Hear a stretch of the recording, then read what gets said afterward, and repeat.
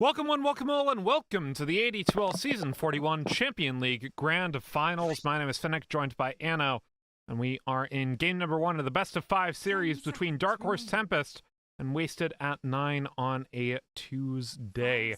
Dark Horse Tempest winning the flip. They chose first pick, Wasted choosing Radiant side, and we are into the draft. How are you feeling? It's a new patch. Got a new hero. He's not available yet, but still a lot of fun things on the current patch. Yeah, first of all, I feel a little bit. I just woke up just a couple of minutes ago, but the new patch is very interesting. Well, obviously, Ringmaster's here now, and Ringmaster, I really like his gimmick. I feel like Dota has been cooking up with the hero, with how they did his kit and everything.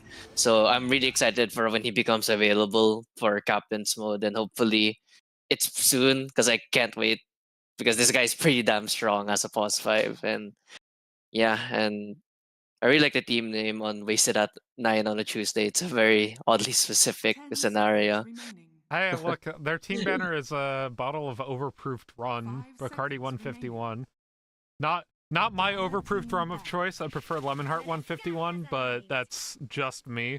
Uh, either way, a couple of support picks coming out first: Omni Knight and Dark Willow for both these teams. For those who are tuning in to this grand finals, this is the Champion League, which is Divine and Low Immortal at the start of the season, but players ended up ranking up throughout the season. Dark Horse Tempest has a lot of MMR on their side, as they've all ranked up pretty significantly in the time being. That said, fans thus far, we see Phoenix, Sven, Shadow Demon, Weaver, and Pudge from Dark Horse Tempest, and Wasted, banning Chen, Rubik, Treant Protector, and Tinker. So a lot of support bans from both these teams. Yeah, and if you notice from Wasted at 9 on a Tuesday, 3 of the support heroes that they banned out they have a lot of healing. So this could be targeted bans towards Dark Tempest. I'm not really too sure about their playstyles. Well, But by the looks of it, they want to push the pace in terms of fighting. Well, the Rubik ban is 100% towards Drua, the position for Dark Horse Tempest. Plays a lot of Rubik, played it very well. And Wind Ranger being picked up by Wasted for their first core pickup. But Dark Horse Tempest has still got some healing in that Omni Knight. Have yet to pick a position 4. Could opt to pick a core here if they want to. Instead, opting for the Mirana, so a lot of roaming potential, and that will be paired with a Sand King. Interesting. I want to see what they'll do with the Mirana, because I've been seeing Mirana pos 1 lately, and usually they go Gleipnir and just hit hard because Mirana's universal. For the Omni Knight pick, I think it's getting more and more popular as a pos 5, just so that he's more of a brawly pos 5 here. He has the purification and he also has the repel. So theoretically, I think people go 3-1-1 on Omni Knight in the lane so that he can keep the sustain up. He has a repel to get you out of crowd control situations and stun and slows. And overall, I think Omni Knight it's a very difficult, or I think it's a very skilled boss 5 pickup, because you need to know how to play Omni Knight. If not, you're just gonna end up feeding your lane, or rather, you're just gonna end up making things a little bit harder on your boss 1. Hero going to be paired up with that Wind Ranger. We'll see if it's 2 or 1. As Dark Horse Tempest, I do know they play this Sand King mid quite often, so I'll be interested to see if they decide to do that or if they're going to shift it 3. As Wasted are yet to pick. Gonna pick 2 or 3 or 1 here. Could be any position core, really. Yeah, so them picking up the Jakiro and the Willow. So this Wind Ranger is going to be core unless they run the Jakiro mid or something. And Morphling here. That's an interesting pickup, because Sand King Mirana can burst the Morphling potentially if Morphling's not careful. But still, I like the Morphling pickup here, potentially morphing into the Sand King to cause even more havoc on the fight. But again, he has to be very wary now.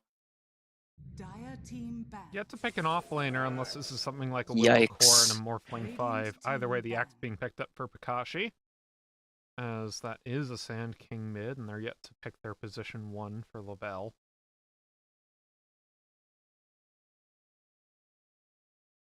Yeah, so Sand King mid and offlane axe is gonna make things more difficult. I think on the Morphling, because I think Morphling would do pretty okay against the Sand King offlane, but now you have an axe.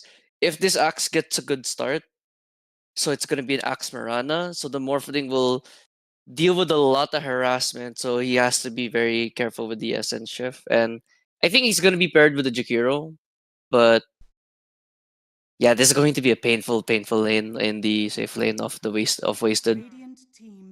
Yeah, lots of ways to deal with a Morphling. Again, if it's core, could always be Morphling Pulse 4, although that got nerfed into the ground.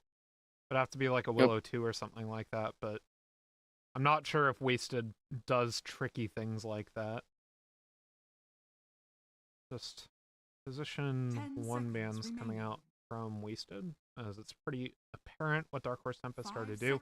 Unless, as you mentioned, it could be that Murano 1, they lost pick Rosa. And they actually ban Hoodwink here, so they think it could be a Murano 1. Yeah, I think Marana won in this game. Compared to it being pause 4, I think Marana 1 has the potential to really make life hell for the Jakiro and the Wind Ranger. She just goes, let's say, Gleipnir, Manta, and Gleipnir, Manta, Hurricane Pike, and then you can go MKB, and this Wind Ranger starts crying, honestly.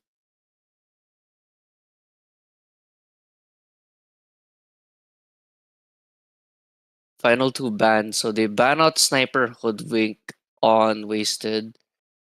Plus 4 snipers actually being popularized or being picked more in the Fisher Dota tournament. So I could see why they would ban that. For Dark Horse, they're banning out the mid. They ban out Viper.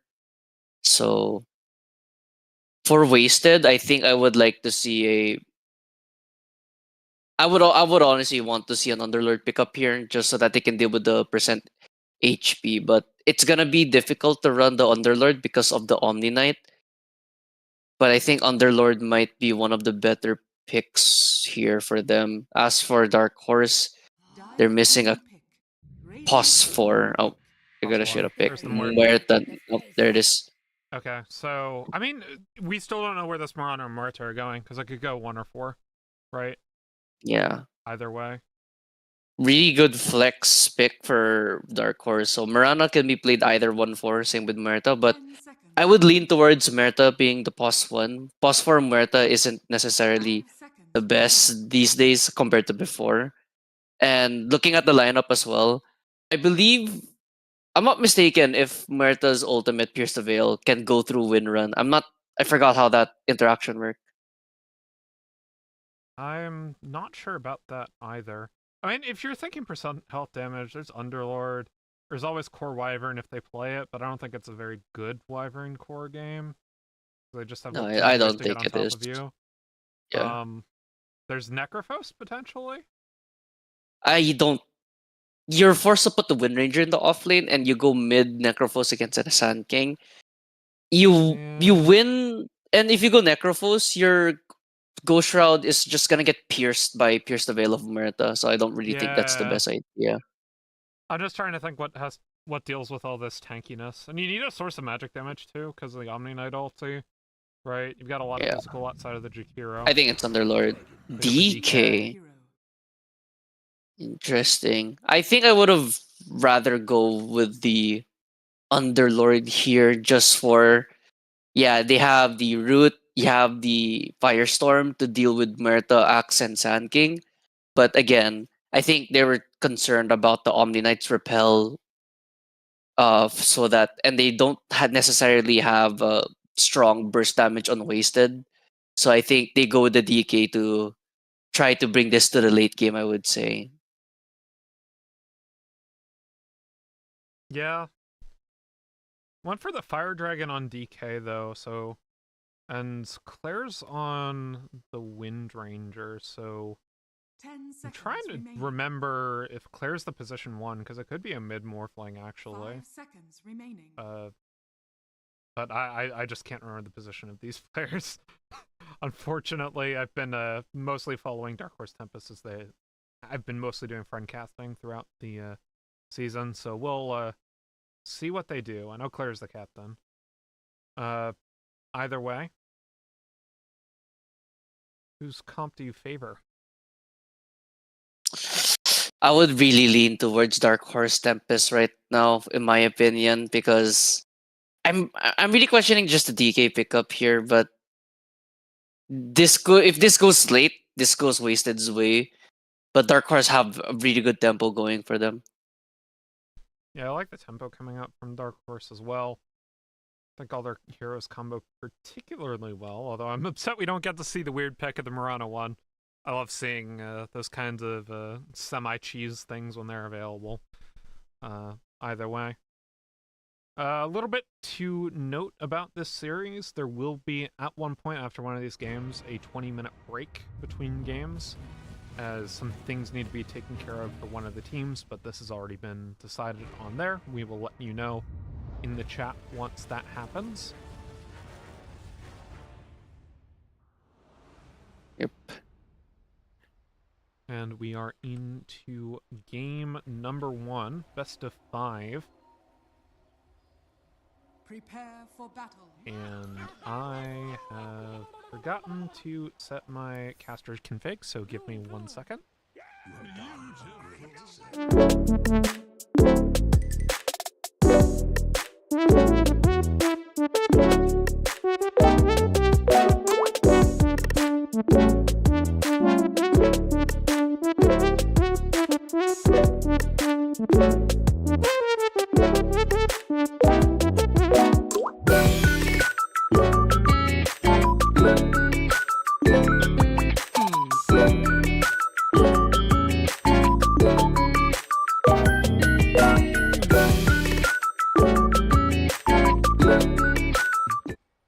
Welcome back. Apologies for that. 30 seconds I to battle.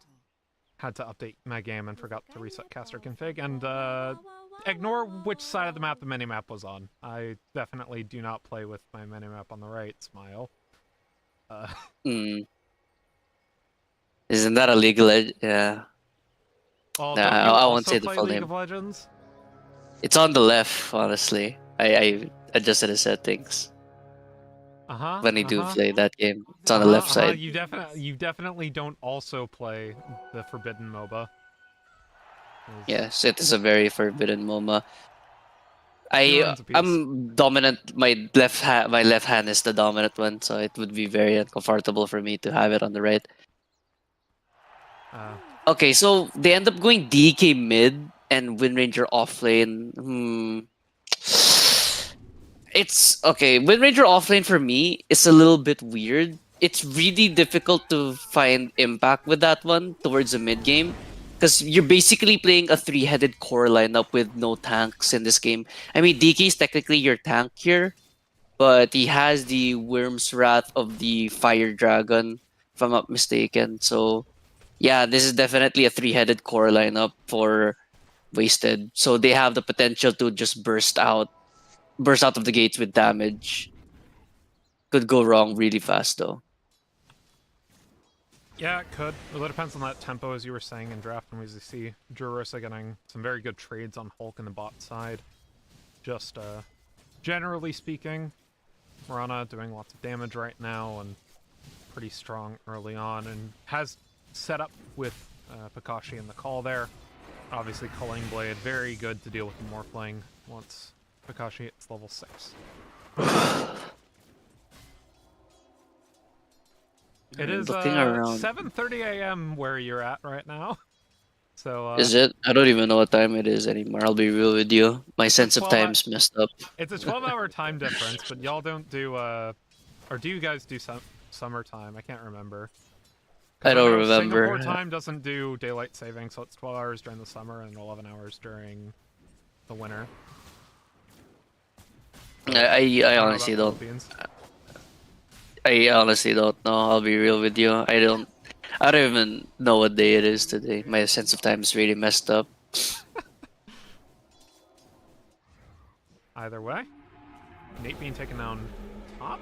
Caught in a bramble maze, dodges away from the power shot, but he still ends up going down. FJ diving under the T1. Stays alive. Lavelle unable to get that. And actually, they swapped the lanes, so they put them where to position 1. No, they didn't swap it. Never mind. I'm bad. I thought Dark Horse Tempest were Radiant side for a second. Oops. I was like, wait. Oh, wait. Put them where to the offlane? That would be really funny, but no. They miss a power shot on the Claire here. Could have potentially killed Lavelle, but it's a good amount of harass. Okay, now that I think about it now, the more I see this lane here with the Wind Ranger going against the Muerta, towards the late game, if this Muerta doesn't get a fast BKB or like a relatively early BKB, Shackle Shot can just easily control the Muerta even though she's in the Wraith form. Nate, though, getting ran down. Wind run from Claire. Only level 1. No mana for Shadow Realm, though, so FJ unable to get a whole lot of damage. No mana for both of them.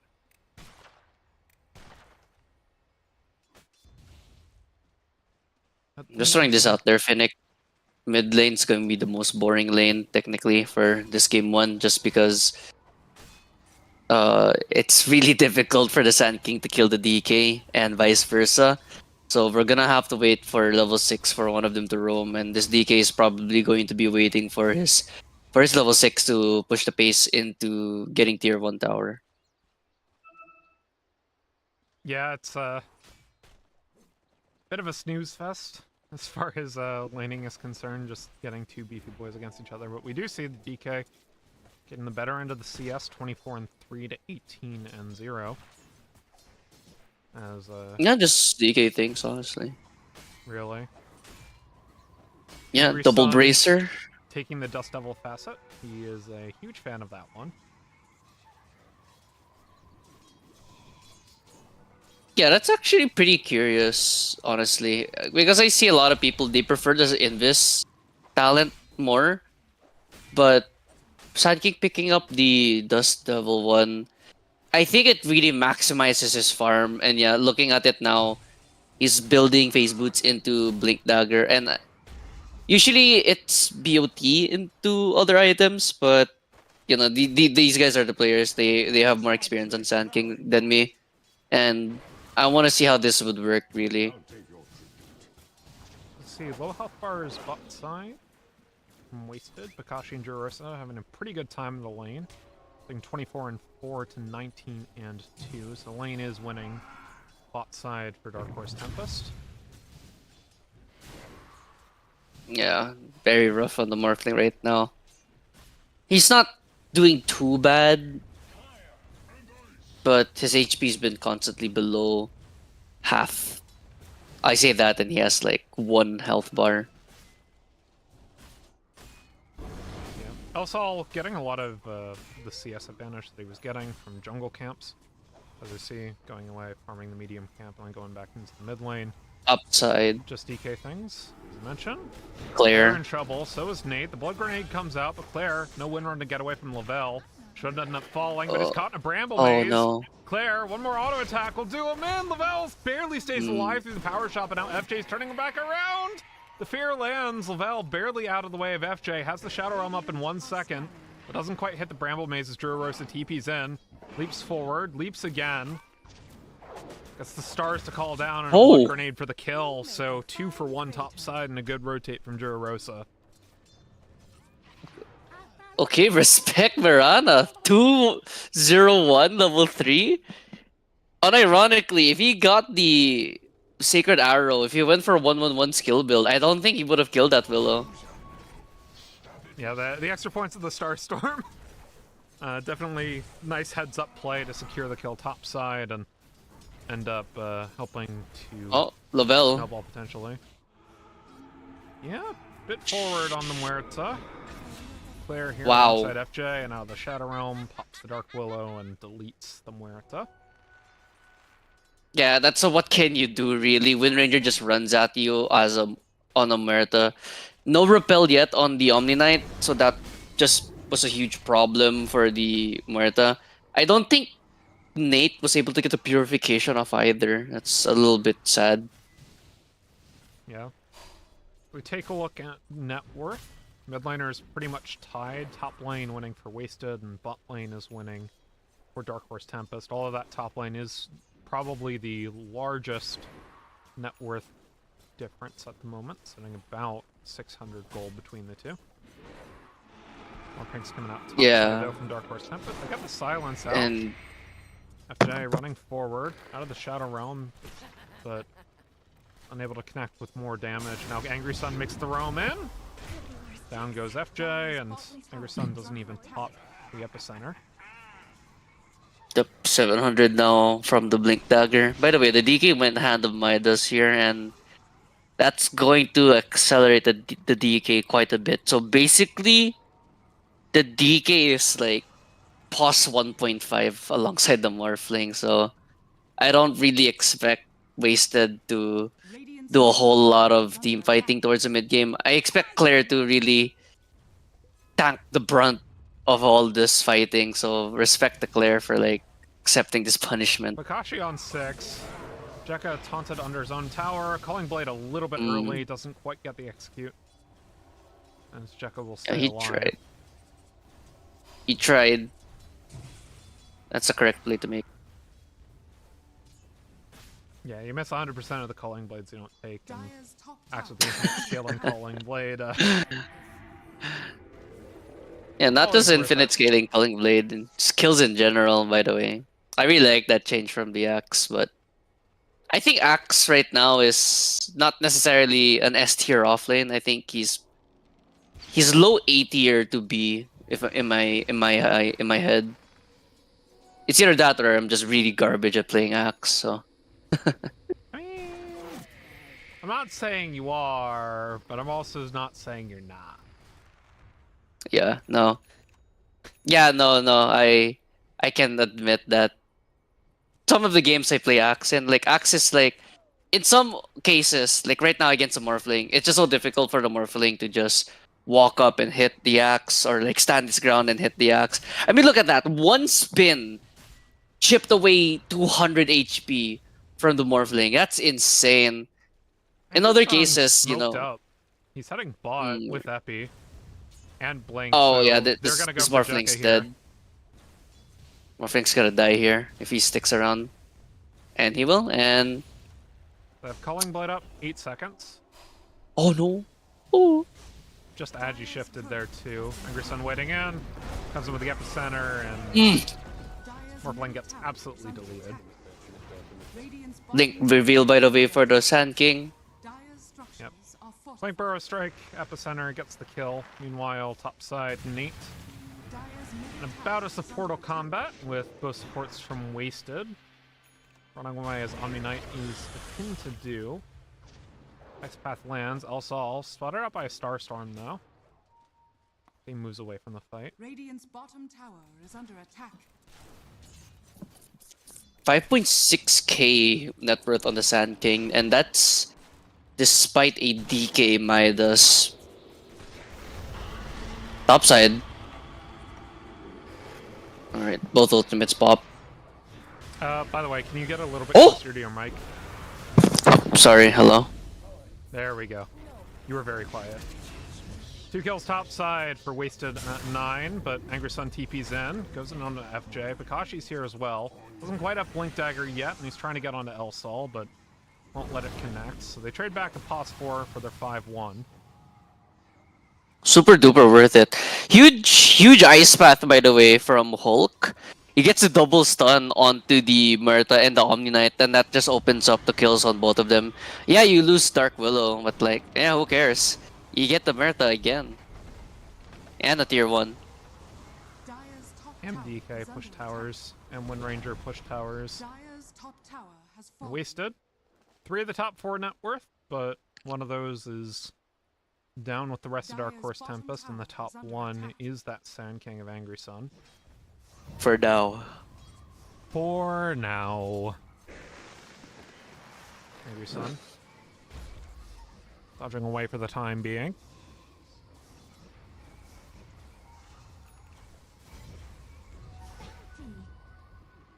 Yeah, so Sand King picks up Regen Rune. Might want to look bottom again, maybe. By the looks of it. Yeah, they're heading bottom again, and Morphling has to be very, very careful. Axe only a plate mail, I think. Or sorry, chain mail. But yeah, but this Morphling in a world of trouble. Radiant's bottom tower Yikes. is under attack. I mean, that's just, you know, things and stuff and stuff and things. I've adjusted the audio levels, by the way. Radiant's Hopefully bottom Alright. things are a bit better for everybody involved. As my co-caster is closer to their mic, and I have added some gain to my setup. I am sorry because I sound like this because I don't want to be too loud. Plus, I got that groggy voice as well. That e-boy voice, so they say, Dire's middle tower is under for like the next game. Angry Sun on to clear mid lane, trying to get out, but even with the shackle landing, doesn't quite get it. They trade for the tower, though. fallen. Oh, don't And kill. Kakashi just finds FJ on the side. Hulk, meanwhile, trying to kite away, but Angry Sun's here. Has Burrow Strike in 6 seconds. Give him the So you can move dunk. on a Hulk, and no need for a dunk. Gets hit with the Sacred Arrow. Fade tonight. Shame. Well, you got a Culling Blade stack out of that. You get 3 heroes. You lose your tower, but 1.3k gold swing there in favor of Dark Horse. Ooh, topside. Oh, they catch him! Oh no! Trying to come through the portal while Dark Horse Tempest is all there and a Culling Blade stack. No, Druros ends up Nope. stealing it away from the axe. How dare That's you? unfortunate. How did they get vision of the Morphling? I think they just saw him topside pushing it out, then I think they they just tried just the portal. know. Oh no. Max range from Drurosa. Now he Another gets it. dunk for Pikachi. And this is what we were talking about in the draft with the Pikachi. snowball from Dark Horse Tempest, right? They have these heroes that Mm-hmm. snowball very well through the early to mid game, and we're seeing, even though some tempo was picked up by Wasted, Dark Horse Tempest has been able to pick up the tempo now. They're sitting 2k up at 14 minutes. But it still is a pretty close game, and that gives us time to play Guess the Gaben. Guess the Oh, plus win boy. probability. And see what you got. So relatively early, 5 to 11, 3k gold lead for Dark Horse. I think at the moment I would go with 64% for Dark Horse. 70% Dark Horse. Radiant's Huh, bottom tower that's- is under attack. That's really high right now. 15 minutes in. That's crazy. I could see why though, Spot on because right Lavelle. now Dark Horse is really. Blankermel Sol. Should mean a dead Muerta. Who's being Oh, made mid Blink lane by the Dagger. supports on FJ. Bramble Maze Blink popped Dagger out, reveal. and a nice Sacred Arrow from Jurosa into a Burrow Strike. Starstorm ends up getting the kill. Elsol TPing to the T2. Not going to be able to defend the T1, but he still tries blinking. Gets the stun onto Nate, running away.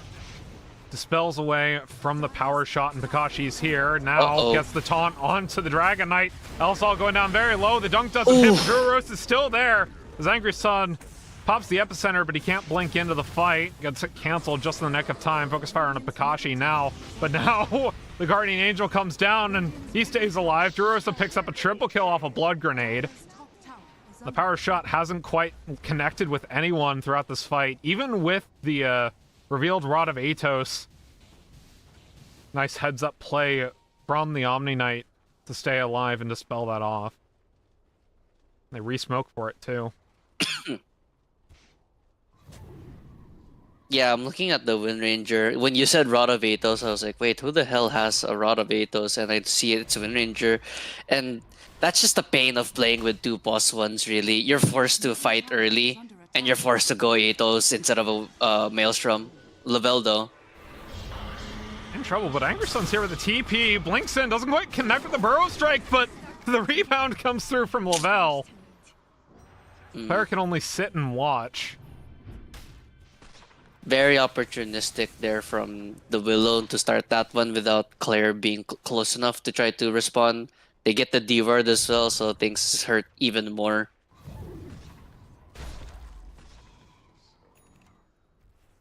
Dark Horse continuing to make moves around the map. Still, Angry Sun top net worth core at the moment. Playing out of the DK, blinks in, gets the Burrow Strike, but he's caught by an Ice Path. Still, Pakashi, blink reveal. Gets the call, and Angry Sun picks up the kill. Shame. No stacks on the Calling Blade yet. I mean, he's got 6 stacks on Calling Blade. It's fine. Dire's top tower Okay, theoretically, could have had 9. TPing. Blink Uh-oh. onto Claire with the taunt, no focus fire available. Continues to go around, unable to connect with the Wow. Sacred Arrow. It's a nice shackle. Claire's gonna try to TP out of the way as Elsol blinks in, stuns Pikachu before he could call onto Claire. But he does get the call onto wait. Elsol, and now the TPs are coming in from the rest of Dark Horse Tempest, and Elsol is all alone. The Morphling smoked up behind him alongside Hulk, though. Elsol onto Pikashi, gets the stun. The dead shot doesn't quite connect. There's Jack at PB&P. Sees Drurarosa. Pikashi doesn't quite get the taunt. Dodges away from the Ice Path, though. Lots of missed skill shots in this fight. Yeah, very, very. I get very, very, very, very risky play from Elsol. He blinks in to try to save the Wind Ranger, and fortunately for him, I don't think Sand King had a TP up yet, and are scanning. they couldn't get the re-engage off on the Dark Horse DK, but the Tempest. scan They have catches all their them. ults available, except for the Uh-oh. Murano ult, and they blinked in. Great smoke. Angry Sun just deletes Jekka. Yeah, this is a really unfortunate Morphling game. You know, honestly, Finnick, I had a Morphling go up against a. If I'm not mistaken, I think he. Oh wait, hold on. Claire getting chased. Sacred Arrow nearly hits. Smoked up though, Drurarosa and Pakashi. Looking for the blink as the wind run comes through from Claire. Still, Pakashi misses the blink in the wrong direction. Claire's able to dodge away. Didn't quite have vision of him. Excuse me. Anyways, what I was trying to say with the Morphling, I had a Morphling go up against, I think, an Ancient Apparition, yeah. And instead of going Ebb, he went Flow. And in order to compensate for the attack speed loss, he went Sanjan Yasha and Mjolnir. So I think maybe Flow should have been the play for the Morphling for him to stay alive. I mean, look at him. Max Agi, he's at 100 HP. That's one call and you're just gone. And not just that, you get Burrow struck into the epicenter. That's happened to him thrice now this game. 3 of his 4 deaths are just him dying to epicenter combo. I think he should have went Flow and just should have adjusted from there.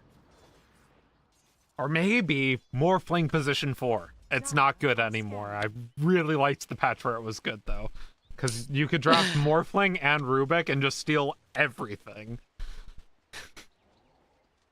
You know, not gonna lie. At this point, he only has a Vladimir's and a Yasha. So he's basically pause 4, if I'm going to be honest with Yeah, you. Pastor Morphling goes flow. That's true.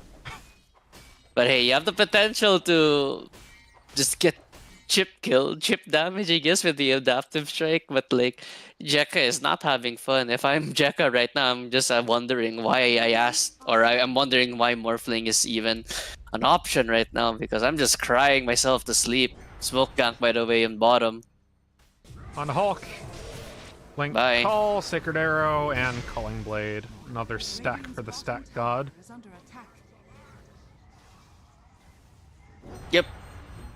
I mean, what more can I say? The Sand King Radiant's bottom tower has so much impact right now. The Dust Devil structures are fortified. Yeah.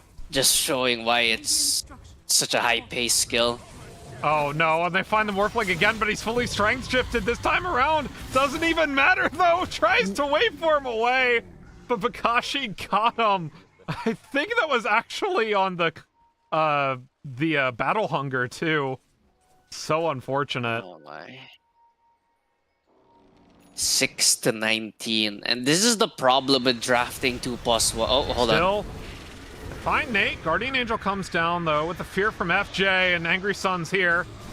Sandstorm, and getting out the Shiva's guard to kill the POS 4. Durarosa stepping back, dodges away from a power shot as Elsol blinks in, gets the stun back around onto Durarosa, stunned up to infinity, but in comes Angry Sun! Massive epicenter, ends up getting a triple kill for it. Deadshot doesn't quite connect on the Sol, but they trade Durarosa for 3. Dark Horse Tempest are currently sitting 8k up, 22 minutes in, and continuing to snowball. Radiant's bottom tower is under attack. Yeah, and that's a problem with drafting basically 2+1s here. Who's gonna make space for the Morphling? And the mid lane, you're basically just farming on the DK all the time. Mage Slayer, Hadamidas. Yeah, sure, you're top net worth on your own team respectively, but afterwards, where can you get your help? Windranger POS 3 has a Gleipnir, sure, but Windranger can easily get bursted down. Looking elsewhere, Angry Sun has so much impact on the SK. Blink and now Shiva's guard, top net worth basically for the whole game now. Where's your answer? You can't necessarily smoke gank because all your targets are relatively tanky. I mean, Lovell has a Lance and a Gleipnir now, but they have their counter initiation is just way too good right now on the side of Dark Horse mid lane. Gleipnir and Gleipnir action. That's nothing quite yet, but FJ got an ult into a Bramble Mace. I might be able to pick back around onto Lavelle, but he pierces the veil and Angry Sun's already in. Bakashi dives onto the Morphling. 3 already dead. Dead shot, swing and a hit onto Hulk. Tries to get out of there as Elsol's caught in a 1v4. Ends up falling, and Durarosa picks up the scraps. Team wipe in favor of Dark Horse Tempest, and they'll push down mid lane. GG called. Game number 1 goes over to the Dark Horse Tempest squad. Yeah, I was gonna say, after that fight, you just straight up call GG. You don't even bother going high ground. You have no damage to go high ground. Or you have no damage to hold the high ground. You have no follow-ups. Yeah, you got nothing.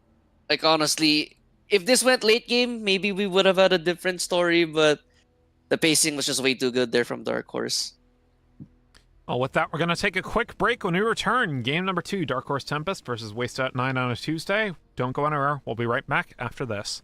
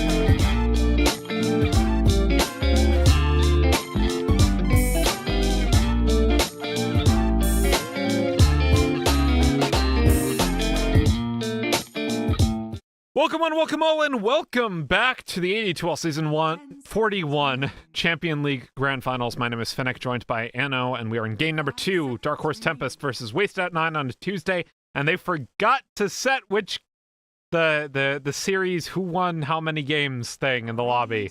Shame on you, lobby admin. Either ways, we are into game number 2, Dark Horse Tempest, taking game number 1 in rather convincing fashion, as Wasted have opted for first pick, and Dark Horse Tempest has opted for Radiant side. Yeah, the problem with game number 1 for Wasted, I would say their drafting was a little bit. It was lost in draft. That's basically it. We can be a little bit more crass about it. It was lost in draft. We'll see how they adjust going into this one. The bans haven't changed at all yet. Sven, actually, right? No, Dark Horse Tempest banned out Sven last game. They actually gave respect to the Omni Knight and the Weaver. This time out, Dark Horse Tempest. No, that's right. Wasted banned the Sven and the Tinker last game. No, they banned the Tinker, and I can't remember. Anyway, lots of the same heroes are being banned between the two teams, is what I meant to be saying.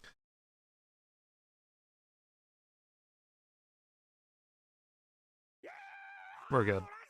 We're good, right? Yep. We're good. So for Wasted, I want to see a more solid draft. And by more solid, I mean don't pick 3+1s. Because you basically had 3+1s for game number 1. Yeah, it seems quite unfortunate for them. With that pick, Sand King going unbanned, and they opt to pick it for themselves. That is off the table. Does leave the Primal Beast open for Angry Sun if they choose to pick it, although I expect it to be banned in the second rotation, and we'll have to go on something else. 5 seconds remaining. Yeah, so Sand King feels like more of a denying pick rather than an actual pickup for Wasted. We saw in game number 1, who was it, on Angry Sun on the Sand King, just dominated. So Dark Horse opts for the Mirana once again. I mean, shout out to Drew of Rosa, sorry. Had one hell of a Mirana game. Yeah, I did really well on it in game number 1. Obviously, as you mentioned, this could technically be flexed 1, but you make it close to the chest for now. Wasted getting 2 bans. Expect the Primal Beast ban, and there it is. I'll see if they give more respect towards Angry Sun here, as they've banned away one of his signature heroes, but he has quite a few different picks in the tank. Yeah, looking at the Mirana +1 potential, I think obviously we have to see the rest of the draft, but already just looking at the Sand King, I wouldn't really be mad if Dark Horse wants this Mirana to be +1. I mean, no matter what talent the Sand King will get, a Gleipnir can easily control him. So either way, Mirana +1 looks pretty decent already just from the Sand King pickup, but still have a long way to go here.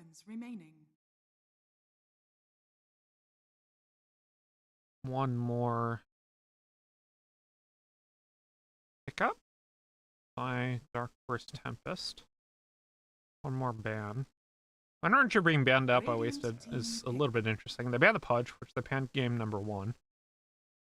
So not wanting to face that. It's time to blind pick. They could go support. They could blind pick a core here if they really wanted to. They go with the Abba, so locking in their +5. Kind of a busted hero right now, not gonna lie, looking at his stats.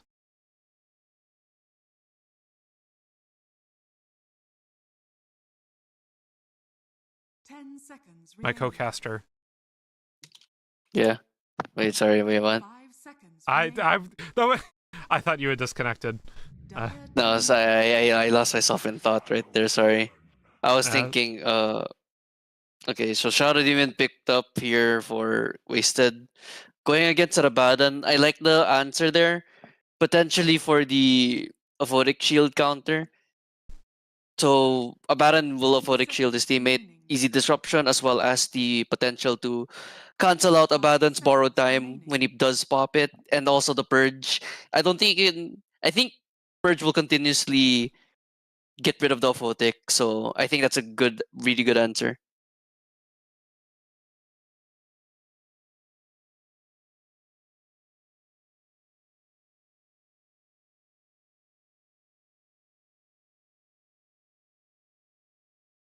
Radiant team pick.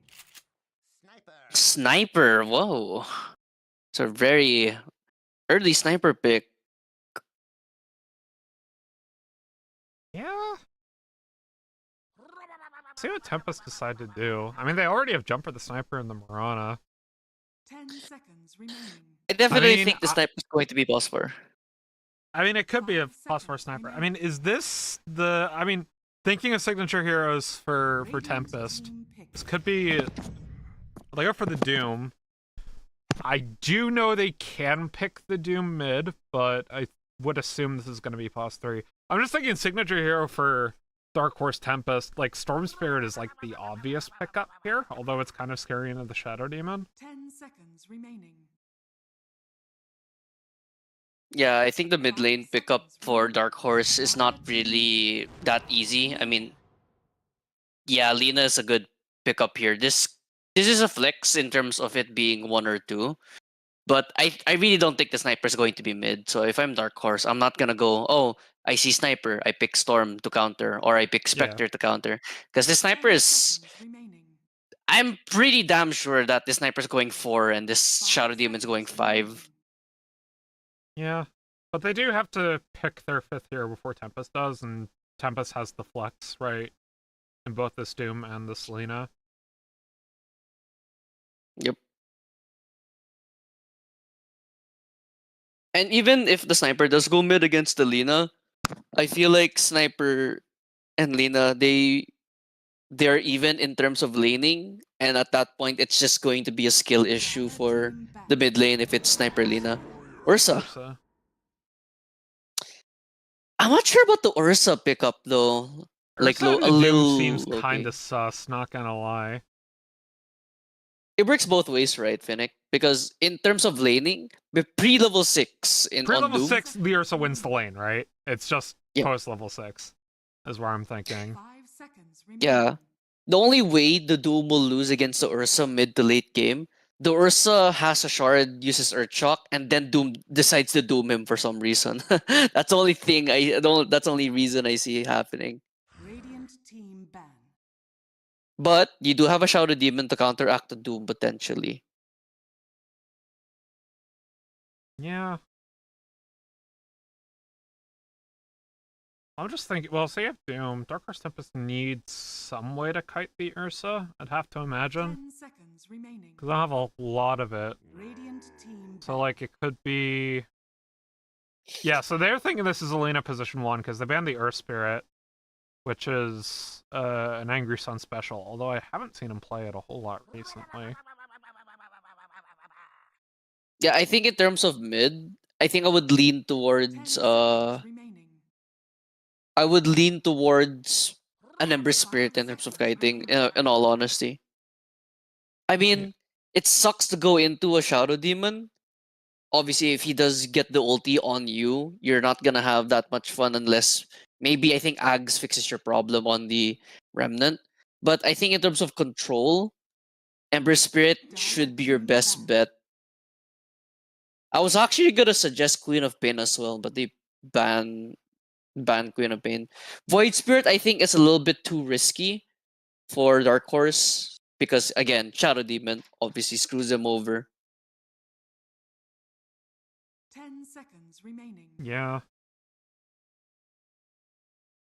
5 seconds I mean, if they rotate remaining. the Doom mid, potentially, because I know it is an Angry Sun's pocket, right? Depending on this mid lane matchup, what Sid picks. What 3 would you pick? Because something like the immediate answer to Ursa is something like Visage or obviously Wyvern, right? But I don't think either of those are particularly good overall this game. Yeah, I'm thinking right now what posture would work well against an Ursa. Uh, in all honesty, I know it's kind of bad, but Underlord against an Ursa, it's not the worst for Ursa, but I just feel like you pair it alongside a Mirana, Underlord Mirana. Mirana can Wait, just freely right click the Ursa, and then the 10 Underlord can seconds use remaining. the Firestorm. But Drow's it's on still the a rough table lane. too, actually. If 5 Delina seconds goes mid, remaining. right? Yep. Wait, who? Drow. Draw Ranger.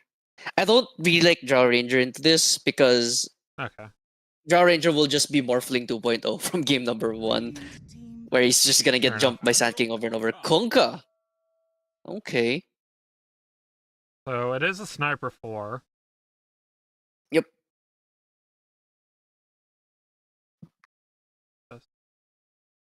Like I just don't like Kunkka at the 10 moment. seconds remaining. Water Park build too easily countered. Damage build doesn't do 5 anything seconds late. remaining.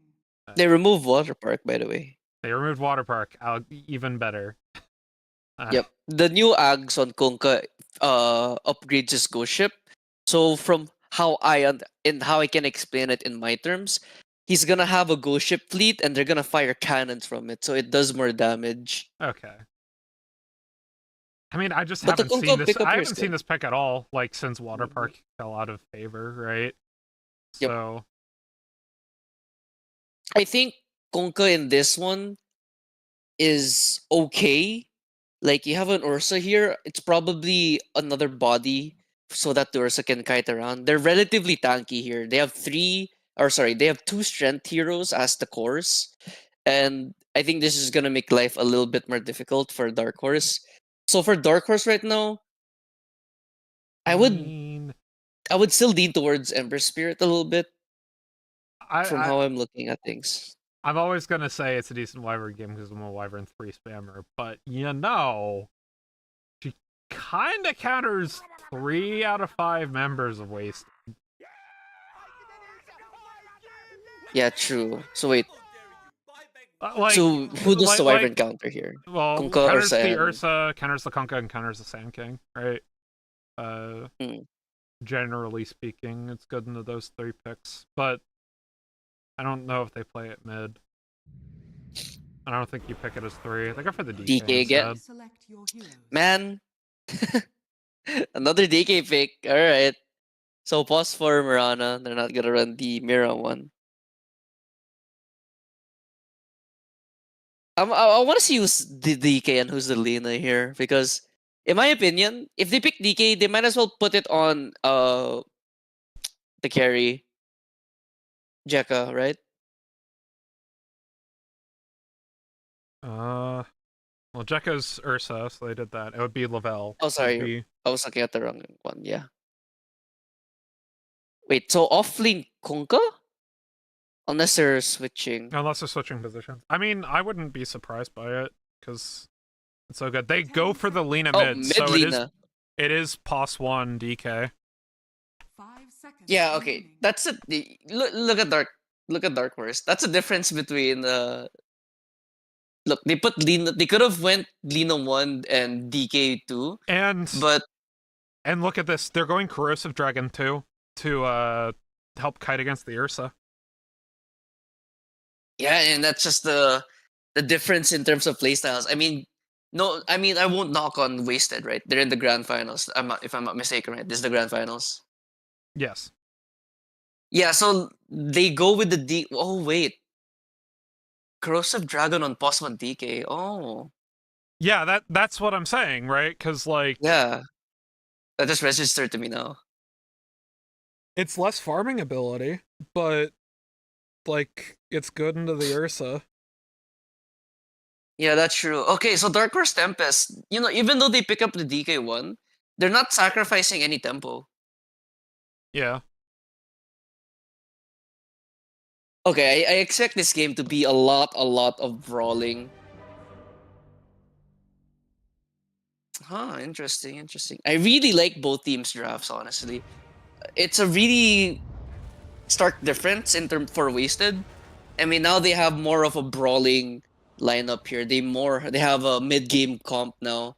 I mean, in terms of laning as well, it's not too bad either. They have an Ursa, a lane dominator. They have a Kunkka, another lane dominator. They have a Sand King going up against a DK, and sure, that lane is gonna go even, right? But Oh, the Sand King's into the Lina. oh, oh yeah, mid. Wait, it's a mid Sand King. Sorry, so it's gonna be Kunkka offlane against a DK. Okay, now I'm a little bit concerned because I would have really liked Kunkka going up against Lina because Tidebringer just melts Lina every now and then, and Sand King going against a DK. That lane should be even now, but I want to see how this one goes. Fight here, Finnick. First Blood set up. Jekka pushing on the high ground alongside Elsol and Claire. Dark Horse Tempest want none of that smoke. 30 And are seconds. making lines in the sand towards top side. Wasted continuing to move. I know they were spotted out by the Watcher. Jekka hangs up towards the pylon. Gets out of the way, and no first bloods. Jekka actually The battle all alone. Oh wait, FJ. FJ setting up, trying to steal the bounty rune away. Can't get the disruption out. It's caught by Sacred Arrow, though, and Blood Grenade, so this will be first blood. Goes over to Lavelle. That said, it does go 3 bounty runes over to Wasted, so ends up being pretty even in terms of the net worth between the two squads. Yeah, that hurts a lot for Wasted. A very, very sneaky word being placed down by Nate there. But Nate was forced to go for Curse of Avernus. Usually on the pos 5 Abaddons, you want to go 3-2-0 or 2-3-0. And for Lavelle, getting Dragon Tail first doesn't really hurt him because DK's really like going for the 3-1-1, 2-1-2 build. And now look, you get borrow time, and FJ, when he disrupts the Abaddon, now the illusions from the disruption applies borrow time even to the DK, so it's gonna hurt a lot more for the DK, honestly.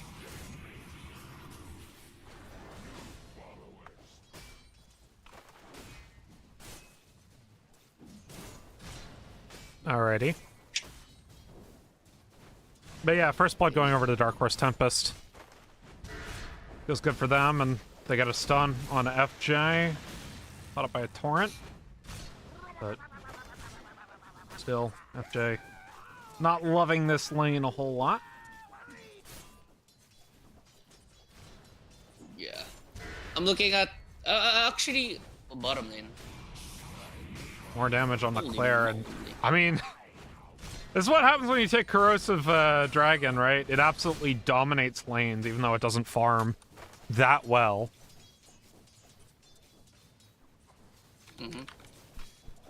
Yeah, I'm actually, by the way, it's apparently Sniper 5, not Sniper 4. Yeah. Doesn't really change that much. I don't think even if Sniper was here, he wouldn't really have helped out much with the Kunkka.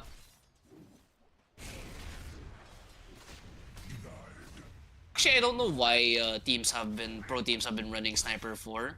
I've been looking at what build they've been running on Sniper, and it's usually Pike, Drum, Solar Crest, and the Shard as well.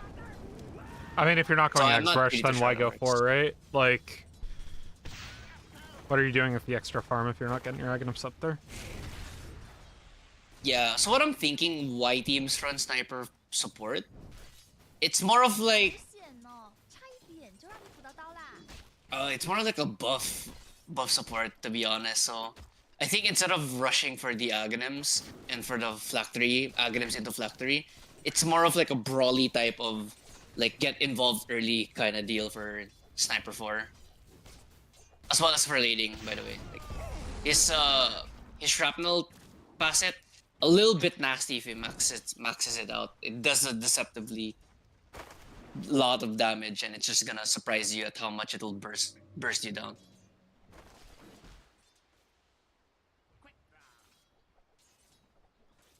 With that, though, we are in a bit of a lull.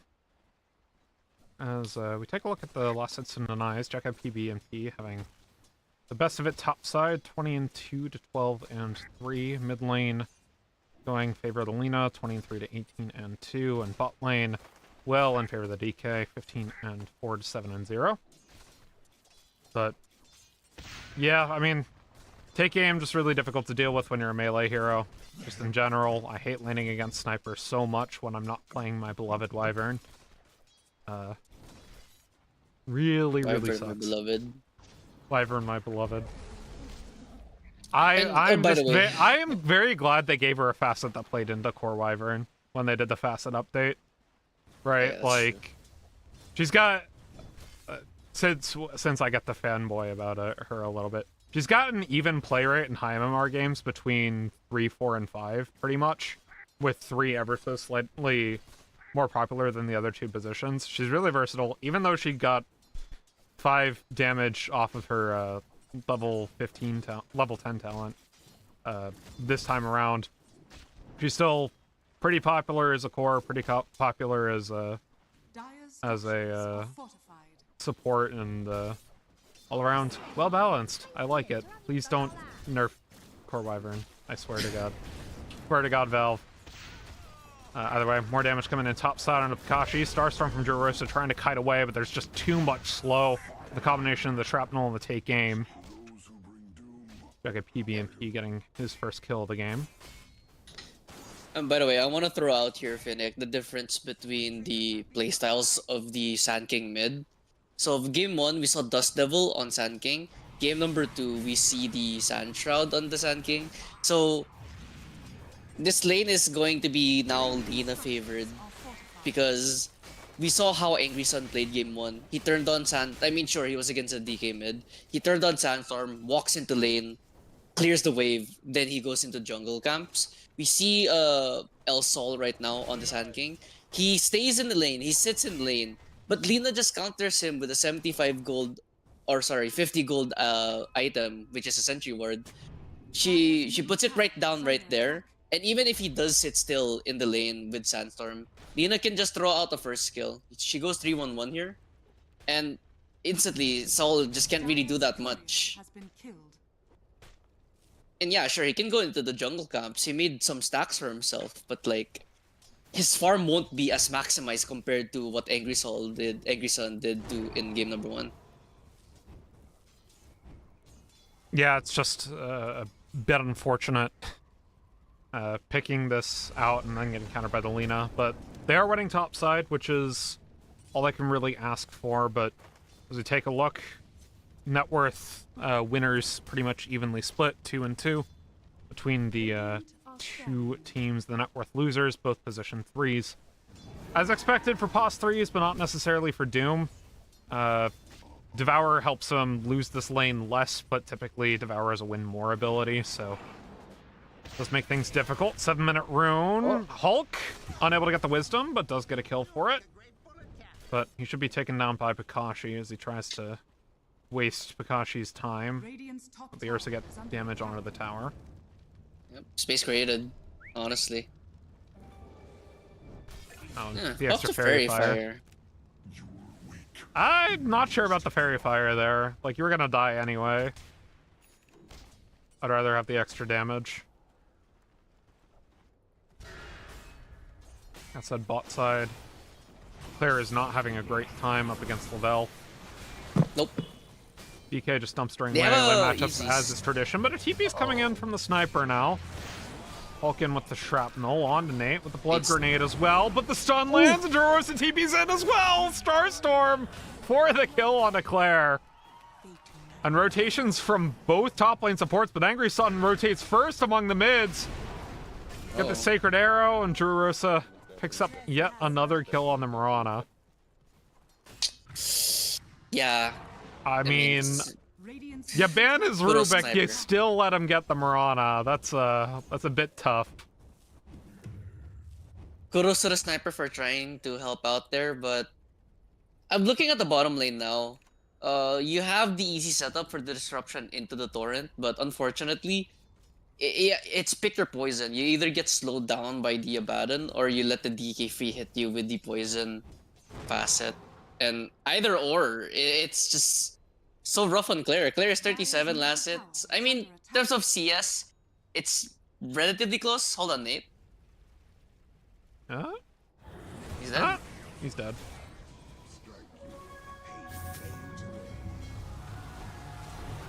How does it say that? Go shit. Bot side on the DK. They're going to continue moving in with Lavelle and the epicenter. Angry Sun TP's in, but he's a little bit late. Tries to get the ult down onto Jekka, but he's able to get his ult just in time as Pakashi makes his way in. Gets the Doom out onto the enemy pos 1, and now the dive's a little bit too deep. Pakashi is going to be able to make up some of that outworth disadvantage as Juraresa kites away from El Sol, and Claire running away from Pakashi now. Gets the stun back. X marks the spot, pulling him back in. Juraresa here with Nate, trying to get on top of Claire. Picks up a bounty rune for his trouble. Sacred Arrow forces Claire back in towards Pakashi, who gets the micro stun, and kill goes over to Juraresa.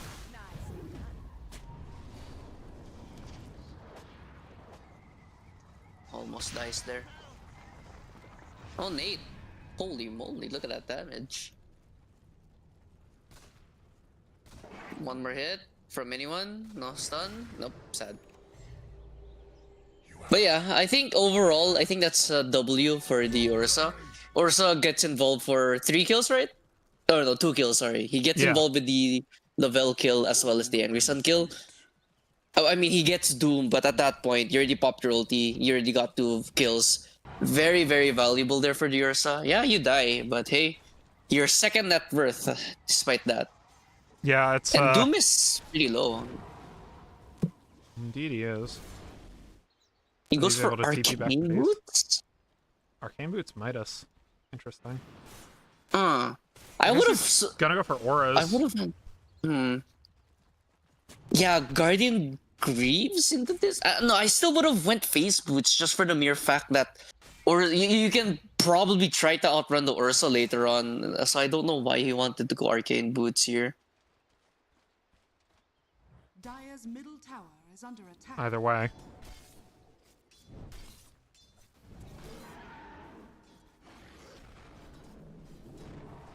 Ursa going for Battle Fury. This should be 14-minute Battle Fury if I'm if my math is mathing, but I'm not too my math. Mathing. No, it's not. No, it's 15-minute Battle Fury, right? 14-15, I would say, depending on how well he. Oh wait, this is a big. Oh wait, nope. Make it Angry 15 Sun minutes. making his way in. because Demonic moment- Purge lands with Juraresa out with the Moonlight Shadow, unable to connect with the Sacred Arrow as the TP comes in and gets canceled. Close. Bot side, Claire stopping, or Lavelle stopping Claire from TPing into that fight. That would have been a 15-minute Battle Fury if the Ursa gets caught out there. Going bottom though. Yeah, Lavelle knows something's up. Jekka and FJ wanting to make those moves onto Lavelle. We'll see how it works. Radiant's bottom tower is under attack. Yeah, they're gonna opt to go for the tower instead. Uh-oh. Oh. And Pakashi ends up falling top side. Diving for the How sniper. Dire's middle tower is I think Sniper got arrowed, but that was not worth it for Doom. Radiant's No. He dies and he... Yeah, it's a boss 5. Yeah, it's a pos 5 for a pos 3. Not necessarily what you want. Angry Sun TPing in bot side. And Wasted 9 on a Tuesday. Dire's They're getting a gold lead. under attack. First real lead of the series, but Dark Horse Tempest aren't too far behind quite yet. TPN from Pakashi, though, on a Jekka. Has the eponymous ability. Waiting for his teammates to rotate in. Are scanning. Angry Sun around. Oh, you... get back, Jekka. No, don't do that, Jekka. I think he's baiting. I hope not, because this Battle Fury is gonna be 15 minutes now if he does that. No, it's still going to be a 15-minute Battle Fury regardless, Yep. because he's 800 gold off. Alright. Dire's structures are fortified. Looking around the map, Dire's Lavelle top still tower bottom. is under attack. Mordigan Making his now way top on side. the Blink in from El Sol. DK. On to Nate. Trying to get two No supports borrow top time. side. X marks the spot. And Torn as well, but... Smoke from Dark Horse Tempest. Unable to connect. This is gonna be a 14:30, I think. Or no, yeah, close to 15 minutes. Unless... Well, Moonlight Shadow now. Bakashi's here with the Doom. Gets it off. Lavelle here. Alongside Angry Sun, and goodbye. 15 minutes. Top tower is under attack. Maybe even 16 if I'm pushing it. Radiant's bottom tower has fallen. Doom! Cancel TP. Very good ability versus Ursa. Dire's top tower has fallen. Yeah, you saw it right there, right? I mean, Ursa gets caught off guard because of the Moonlight Shadow. And if you get that first Doom off of him without him getting off the Enrage, without him getting the Shard, it's just easy pickings there for the Doom. And as an Ursa, you do not want to go Lincoln Sphere at all. Like, honestly, if you go Lincoln Sphere on the Ursa, it's just so painful for you. I mean, yeah, it gives you stats, saves you from stuff, but that's why you have Ags. Angry Sun. Sniper. Ulting mid lane. Demonic Purge on the Jura Rosa. Very stunned up, but a LSA lands and connects on a Jekka. Still able to take down the enemy Pos 4 as El Sol makes his way in with the epicenter and the boat comes through. The supports have been traded. Lavelle shielded up by Nate though. Oh. Down comes the Lina ult right at the end of the Enrage.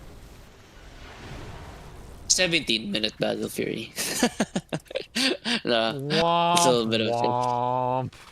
I mean, as we compliment a little bit of caster cursed unwasted there, we complimented their ability to make moves early game, but it was noted in chat that Oh, hold on. El Sol. Finds Lavelle. Finding Lavelle, which is pretty important. Also finding Bakashi. Nate's here alongside Angry Sun, though. They don't have the Lunar Blade up quite yet, but they're going for the X-Torrent onto Nate. Juros is in. Tower is under attack. Shout out to the ward here by FJ. Spots out the DK. Uh-oh, hold on. Angry Also Sun. on Angry Sun. LSA unable to connect. They got the Demonic Purge. Dominating goes El Sol. Nate ends up popping the borrowed time. Should be dead into as the well. fight pretty low, but Nate is very much dead here. Lavelle finds his way on to FJ, and the stun lands on El Sol. He's fighting under vision, gets taken out by the Starstorm at Jura Rosa. The trade ends up being more even than Wasted initially wanted. And what did I say, Finnick? This game is going to be very brawl heavy. 16 minutes in, 23 kills and all. So Sand King has a Blink Dagger, DK now has a Blink Dagger. And you know, things are gonna be very brawl heavy. If your boss 1 DK goes second item Blink Dagger, usually you would want to go Sanjan Yasha on your DK. You would want to go another farming-ish item on the DK, but obviously going for the poison talent here for the DK, so he's gonna go Blink Dagger into the Bloodthorn, and it will just say a lot about the pacing for DK. And I think after the Orchid or Bloodthorn, he should definitely 100% go BKB in this one. As for the Ursa, finally has a Battle Fury, and they're actually gonna go Roshan. They're gonna get this Roshan. Oh wait. Oh. Dodo crash. His own teammate unbossed. Womp, I think they doubled fast back then. womp. But yeah, so this Ursa, he has a Battle Fury here. And what I expect him, obviously he's gonna go Blink Dagger into the Shard. I would try to opt into the Sanjin Yasha as well if I'm Ursa, just so that the Doom is not going to be as effective. And he does have the move speed buff from the Yasha, so if he turns on Phase Boots and he has a Windlace at the moment, he could try to outrun the Doom. And Sanj Yasha makes him a little bit more tankier. Well, I'm gonna throw this to a break during the pause because it looks like it might be a bit extended as one player had to use the bathroom. So we will be right back after this.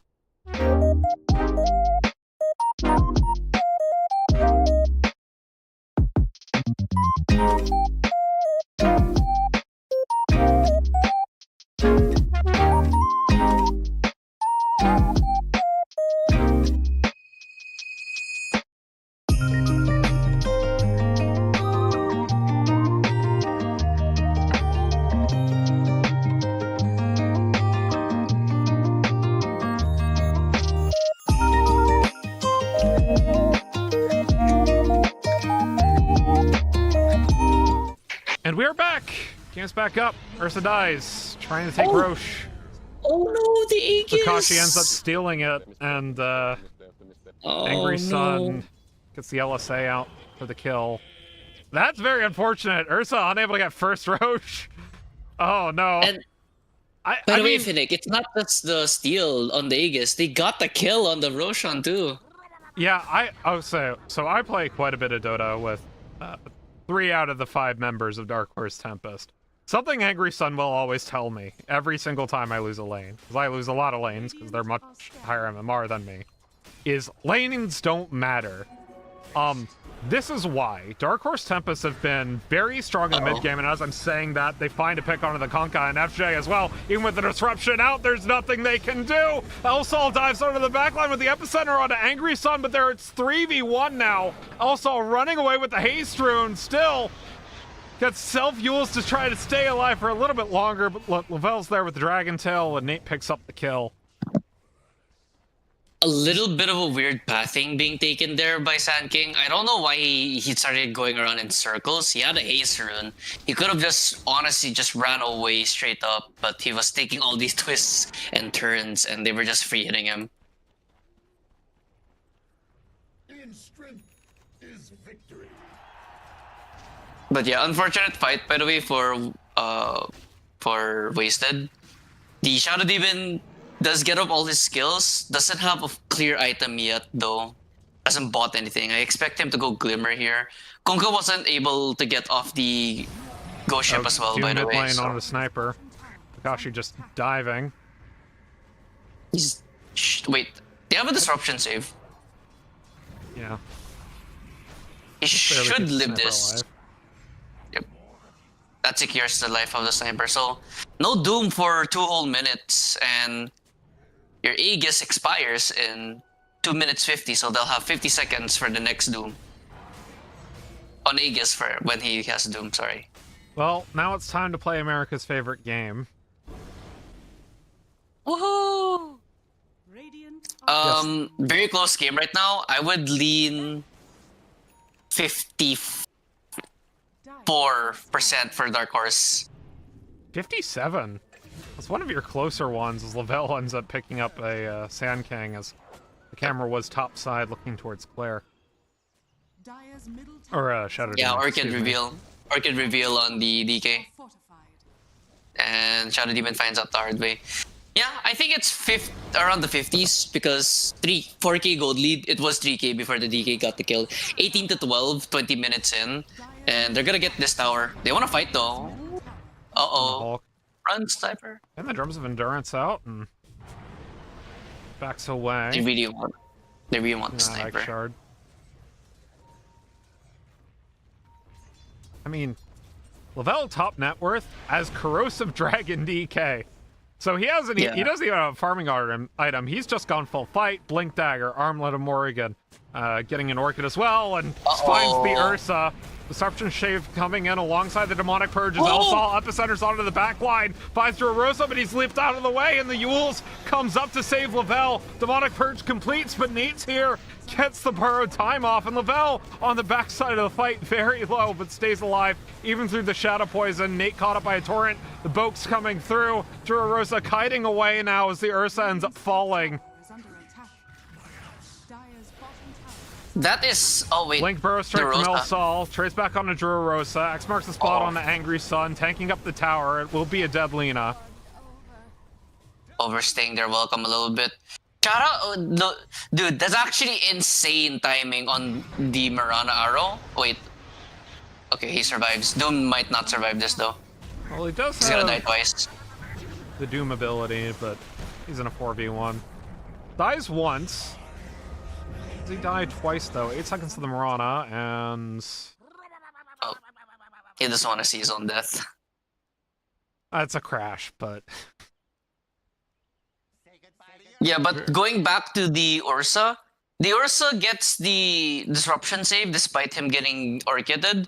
But shout out to the Mirana. Perfectly times the arrow. It's a 1 out of 3 chance to hit the real Ursa. The moment he comes out, it hits the real Ursa. It was right on top of him too.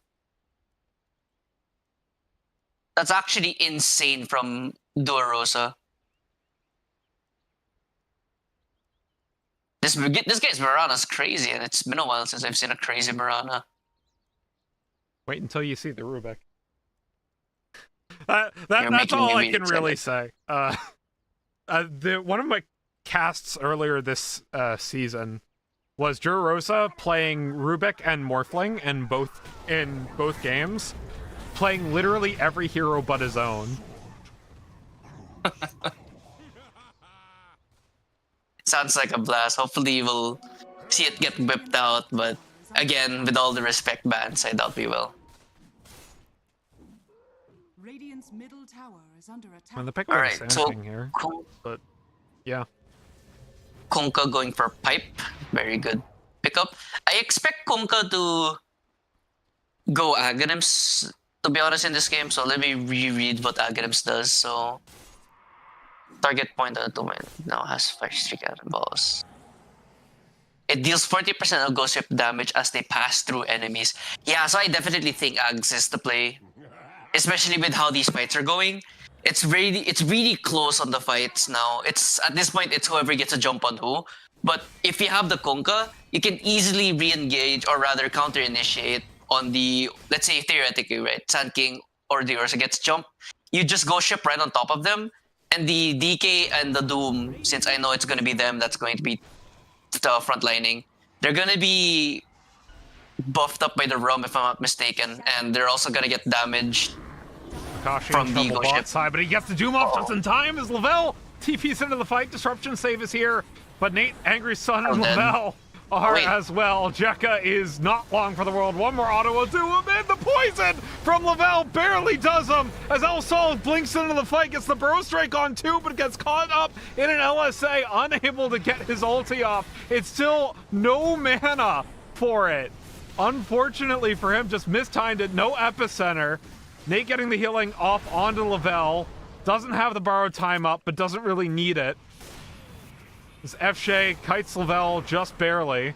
Oh, Angry Sun. Sun caught by a Burrow Strike. X marks the spot into the Torrent. Duros is here.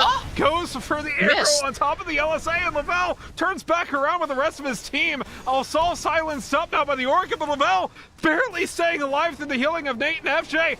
Now running away, ends up going down. Claire onto Lavelle alongside El Sol in a bit of trouble, Oh, but no, no. Lavelle's staying alive. Nate just healing for so much right now. Absolutely cracked on the ABBA. Keeping Lavelle alive. Now Armlet toggling to get more health back. And he gets... What was that cleave? That was the sickest read I have ever seen. What? Ursa's back. Ursa's back into the fight. It's been so long he respawned. You'll save from Jurosa. Leap out of the way. Blink in from Jekka. Tries to dead. burst down the Mirana. Pakashi's here, but... down goes the Mirana. Angry Sun is respawns now into the fight. Has the Aghanim Scepter, and Jekka has the Enrage, but might not be nearly enough. No, it's enough. Billy runs away. Dude, that fight was sick. What? I just... That Tidebringer. That Tide... what? Mans was sitting Okay. behind a tree. Just armlet toggled. And he Tidebringers the just random small camp creep and deletes the DK. What? Yeah, okay, so that's actually such a sick play. If the DK, okay, honestly, if the DK had his armlet on, I think he would have survived that one. But obviously, you wouldn't expect the Tidebringer, you wouldn't expect that Kunkka to turn around and just slap you in the face with a Tidebringer. And by the way, throughout all of that, Nate dies to a neutral creep that they aggroed. Oh. Yeah. I noticed that one. I saw that. I mean, and Nate just sitting out of vision healing Lavelle for the entirety of that fight, though. Kinda sick Yeah. ABBA plays. In trouble. Yeah, that was... Purge. They have borrowed time up, but currently borrowed time is broken. I will rip you apart. Yeah, that was a really good positioning from the Abaddon. Unfortunately, So with the out of Moonlight all the Shadow. things that killed him, it was Well the on the Harpies hold. that killed him. Well, That bye-bye. sniper. Kill donated over to Angry Sun as Jurosa a bit deep, gets the Doom onto the side. King though, Lavelle blinking up onto the high ground. In comes the boat, but down goes the Shadow Demon. So now they are missing all their save. Dark Horse Tempest won't continue this fight, though. Yeah, they cannot continue after the Shadow Demon gets silenced. They get the Doom off on the Sand King as well. But either way, they have a pipe now on the Doom, so that Ghost Ship did 0 damage. Why are you up here, Jekka? They want to fight? Really now? Flanking him Really onto now? Kakashi, tries turning it around. Yule Scepter, though, to continue to kite. Oh, he missed! Sal's in, gets the epicenter, but it's not nearly enough damage with the pipe coming out. They only kill Drorosa for it. BKB popped though on the DK. They can continue to And now fight, and they will. Jekka, right onto Kakashi, deletes him. Nate in trouble as well. Dead. Okay, really, really good response from Wasted. Despite them being down 2 heroes, Ursa just says, screw it. They don't have a Doom. They can't kill me. Blinks in, gets enough damage there so that the Doom eventually dies. But, by the way, I think things could have been a little bit scarier. The Sand King short-armed this stun on the DK. Unfortunate for the Sandstorm, or sorry, unfortunate for the Sand King because he just straight up missed, if I'm being honest. He short-armed it. He literally just bro strike in place. It was kind of funny. Also saying the server is ruined. Yeah.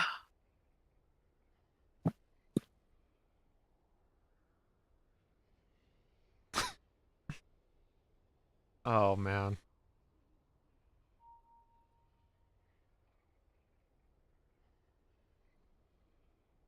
But so far, these fights, like what I mentioned to you, Fedek, these fights are decided on who jumps who first. And we saw it there in the bottom Radiant side. I think they got the jump on the Doom, but the Doom gets the Doom off, right? But again, the reinitiation, they had the numbers advantage. They still had the crowd control. They eventually come out on top, I think, of the fight. And on top side, they get the jump first onto the Sniper and then into the Doom on the Sand King, and then they kill off the Shadow Demon. They all, as a 5-man unit, they try to push the tier 2, but the Ursa says, come back, Sand King. They have no Doom. Just go epicenter them. I'm just gonna ulti and they can't do anything. And that's exactly what he does. He just jumps in. They focus on the Ursa for a little bit, and the moment they do, the Sand King just comes in. Sandstorm. Yeah, he misses the Burrow Strike. But the epicenter is just enough, just more than enough to create enough chaos so that they don't know who to target. They eventually get 3 out of that, so.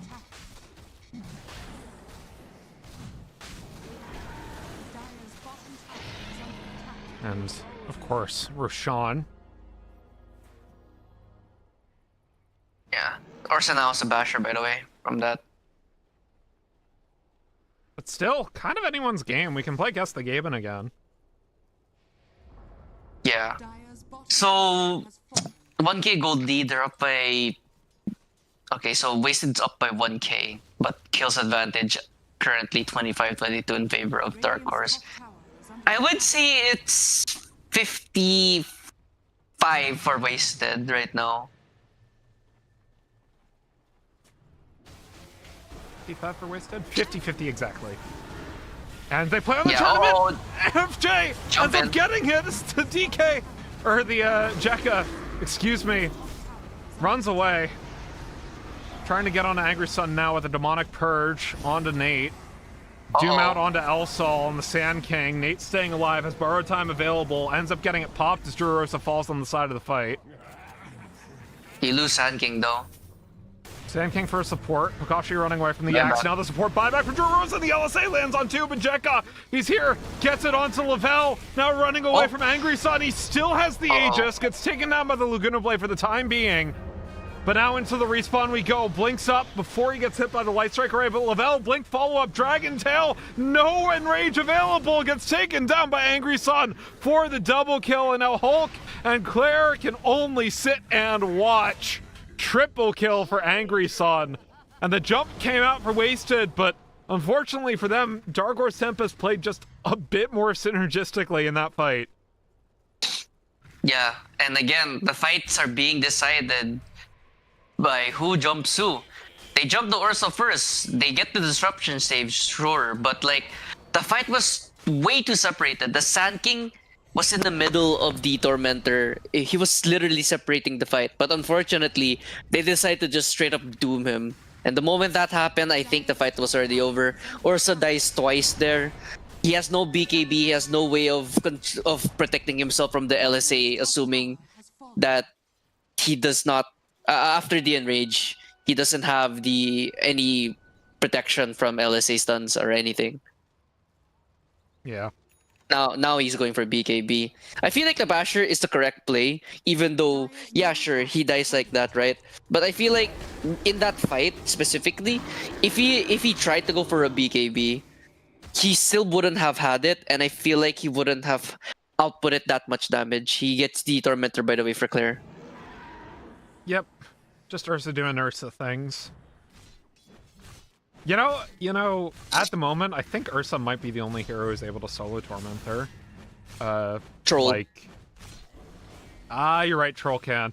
It used to be Ursa, Troll, and Abba, but then they changed Abba, and Abba Core is no longer good.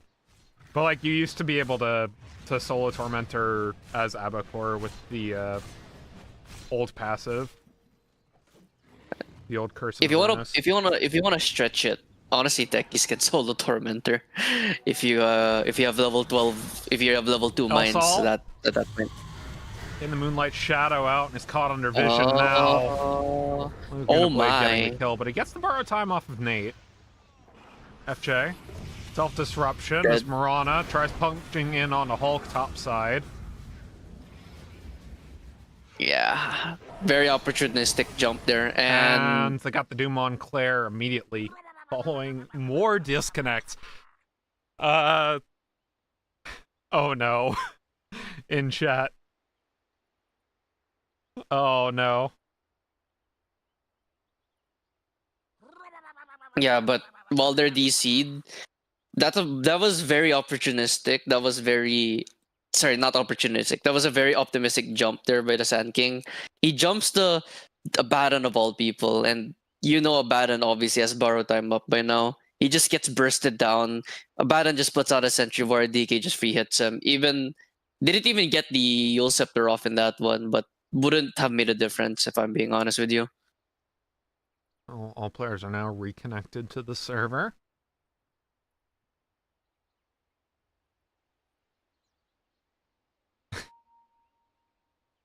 Yeah, Kunkka is gonna reconnect to not really the best of opportunities. My team says I'm doomed, but you don't see it, G. He can stall this one out. He can turn on Blade Mail Pipe, try to run away, but... server lag there. Hold up. Wait, he's still going strong. Continuing in, though, they got the LSA off, as well as the Starstorm. Okay, after that pause, now I'm getting server lag. What the heck? We'll go to a break screen real quick, because I disconnected the server. Oh boy.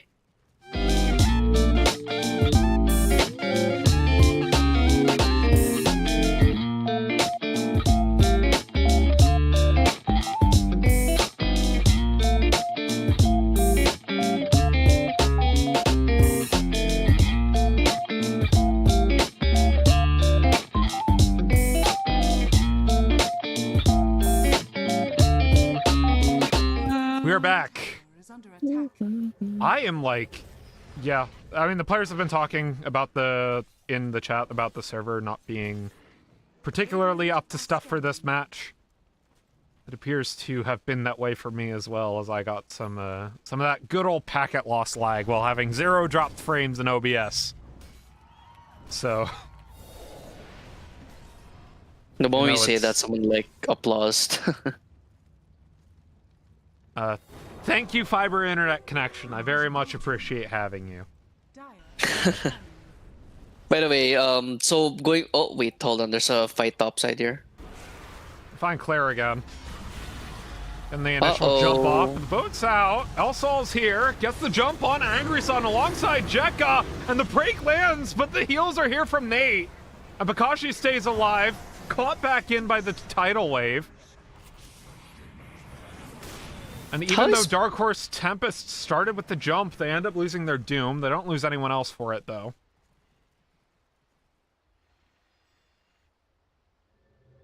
Yeah, so that's a very big win. Yeah, you only kill the Doom, right? But the Doom used Doom on the Sand King, and they were able to still get 1 kill from that. They didn't have BKB, if I'm not mistaken, on the DK in that fight. I'm not too sure. But the Ursa gets on top of the Lina. Luckily for the Lina, the Abaddon was right next to her with the Aghanim Scepter. So Lina, and they also had the Atos on the Mirana, so Ursa was just not able to keep up the damage. But now going for the BKB, that will change quite in just a minute. Yule Scepter though on the Lina will make things a little bit more difficult for the Ursa to kill her. Yeah. Yeah, Yule Scepter save. Very nice. Actually, even though he has a Yule Scepter, there's still the Purge on the Shadow Demon, and Shadow Demon has a, technically speaking, first item Ags. Yes. Because that's Shadow Demon things, right? Getting the Demonic Cleanse upgrade and Demonic Purge upgrade. Yeah, but like, I was casting a game on Friday, right? They had a pause for Shadow Demon. He was able to get his own Aghanims around Oh, 27 Moonlight. minutes in. And he had the 4-staff Glimmer as well, so... Moonlight and Dragon form. Uh-oh. Spotted on vision is Drurorosa. Oh. Popped up onto the pillar. Self-Yules, gets away. Jekka, unable to connect as the leap lands. What the hell is happening? Let's go Even with ship. the Ags upgrade from the Ghost Ship, no damage really went out to either team. Uh-oh. DK. Morals I mean, are Ursa. available for Dark Horse Tempest right now, but Lavelle about halfway done with his Elder Dragon form. Yeah. They should try looking to re-engage this if they know that Lavelle's DK form's almost done. So yeah, they're disengaging right now. I mean, a much closer game than game number 1. We saw, mid-game play a lot stronger from Wasted. This particular game, I think a lot of that is their comp now doing them favors, Dark Horse Tempest. Ending up losing the lanes, and they end up having a very strong mid-game, and they are now 6k up at 36 minutes, but if we play Guess the Gaben again, I imagine it's still pretty close. Roshan being taken. Are we What- playing as a Gaben? Yeah, we're playing Guess the Gaben. This Rosh is By the way, Scan catches them out. So guess the Gaben right now, I would say honestly 60% flat for Dark Horse. 73% actually. I thought it was closer Alright. too. Kakashi up on the high ground. Do they want to contest? They're gonna contest this one, but I don't know if we're gonna get here in time. Ah, the vision. Drurorosa smoke pops. And down goes the Aegis, goes over to Angry Sun now as Jekka moves into the pit, finds the Aegis, no, does not get the Aghanim Scepter, Oh. and he ends up going down for it. And so that is all she wrote for this fight. Without the Ursa up, the rest of Wasted can only sit and watch and try to kite away. They got the epicenter out on Lavelle, but he's Lavelle has very to be tanky careful. right now. Actually disarmed, actually goes Not down, enough. hold up. Spoke a little bit too soon. Angry Sun TPing away now. Kakashi Baron's tries to dead. get out himself. And I thought that Ursa kill would have turned the fight in favor of Dark Horse Tempest, but they're going to lose everybody except for Angry Sun here. Yeah, the reason why that fight went so poorly for the Dark Horse, yeah, you had the fresh DK form, right? But I believe he popped BKB a little too early. And when he did, Sandstorm plus Epicenter just melts him, and there were 3 heroes right on top of him, that being the Conka and the Shadow Demon, or Sniper, sorry, and the Sand King. And that's just a recipe for disaster there. You don't really have the magic. You don't have magic resistance on the DK. You have AC, that's cool and all for the Ursa, right? But yeah, Ursa gets popped first, and what more? There's no physical damage apart from the Ursa. They all do magic damage, and that just spelled the end for the DK. And Yeah. the Abaddon wasn't near him either. I thought the Ursa was going to snipe away that Aghanim Scepter as they were hurrying up, clearing inventory space for it to go into Lavelle's inventory. They did get it onto the DK. So, fortunately for Dark Horse Tempest, there is no Ag's Blessing on the Ursa, which would have made this game significantly harder for them. Yeah, would have made things. It wouldn't have made things impossible, but it would have just been a pain in the neck to deal with. Ursa, even though he has the Ags, he just cannot get doomed at all. But I think it reduces cooldown 18 seconds. So yeah, Ursa just literally has to spam the Aghanims Enrage theoretically, and Doom will just either have to wait for the Doom. Oh, smoke out on Claire. Goodbye, Mr. Kunkka. Disruption? Nope. No, the Shadow Demon is nowhere near there.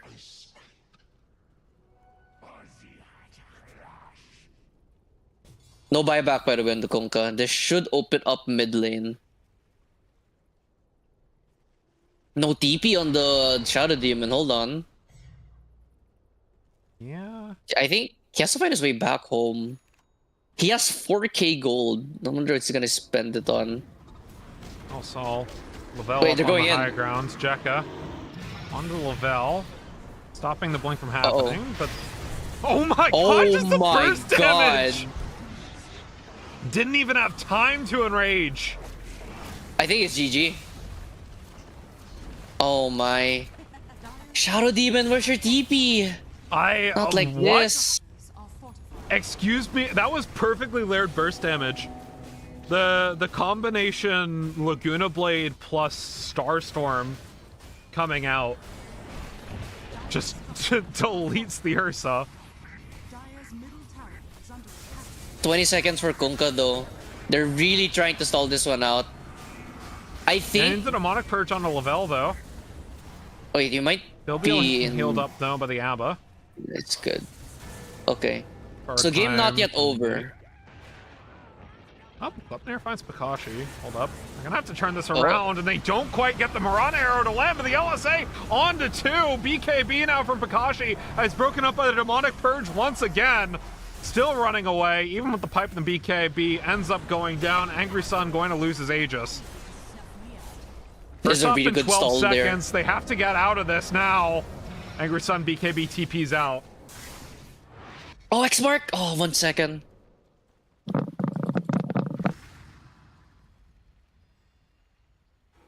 That was a really good hold there from Wasted.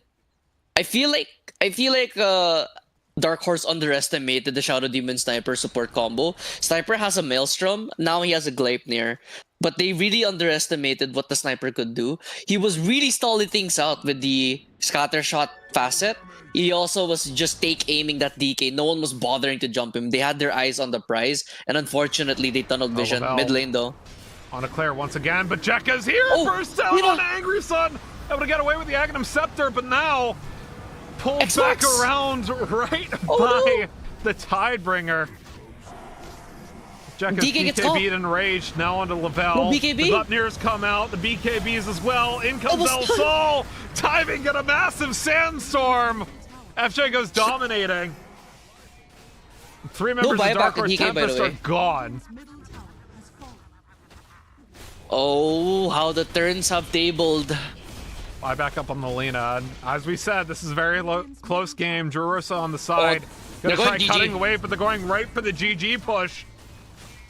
Ignoring the barracks. Okay, They've now they back decided off. against it now with a buyback from Angry Sun. Radiant's middle barracks has fallen. Wow. Radiant's middle I think there's 2 lanes here. Yeah, there's gonna be 2 lanes. Mirana doing a really good job at trying to cut the wave here. We'll be able to get it, but I think they should be able to get another lane despite the wave getting picked off. Radiant's top tower has fallen. Up, Yep. backdoor. Dire's top tower. They Never get mind. the I T3, but spoke no too soon. racks. Dire's Okay. barrier Well has played by been Jurosa.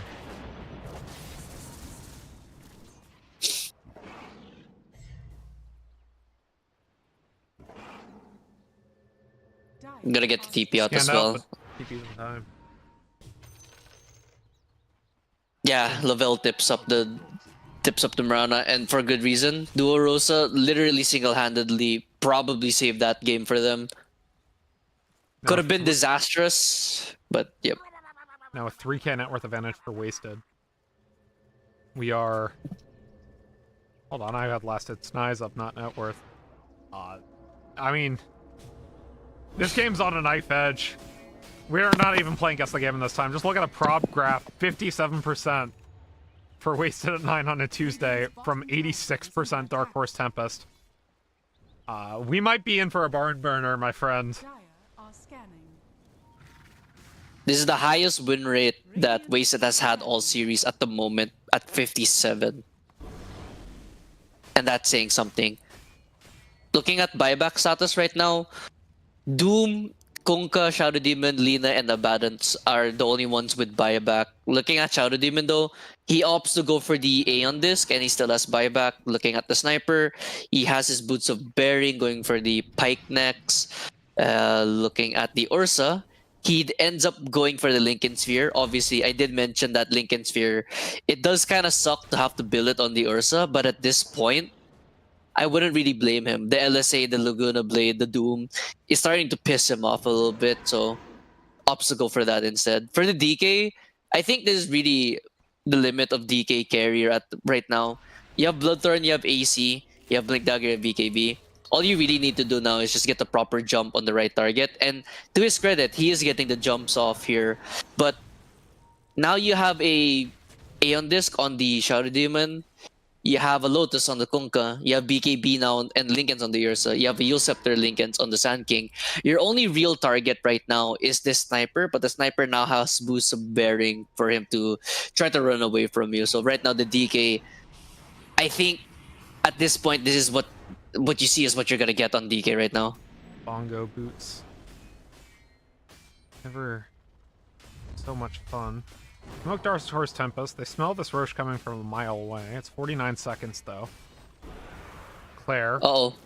Up front. Oh. Lavelle immediately in, and they get the Mirana ult off, but they're trying to BKB and get away. The Demonic Purge onto Lavelle right now as he tries to chase on the Hulk, but Bakashi in the middle of a sandstorm, he's staying alive through the use of the pipe with the BKB as Nate stays alive as well, getting the healing damage onto Lavelle. No one's died quite yet.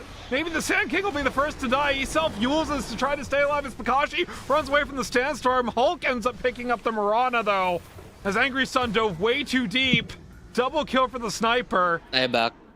And Bakashi is dead. Dieback on Angry Sun. That's G.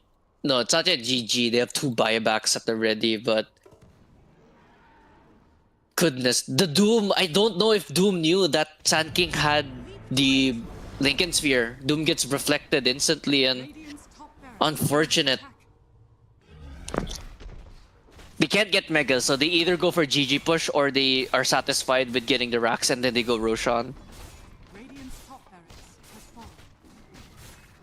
Sorry, did I say GG push? I meant Mega Creeps. Well, they are going for the GG push now. Yeah, they're very wary of the Doom buyback. They know Lina has no buyback. Radiant's No It's up DK from in 420. 17 seconds. The ability, not the hero. Yeah, The forced to buy buyback from back does Bakashi not feel now. good. Next marks the spot on the Nate. And Moonlight Shadow out. Nate will try staying alive. But the push is in onto the Ancient now. Nate rooted up and broken down. The Doom lands onto the Ursa though, as Lavelle tries diving onto the backline himself, trying to take down FJ, but he's able he's to get the being pop kited. in through the use of the Aeon Disc. And onto I the think that's Ancient game. goes Jacka. Bakashi's back in, blinks in, on top of the Ursa. Jekka so low. Can he get the Ancient? No, he can't, but Hulk gets a double kill. The buyback from the DK now. A buyback from the Abba. They're trying so hard to keep their base alive. Bakashi goes down. A dieback on the Doom. And dieback now for Nate. Triple kill for Hulk. The GG. Sniper's been untouched. It's only Lavelle versus the world. They're going to get one more kill for the road. And we have a series. Wasted a 9 on a Tuesday, taking game number 2. But as I say that, Lina respawns. Angry Sun versus the world. Jekka pushing up, trying to get a fountain kill, but the side's against it. Series now tied 1-1. Yep. And again, this game was just decided on who jumps who. But in this case, if I'm not, they got the first jump there on the Kunkka, but the Kunkka was able to get off the ghost ship, and afterwards they just collapse onto the Lina, and Lina just unfortunately cannot do anything. With that, we're going to take a quick break. When we return, game number 3. You won't want to miss it. We'll be right back after this.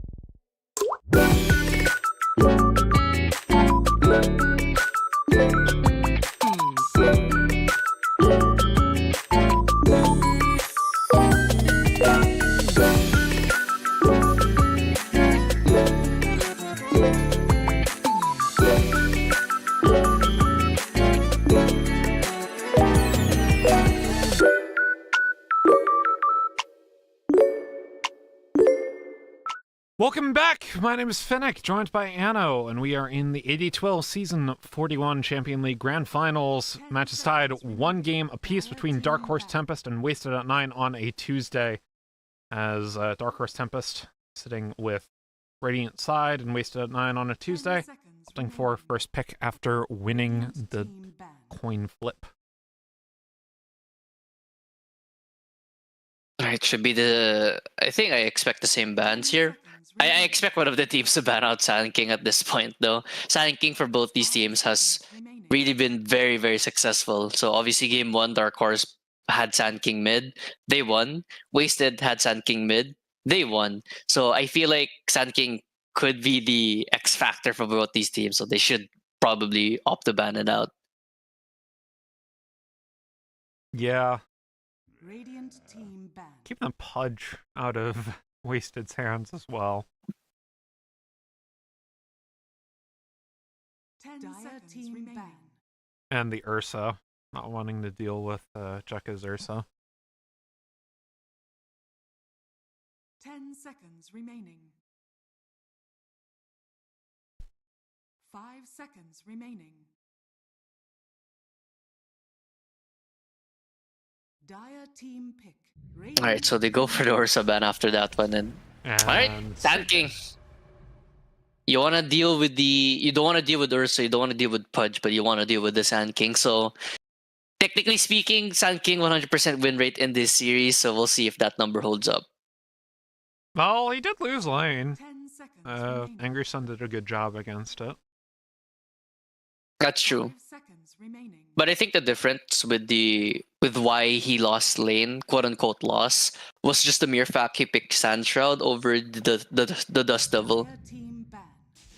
Sven stands ready. Now, Sven was not banned away. Mm. I am very much aware that this is a Nate special.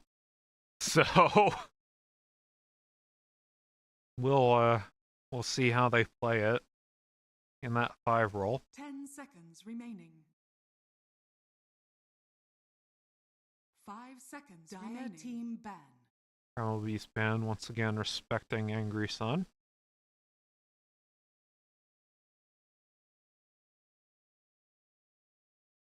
Radiant team. And Wind Ranger again. So unchanged bans from Wasted for from game 2 to game 3. Dark Horse Tempest is the one that's been changing their ban strategy. I mean, do they pick Rubik here again? Or not Rubik, 10 Mirana here seconds again? remaining. Or do they want to pick 5 other seconds heroes remaining. potentially? I don't think you blind pick a Rubik here, for instance, but like could pick a Flex. I mean, yeah. You don't really want to blind pick a Rubik, but still, I feel that even though you don't really have good spells on the Rubik, if you think you can make impact as a Rubik, I wouldn't really be too opposed to it. And even then, you can still Burrow Strike, you can still Sandstorm, you can be a headache yourself as a Rubik. Dire team pick. Go for They Nyx go for Nyx Assassin instead. instead. Okay. Alright. So interesting. Yeah, so 10 them seconds going Nyx Assassin. Obviously, we all knew seconds that remaining. Sven was a 5. Nyx Assassin pickup, though, I feel like this is the answer to the Sand King for now.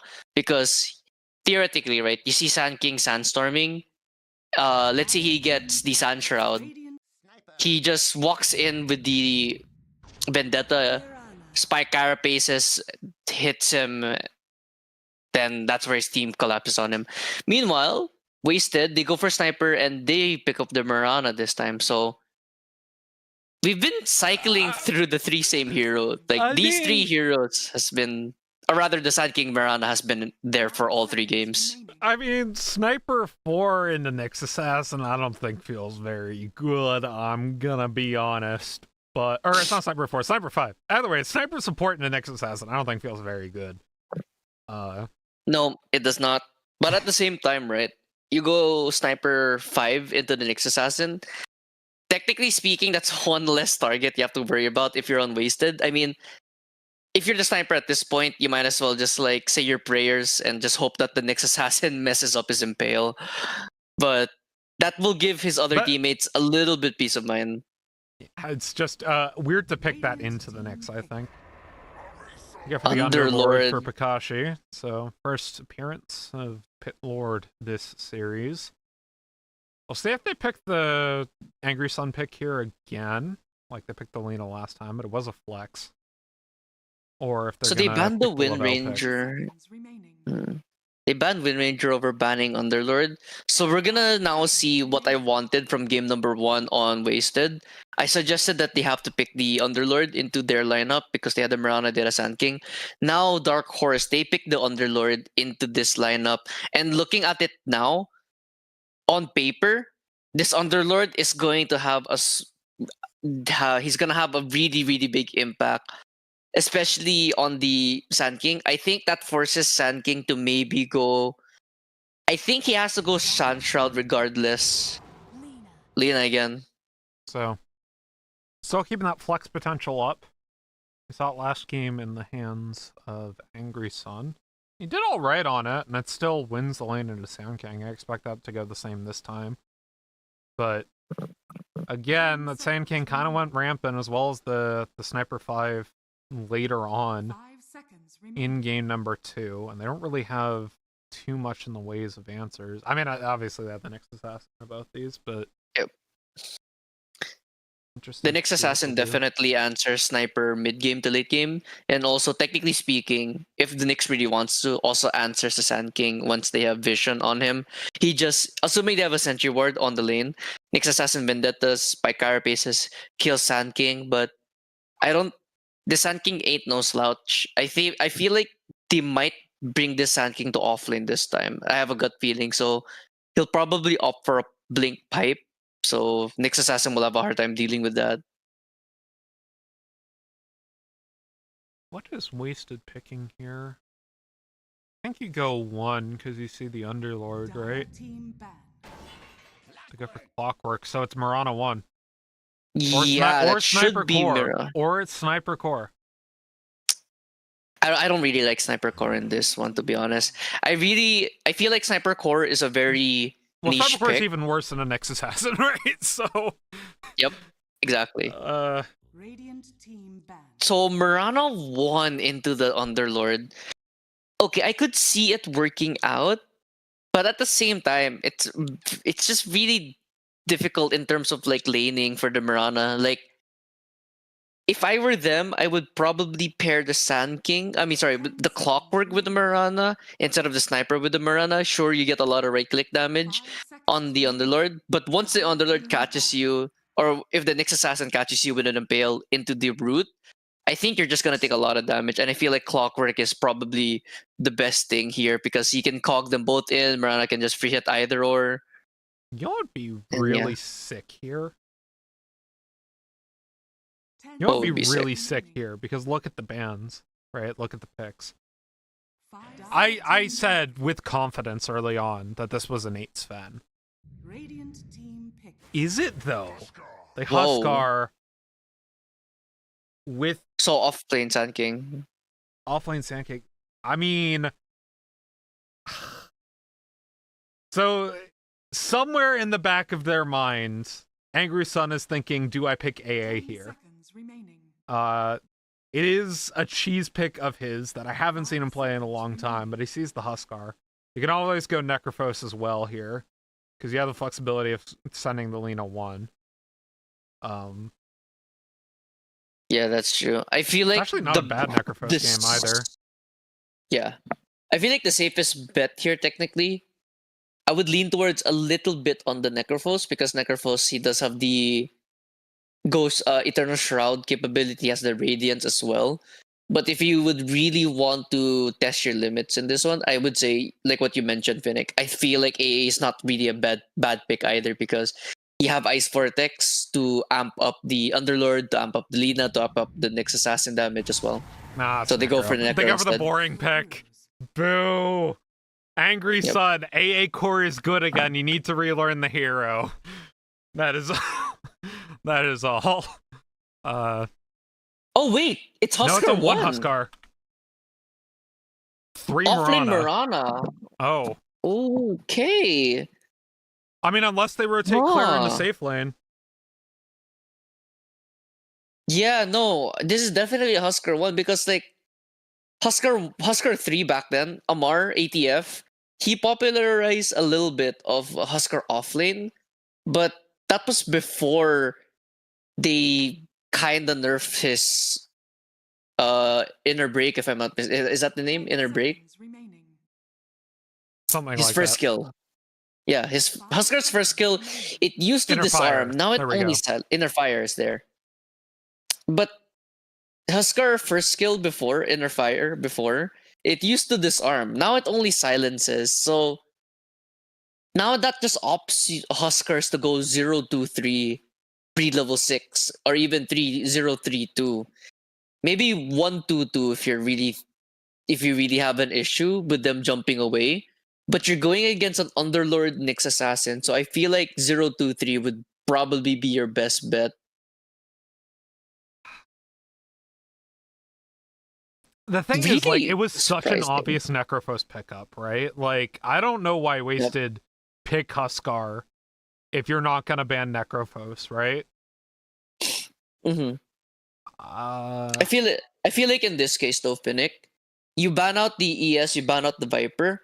I feel like Viper is more of a pain to deal with as a Huskar compared to a Necrophos. I mean, sure, Necrophos has the Reaper Scythe, right? And Huskar is known for being a hero that wants to be constantly at low HP. But at the same time, you have a Necrophos pick into a Sand King, into a Mirana, into a Clockwork. If you want to stretch that into a Sniper too. I mean, again, like, I just would have preferred the AA, right? Like, Yep. classical counter into Necrophos, or not a Necrophos, classical counter to Huskar. Necrophos as well, but classical counter to Huskar, and also just AA core is very good right now. I have to. Yeah. We will be right back in about 30 seconds.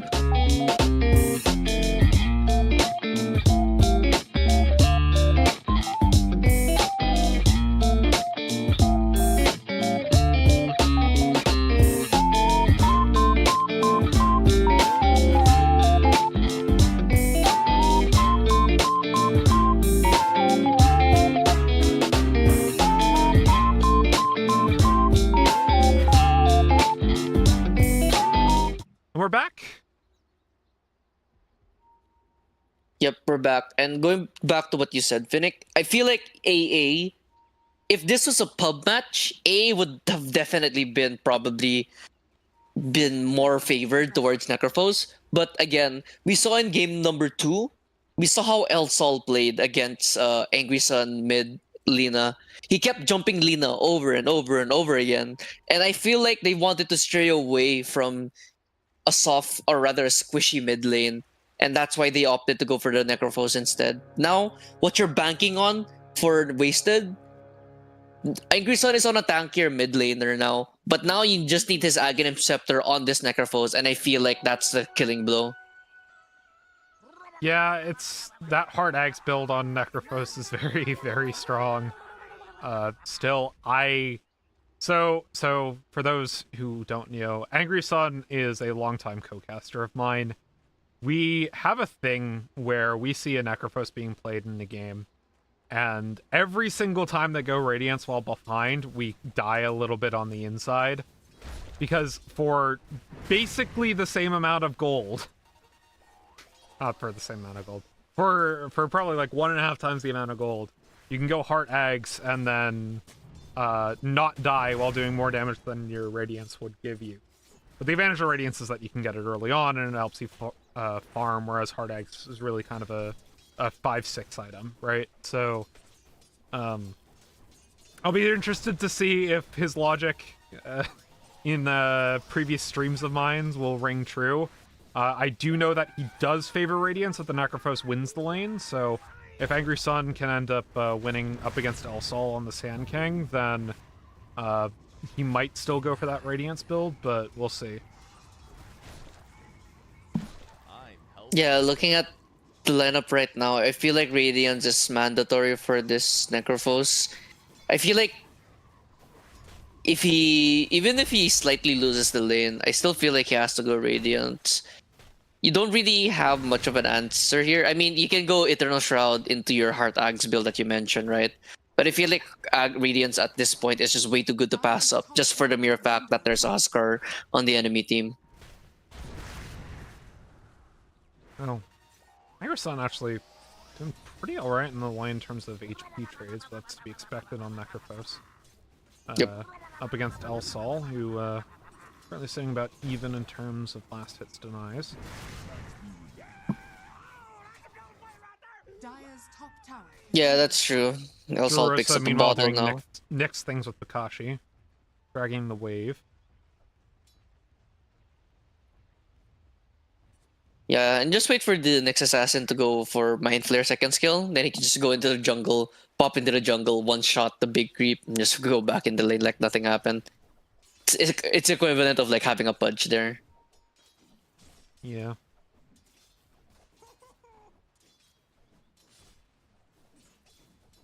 But yeah, bottom lane. Lina getting chased a little bit. Hold on. Oh, well, caught in cogs. Oh, Still, misses the Stormhammer arrow. stuns on 2, but it's not nearly enough. FJ ends up picking up that kill, but Nate should be able to trade back around on Claire. Nope. Or trade Yeah, of so course. 7 step. No mana for Stormhammer. So a little bit of a miss on the arrow, despite them being inside the cogs, but nonetheless, they could They're not gonna go for get it. the They've got a 10-stack damage. stick on Nate. And there's the Stormhammer. Oh, close. LSI doesn't quite land. He's fine still.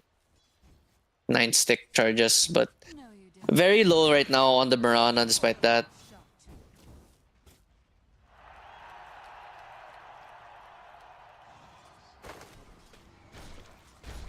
Looking at the Huskar top side though, against an Underlord.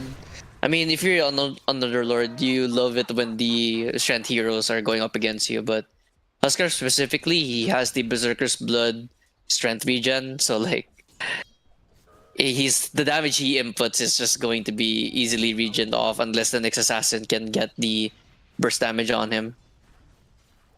But no mana on the next assassin and no mana on the Underlord himself, so Huskar should have a relatively free lane, already has the Helm of Iron Will as well, so it's gonna make it even harder for them to kill him. Man, I'm still stuck on this AA pick, man. I would have loved to see it. That's Yeah, I you know. would have loved to see it as well, but like I feel like Dark Horse might have saw through their facade in potentially having Sand King in the offlane. I definitely thought Sand King Lavelle. was going to go offlane. In a bit of trouble. Caught in some cogs. Nate's here with follow-up stun, though. I mean, yeah, like, having the Sand King go mid lane here, obviously, instead of the off lane, did make sense for them, especially because obviously you picked that Necrophos pickup. But as I say that, lane still being won by Angry Sun. He's winning 3 out of 3 lanes thus far, 33-4 to 23-2. Even into the Sand King. Yeah, I feel like you couldn't have this much lane dominance as an AA against a Sand King. Against a Huskar, sure, you can Fair. stretch that a bit. Get Uh-oh. around for cogs. A TP coming in from Jurosa. Portal taken Oh. by Hulk. FJ. Gonna try to get in through the battery assault, but the Lena's down. They don't even kill Clock. Never They mind. basically do. Yeah, but Claire gets a kill again onto Lavelle. Good rotation by Hulk. He knows he can't really do much in the top side. All he really does there is just pull, get some stacks himself, or get some jungle creeps himself. Try Uh-oh. to make the move on Claire. First leap used. Doesn't have a second charge of it, though, but FJ's here. There's no mana on Nick. Jurosa. LSA lands alongside a 2-man Impale, and the armor coming through from Nate, not nearly enough. Here comes Hulk. Lose the pos 4. Hulk's still here. And shrapnel on Oh. Nate. Lavelle continues to go on, but the TP's coming through. LSA lands. Cypher's dead. Angerson's here on level 6. He wants to get his first Reaper Scythe kill. Looks for Hulk for it. There it is. There it is. A little bit of a misplay there by Duerosa. He had no mana and he was walking as if he had any. So the moment he gets caught in cogs, that's when he had mana, but the turnaround was a little bit too late there. If they got the stun off onto Claire, I think that could have been a different story, but unfortunately, that was not the case. Ursa and FJ, meanwhile, in a bout of supportal combat in the jungle. Nate's here, though, alongside FJ. Dire are scanning. Impale lands. Should be Gonna dead. Go out with Battery Assault. Cogs, but Actually, no, Angry he's Sun's around. not there. Stormhammer, follow-up damage from Angry Sun. They're going to try to donate this one over once his Q's back up. There it is. Wow. If he keeps running, I think he can try outliving this. No. There it is. Radiant are scanning. Sacrifice Run. doesn't get the XP for it, but he does get the gold for that. Dread it, run from it. Dire's middle tower is under Death attack. Pulse still arrives. It's inevitable. Yep. Death comes for everybody at some point in time. Death does not discriminate.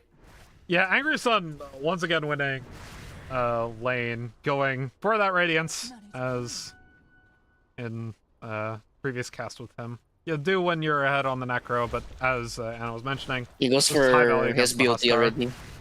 yeah. So it's gonna be it's a Radiance Eternal Shroud into Heart Ags for him.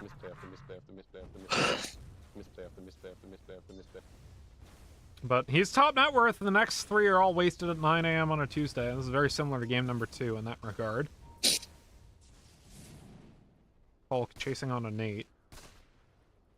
Yeah, we see we'll see how Angry Sun translates his lead, because we've seen in a lot of our cast together and a lot of games I've casted, it doesn't really end well if you're top net worth, if you're the only core on top net worth while the rest is going to be the next 3 in cores. trouble. Still gets Luke to blade on Claire under tower. The Stormhammer gets the kill.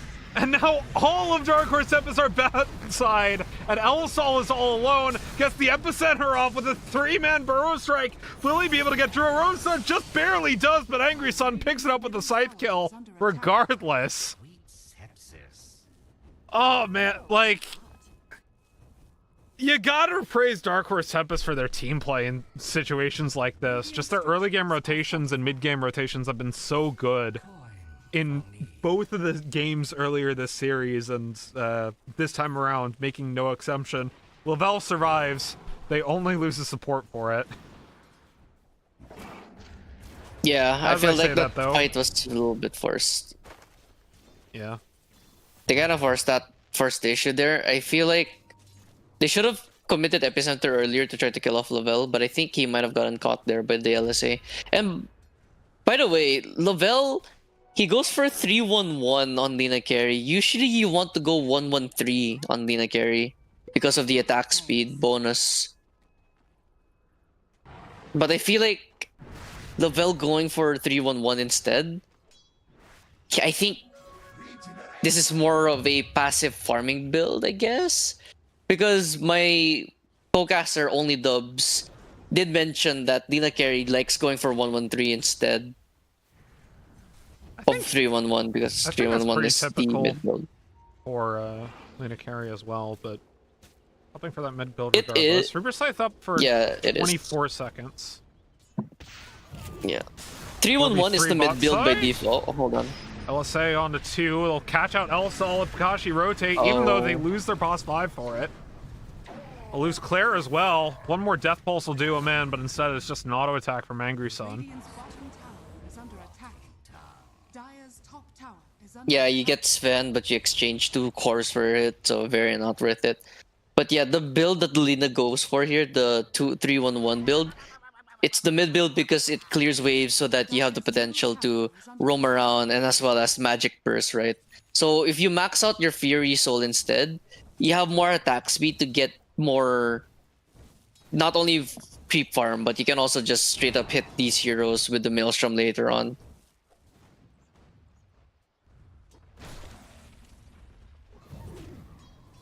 So, man. advantage so far. I'm just for thinking Dark Horse of at the like moment. Lena's appearance in Crownfall now. In Act 2, spoilers. If you haven't gotten that far yet, Kakashi. In a bit of trouble Dead. being dove by Jacko, but Nate's here, gets the shield off in the nick of time, and Angry Sun! Uh-oh. Yo, nope. Oh, man. He is sitting 5-0 on the Necrophos. 3 for 3, by the way, on the Reaper On the side. Reaper sites. Oh, man. And he's going for the Shroud first, not the Radiance. Yeah. I mean, what Expect can him to I go say? What Radiance can I after. say? This man, like, again, on previous casts, we kind of have an aversion to Radiance on Necro a lot of time. I mean, as mid lane Necro, it's a lot more acceptable to go Radiance in more situations, but like 3 Necros going Radiance, I always cry. Easy kill. Oh, Jay. upside. Well picking that Yeah, but one going up. back to the Radiance on Necrophos, since Necrophos can basically be played in all 3 roles as core, like what you said, us offlane Necro going Radiance first. If you don't win your lane, it's a little bit of a grief. In mid lane, I feel like mid lane is the most flexible. You can or cannot go Radiance, it doesn't really matter. But for pos 1 Necro, I think it's mandatory to go Necro Yeah. Radiance. Is under attack. You need the farm. Yeah. By the way, opting for the external shot first. I guess that makes sense, right? Because the magic damage is the only thing that'll really kill him at this point.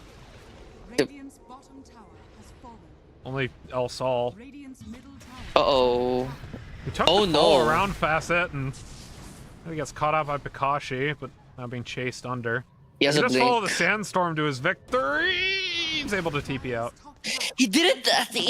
He had Spike Carapace. Wait, Drew Rosa had a Spike Carapace. He could have cancelled the TP. I think he didn't know he was TPing out.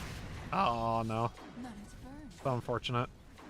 But yeah, he took the Dust Devil, which is what Angry Sun took game number 1, and not what was taking game number 2 by El Sol. Yeah, I feel like Dust Devil in this game. I think I said Santra would have been better so that you could make space around this Underlord, but I assume that the Sand King was TP coming offlane. in and But triangle. him. FJ was trying to disrupt some stack thinking. Uh-oh. Uh-oh. Assassinate. He doesn't have Dagon, but he's Radiant's waiting. tower is under attack. Oh no. Oh, I was looking in 2 places at once. I didn't even see Juros delete a Huskar. Oh no. So is this a repeat of game number? Is this a repeat of game number 1 for our pal Jekka? Bottom tower is under This is like the Morphling game. It could be worse, to be honest with you. It was just unfortunate that he gets caught out there, but I feel like later on in the game, I mean, he's I going didn't for even the I didn't even TP. realize they picked Huskar and a Nyx Assassin. What are they thinking? What, It you could have be 2 worse, counters for the honestly. Huskar. Oh, hold on, double two-man summon. burrow strike with the sandstorm. The LSA connects though on a 2, and Angry Sun's got no. too much damage. Uh-oh. Durissa Spike Carapace, FJ Oh. swinging a miss on the hook shot, but instead they Sniper. find their way on a Hulk. Double kill for Angry Sun. And this game is quickly snowballing in favor of Dark Horse Tempest. Another kill. This one going on a Pikashi. Uh-oh, SpaghettiOs. That was a very, Dire's middle tower. very messy fight there.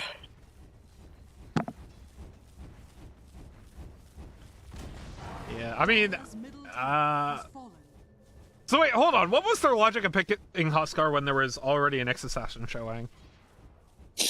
I feel like they were very confident in the Huskar pick in terms of like, I think they're just trying to bank on the fact that towards mid to late game, he's gonna get BKB into Aghanims, and I think that's what they're gonna try to bank on.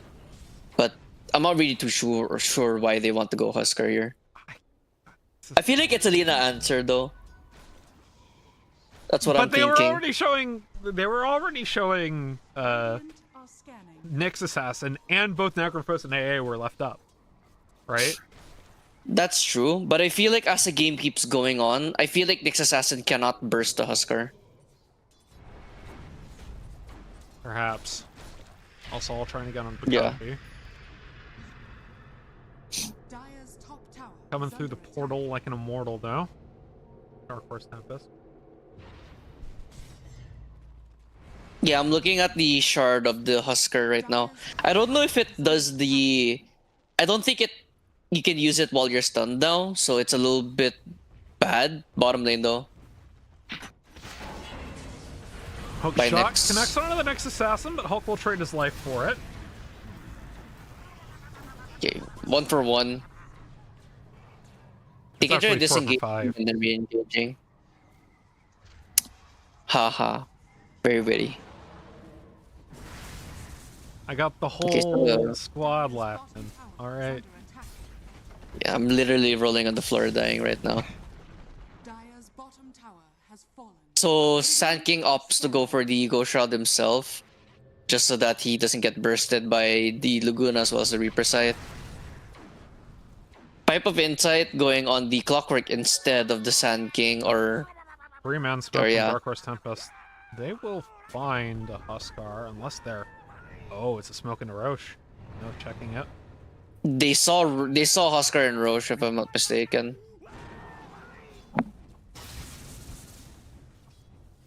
They're gonna run into him. They know he's They here. do, they find Jekka. Uh-oh. Oh wait, Not gonna show Timing. quite yet. they reread this one. They have no God Strength here. They could try to fight. But they have Vendetta up. Juris is here with it. Angry Sun as well. They've got so much burst for Jekka right now. Claire's dead. Jurisa finds Claire. Oh, the impale Oh. misses. Hook shot connects. Juking? And Wow. oh, that's so unfortunate. That's so Yeah, in all unfortunate for Jurisa. Yeah, in all honesty, Murata messing up her bounce, I think, was probably the best thing that happened. Yeah. Well, we are in the mid game. 3 out of the top 4 net worth are Dark Horse Tempest this time around. They've got a 5k net worth advantage, 16 kills to 8, but the snowball has stopped for the time being. Yep. Now we're back to... They're probably gonna try to hit Roshan now, but there is a ward. So Spotted out going out of the Roche pit. Dark Horse knows that this is happening. Dark Horse knows this is happening and also know Hulk is smoked up on the high ground right now. They have Fiend's Gate in 3. Angry Sun Uh-oh, baiting. wait. He's solo through the portal and just leaves. Oh. One can get back into the Ghost Shroud to get the regen from that kill up. Zelsol ends up falling for it as well. And Drurarosa onto Claire nearly deletes the Mirana. Doesn't quite have the fully stacked Dagon yet. Just Dagon 1. You go Roshan without warding. Mistake that's- number 1 there. Yeah, all the vision for Dark Horse Tempest. And there, like everybody else just walks up as Angry Sun takes the Fiend's Gate solo, baits the Huskar out, immediately ults the dude, and walks away. Oh, that's just rude.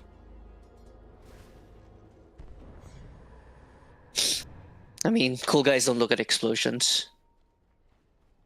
It's not an explosion though. It's a big sight Same thing. coming out of the ground. Potato. I mean, it's not. No, it's not the same thing at all. There are no explosion effects Under attack. on Reaper Scythe. You can imagine the explosion in your head when it happens, when you Reaper Sight someone. Like, there's an explosion effect from Stormhammer. That happens. The Necro doesn't have any explosions. Shh. Just accept things and move on. The Nyx is dying. The Sandstorm. Oh! Never mind. Scuttle. Yeah.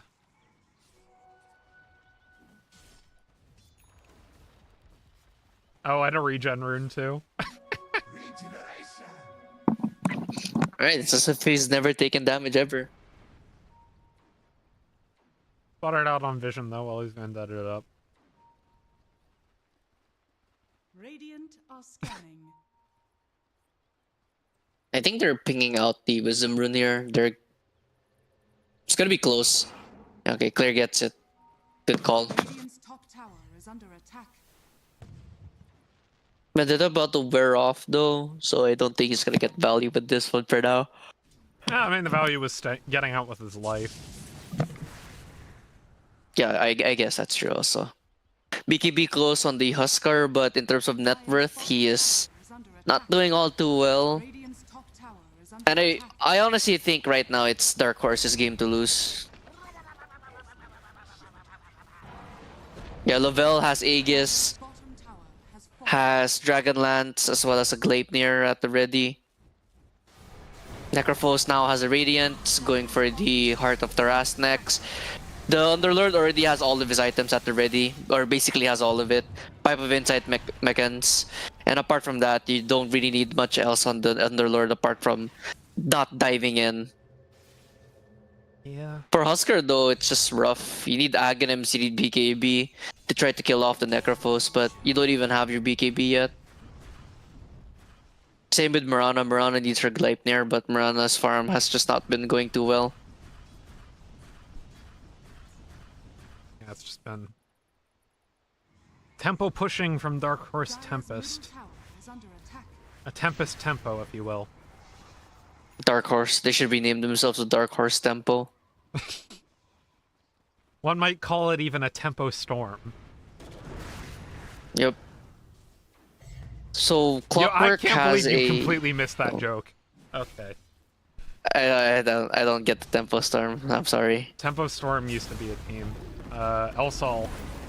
On I'm Angry not Sun, familiar. but who actually caught whom? The hook shot comes through. Angry Sun's still here. In comes Jack with a life break, pops the BKB. Silences Angry Sun right now, but he's able to stay alive and gets the Ghost Shroud off just in time. Lavelle's here. Ends up getting the Gleipnir onto support and takes him down as Elsol, Claire, and Hulk continue to run away. I'm not gonna lie to you. I think this game's already over after that fight. You committed a lot. You committed the Epicenter, you committed the life break all on top of the Necrophos, and you can't even kill him off. He doesn't even have a BKB. Hold on. Jekka trying to take down the Pos 5. Nate stays alive, and Lavelle just takes him down before the burn ends up killing the Sven. Drurose, meanwhile, free pathing Vendetta. Claire is dead. Middle tower is under Nope, attack. never mind. What? Excuse me?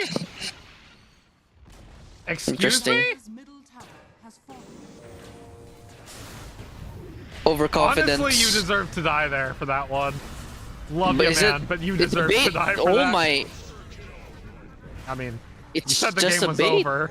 That's like, I mean, yeah, it's bait, but My goodness gracious! Necrophos 5 stacks, and they salute them. And really, the main difference here for Wasted, they pick Husker 1, and I feel like it was a knee-jerk reaction for them to put it on position 1 here. I feel like they wanted it to be mid, but like you again, knew the I don't know Necrophos what they were was coming. expecting. You knew exactly. the Necrophos was coming, right? Like, Is under attack. I feel like part of Wasted was like, hopefully they were just crossing their fingers. Please don't pick Necrophos, and then they still did. I was like, oh, alright, Jekka, you're gonna go on this boss 1 Husker. I really think that's how it went. Because this offlane Mirana hasn't done squat yet. Yeah. Angry Sun. I mean, he's stopped the heart. He's just going straight up damage now. He's like, I don't need heart eggs. What's that for? Going straight up Shivas.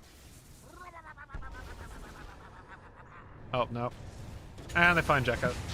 Gets the BKB off, light break on to Drurose, but the heals are here from Kakashi, and Angry Sun just Reaper. continues to move in, waits out the BKB, silenced up. Here comes the Scythe. Dead. And meanwhile, Elsol tries picking out Lavelle, but If I'm Wasted, I'm dude, gonna be honest. We're Just gonna call play Guess GG. the Game in here. It's not 99 or 100, so I'm not giving you a coin flip on it. What is it? I say it's 97 right now, I would say. 92. Dire's middle tower is under attack. 92 for... In what world is this 92% win rate? This has to be at least 97, man. What the heck are they cooking? Oh, I think... Claire caught up. Miran's dead. Yeah, just call GG. Alright, after Claire gets caught, just straight up call it. I'm not gonna lie to you. His middle tower. Yeah. I mean, Dark Horse is I feel- convincing in both their wins. assuming this game ends up as a win for them. And This is going to be their for one sure loss a was a win. close game, so has fallen. definitely seem to have wasted its number a bit this series. Yeah, I feel like. Look, here's the thing with Wasted, right? Game number 1, their draft was shaky at best and bad at worst. Game number 2, they had a good draft. Game number 3, they went back to game number 1 drafting. They have. I'm just saying they picked a boss 1 as the offlaner. They picked. Okay, to their credit, this time they didn't pick a pos 1 as their mid laner. But the problem is that the pos 3 can't make any space as mid lane. Also in trouble. Get off the Mirana ulti, but also taking a bunch of damage from Lavelle as Jekka tries diving onto the next assassin. Should be able to take down Juros as Claire dives into the fight, but with that, Claire ends up falling as well. Only a matter of time as Angry Sun continues to push. Nate gets the kill Just call credit. it, man. Honestly, just call it so you save yourself your mental. You save your mental and you stop the I mean, good Angry Sun vibes. still has Scythe, and BKB's down on Huskar, who died that fight. Has fallen. So Just call it. If I'm being honest, they should just call it right now. Calling GG right now, it stops the momentum that Dark Horse is on. It stops their confidence from overflowing, and it also saves you from having a mental breakdown because this game, I would just be scratching my head and just thinking to myself, why would we go back to drafting pos 1s as pos 3s? you know, I'm in agreement with you there, but Has fallen. range barracks and get out for Dark Horse Tempest. I'm not gonna give them the glyph reset quite yet. Pakashi's a part there. Let me see kill streak effects on all 3 of the cores of Dark Horse Tempest. 25k net worth advantage, 28. Alright, time for the coin flip, 99 or 100. At this point, it's already 100, man. 96 actually. I was way off. What the heck, Val? What the heck, Gaben? I don't know why I don't know in what world this is not a 99 or 100 game. This is a complete and utter schlacking, right? No other word for it. Yep. You know, now that I think about it now, I feel like if the Husker went armlet into Mage Slayer, he would have had a shot at trying to stay alive. By the way, smoke gank here, no necro for this fight. Fine, Lavelle. The hook shot misses, though! No. You hook shot onto your Wait. Huskar, but they still have a lot of damage. The pipe comes in, nearly able to save Lavelle, but it does not. Still, Okay. Angry Sun is TP'd into the fight with the Holy TP moly. boots. Gets the Reaper Scythe out, has so much damage. Even as Makashi and Nate are dying, so is the entirety of Wasted at the moment. And GG's just called. It's just absolute raid boss Necropos there. Like, he was gonna get the rampage. Well, Dark Horse Tempest take game 3 convincingly and are now up 2-1 in the series. It is a best of 5 though, so we will have at least one more game. We will be right back after this.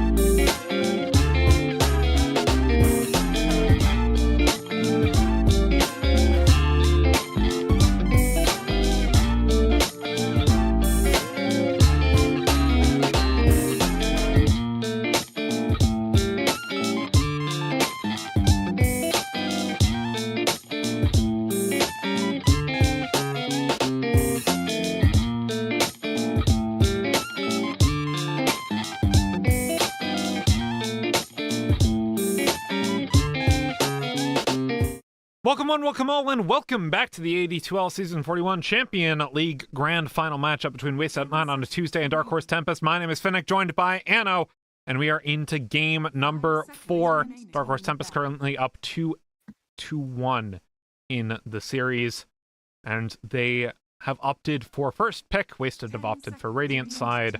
Both teams seem to like first pick, and both teams seem to like Radiant, so that is how everything has gone thus far. And Wasted not going to pick the Sand King this time around. They ban it out, giving respect towards the supports as well, with the Chen, the Tinker, and the Omni Knight bans as Dark Horse Tempest. Ban out Shadow Demon, Ursa, and Phoenix, and go ahead and first pick the Nate Sven.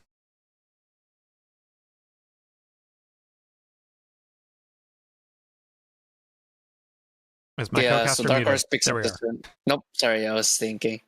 I was staring off into the distance. So they go for Sven pickup again. Sven, game number 3 was very impactful. Obviously, went the drums and went the Warcry as well. Pudge this time for Wasted. Yeah, they left the Pudge open. Dark Horse Tempest had banned that out all 3 other games, but they had done it second rotation in the first 2, and first rotation in the last one. This time, Wasted gonna pick this one up, so we'll see if they get the special. Wasted has one more ban, though. Are they going to ban Primal, though? I guess is my question, right? Angry Sun has been such a monster all series, and Primal Beast is his specialty pick, so I assume they're gonna ban it out, right? What does Tempest ban here? Yeah, they might have to consider trying to ban out the specialty pick. They pick up the Pudge this time, so I feel like they're gonna try to go for a more burst, more stall heavy comp on Wasted now that they pick up the Pudge here. So maybe, yeah, I think it's, even though it is a specialty pick here for the Primal Beast, I think it's mandatory to get rid of the Primal Beast because once he starts causing havoc into your backline as a Primal Beast, I just feel like you really have no answer. I mean, you have Pudge to dismember, but that's just delaying the inevitable. Yeah, I mean, 10 seconds. the thing is, like, I see a Pudge first pick, and I'm like, okay, you've got Underlord, you've got Necrophos, you've got Winter Wyvern, you have all these heroes that have % health damage Radiant team that can really chew through a Pudge, whether it's core or support. And none of them have been banned out whatsoever by Wasted, right? So I think this is an easy Underlord pickup for Dark Horse Tempest, regardless of what Wasted picks up here. It's 10 just, seconds remaining. you know, what else? I mean, this is a Pudge specialty, right? Like, 5 seconds. we'll see how they do on it this game. Mm-hmm.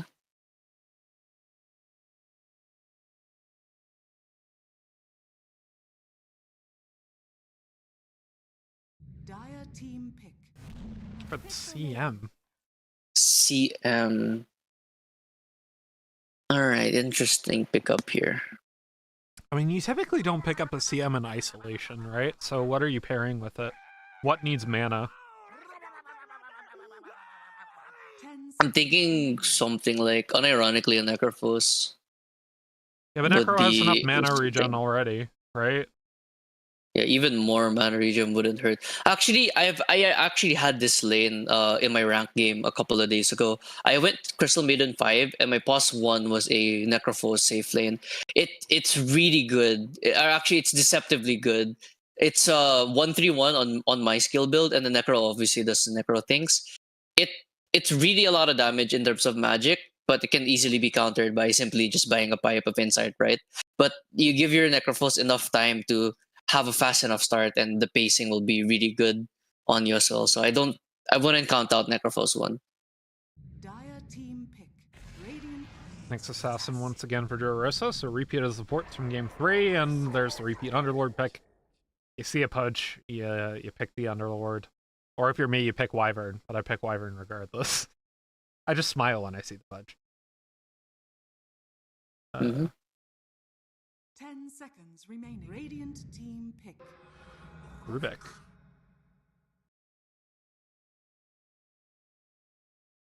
I mean, what are you stealing with Rubik here? I guess Nyx's abilities, right? Underlord Firestorm? abilities. Yeah, you're right. 10 seconds remaining. Yeah, I've seen Rubik steal Underlord Pit of Malice. It's actually very disgusting.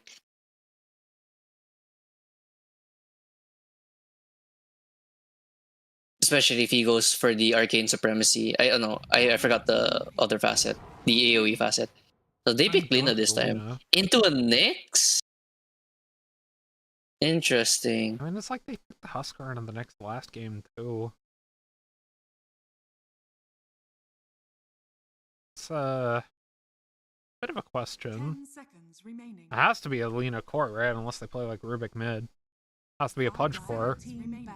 So Wind Ranger there's active Wind summon. Ranger for Lavelle. So they're gonna save last pick for Angry Sun. 23rd pick.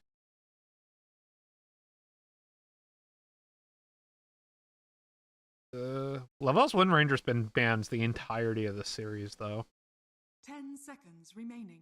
Except for the one game where Wasted picked it up early on. 5 seconds And then remaining. ran at 3. Radiant team ban. Wind Ranger and Lina. Radiant Yeah, right now it's going to be a feast for this Nyx Assassin. There's 3 intelligent heroes on the Radiant side right now. So Drew Rosa is gonna have a field day in this game compared to last one. Yeah. 10 seconds remaining. Dire team ban.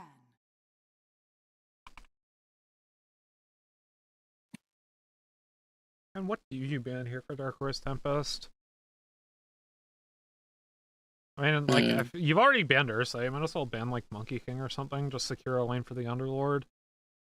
Hold on, Also- my Dota crashed. Ooh. Give me a sec. My Dota crashed for some reason. 5 seconds. So I have to remaining. Data reset. game, by the way. Yep.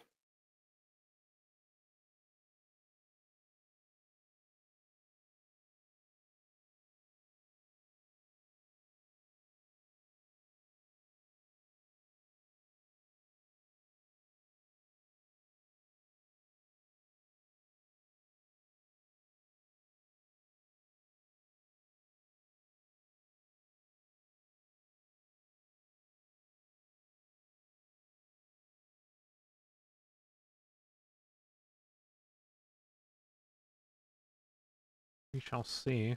Still waiting on their ban. Dire Taking a lot of team time for it. The ban Quap.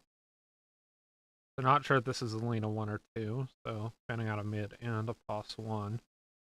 Tempest to pick. I still assume this is a Lavelle Wind Ranger, so it's gonna be an Angry Sun pickup. Could be a Storm. Decent Storm 10 game right seconds now. remaining. 5 seconds remaining. What else? Yeah, looking at Dark Horse, they're probably I like mean, what you could just pick mentioned. I think Necro Ember again, Spirit, right? Ember Spirit as Yeah. well, yeah.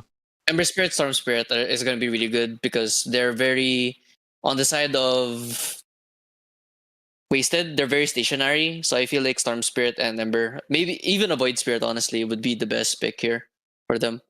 A very or Oh, I mean, heck, or if Puck. you want to stretch it, Puck even. Yeah, I was gonna say Team pick. Get the Viper, Viper actually. actually. I mean, good in the Hmm. Pudge. I could see it working in terms of Viper striking either the Lina or even the Pudge will just cause them to die instantly. Actually, this is a Pudge core. Yeah, it is a Pudge 10 core. seconds remaining. Interesting. So like I could see why they would pick up the Viper now. 5 It's seconds like an remaining. easy answer for the Pudge. You don't necessarily have to build a vessel of any of your cores. So I feel like, yeah, them going away from the Ember Spirit and the Void Spirit and the Storm is a good call. Now that I double check their lineup, but again, 3 of their heroes are very very squishy.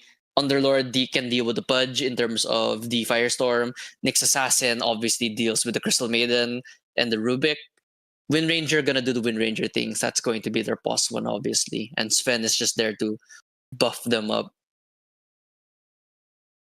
They're team green and blue.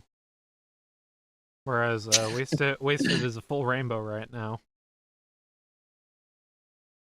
Pretty much.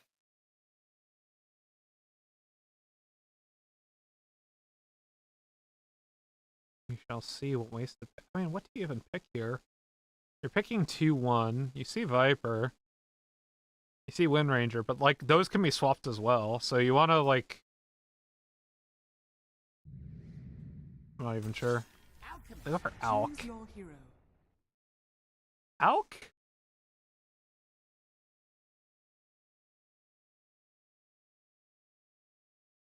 I hesitate to say an Alk pickup is a good when you haven't been able to snowball in all 3 of your games, right? Every time that you've had an early game lead, it's been shut down by Darkhorn's Tempest, and your one win was a late game win. So I just don't. I mean, wait, it's Alk 3. It's Yeah, one it's Alk punch. 3. Oh. Hmm. So I mean,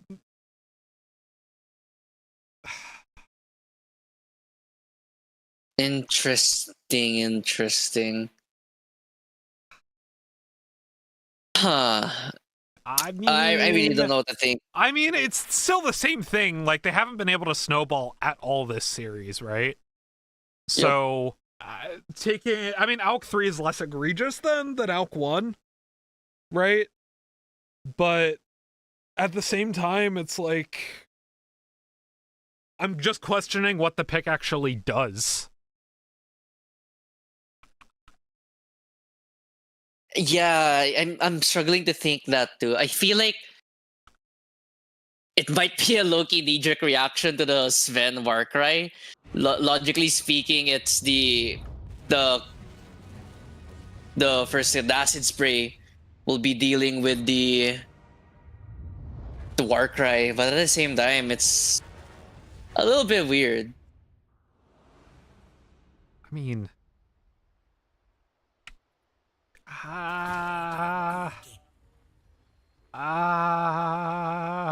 Prepare for battle. Burns, doesn't it? it just, man, like ALK 3 is like a cheese by definition. But I'm not exactly sure what they're cheesing with it, right? Like, you know? I mean, obviously he takes the point in unstable concoction because that's what you do as ALK 3. I mean, I just don't like this pick at all. I'm going Tempest all the way this draft. Yeah, I feel like Tempest has the better lineup. They have more counter picks here, and they have one hero that literally destroys the other heroes on the side of 30 seconds. Yeah. when wasted here early rune fight potentially. Another here. hero that destroys 2 of the others. Like not only is it ALK 3, you're picking ALK 3 and the Viper. Like, what? Technically, it's into the Wind Ranger lane, and even then, Wind Ranger just really feasts on an Alchemist. Even though you pop Chemical Rage, if you're not gonna build Radiance on an Alchemist, you don't really stand a chance necessarily against a Wind Ranger. Looks like it's gonna be a 2-2 rune split here. I mean, they are going. No, it's 3-1. Jurosa sneaks their own away. Oh boy. And they got the Impale as well. Fight Blood here. Grenades, power shot. And the Who Storm gets first blood Hammer. first? Unstable Concoction on Jurosa. Does him in, so first blood goes over to FJ, but will be traded back around by Lavelle. Small W, at least they get first blood.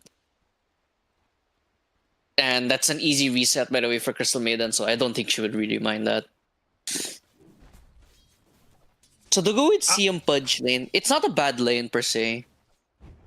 Dire's middle tower is under attack. I don't think it's a bad lane either, but like, I mean, that's the thing, like, you're picking Pudge 1 and an Underlord, right? Like, the Underlord was always going to come in because you picked Pudge. And like, I get it's a specialty hero, that's like something that has been banned away from you all time, so you're going to pick it, and you're going to put it on the player that you think is going to be best on it, but man, it is still, in theory, a strong lane, but like, Bottom. as I say that, Nyx Assassin doesn't do a whole lot when he's out roaming, so Kakashi ends up dying.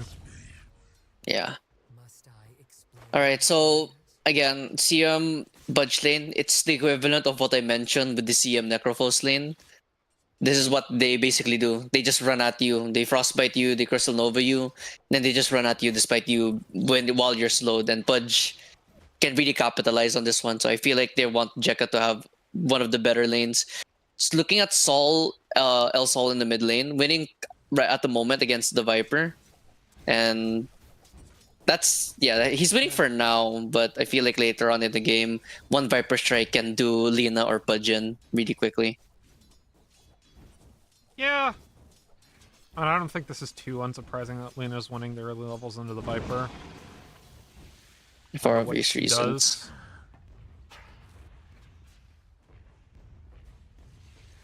And Angry Sun kind of on the back for the first time in a lane this series, but I have to say that it's 10-4 to 9-1, so he's only losing the deny part of the last hit deny war.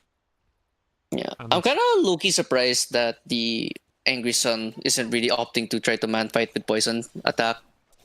Not really hitting him with a whole lot of poison attack, but that was level 1 poison attack, but now he's starting to get the damage up now.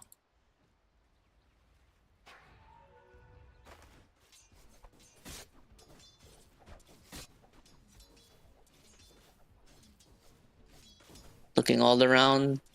So far, Underlord is actually on the back pedal at the moment just because of the combo that the Pudge CM has. Yeah. I feel like they're gonna kill him. Level 3 now on the Pudge. They just need to walk up now, straight up. Just run him down.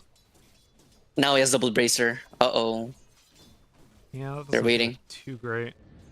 Meanwhile, Jurosa Prospect. keeping mid on the El Sol. Angry Sun gets the Fairy Fire off. One more auto! Does him in.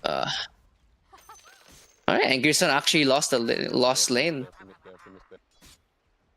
Yeah. That's not something you see a whole lot.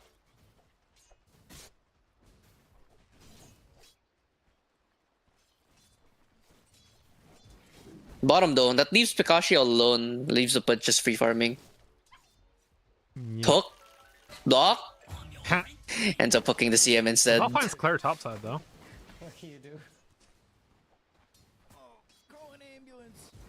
Yeah, I think they ran down the Alchemist straight up. I mean, like, in theory, right? If Wasted can snowball, they snowball really hard. Right? Yep, They that's have true. Pudge, they have Alchemist, they have Lena. Like, all these heroes have very good abilities to snowball leads and do a lot with early gold. Dire's courier has been Oh, Hulk finds Pikachu another bot side. death. I like the CM is really helping this Pudge stay up in the lane. This is an absolute dumpster coming bot side. Yeah, we see the From difference Jekka. now with the first 3 games, right, Finnick? Because first 3 games, they didn't really have lane dominating heroes for on the side of Wasted, but now they have lane dominating heroes. They have arguably, I'm surprised Lena's winning, but even then, she's also a lane dominator against a lot of heroes. For Pudge, they pair it up with a CM and he becomes a lane dominator because of the Frostbite Crystal Nova combo. The only non-lane dominating hero is this Alchemist, and that's to be expected. It's an Alchemist 3. He's more of the extra body type of role, and I feel like once he gets the level 15 facet of Acid Spray grants armor to allies, I feel like this Pudge is gonna be even scarier. Yeah. I mean, I guess this is a 4P1 draft, right?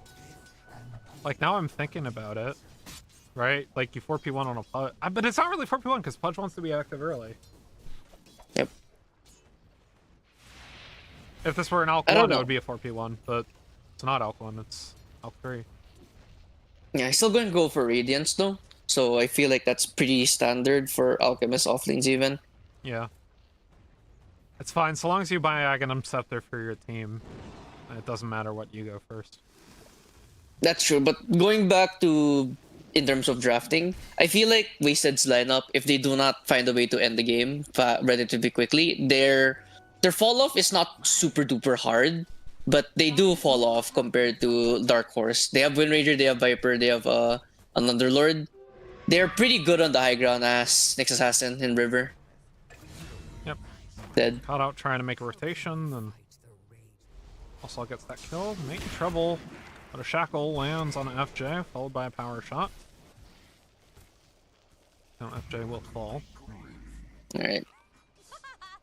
This Wind Ranger is going to need to do a lot of heavy lifting for him to bring back his team.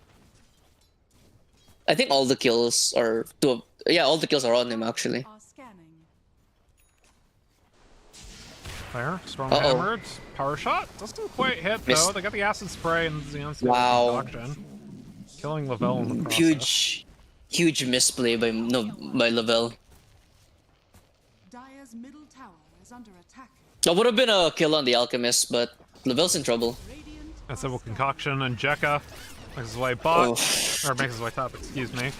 It's caught in a Oh, shackle, shackle. even after popping the ultimate. Drew Rosa gets a 2-man impel and then stops it out with Spike Carapace. Was able to save Lavelle Radiant's from the bottom dismember, tower but is now under he keeps his back bot side. Yeah.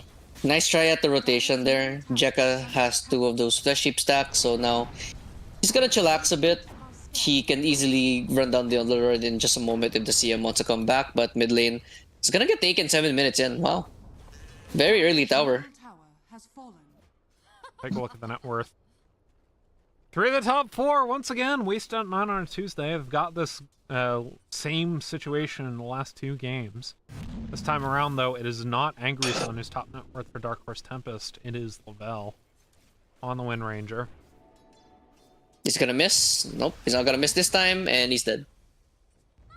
Alright, no miss on the power shot. Dominating now for Lavelle. That is all 4 kills on your +1 Wind Ranger, so signs of life as Angry Sun dies in mid again. Yeah. I mean, you opted the Viper into the Lina matchup, right? So Yeah. It works both ways, to be honest, and I feel like El Sol has really taken advantage of the Viper. Usually, less skilled Linas would get stomped out by a Viper, but in this case, El Sol, I feel like he had very good trades off early in the game. He was level 3 and Viper's level 2. He went for 201 and he just kept spamming Dragon Slave into just free hitting the Viper. Viper can't really exchange hits with the Lina early if she gets the early harassment off.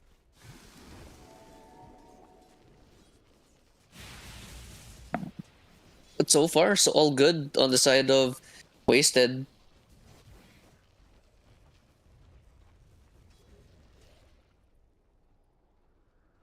And funny enough, if Wasted find a way to win this one, they're gonna win this game with a pos 3 as a pos 1.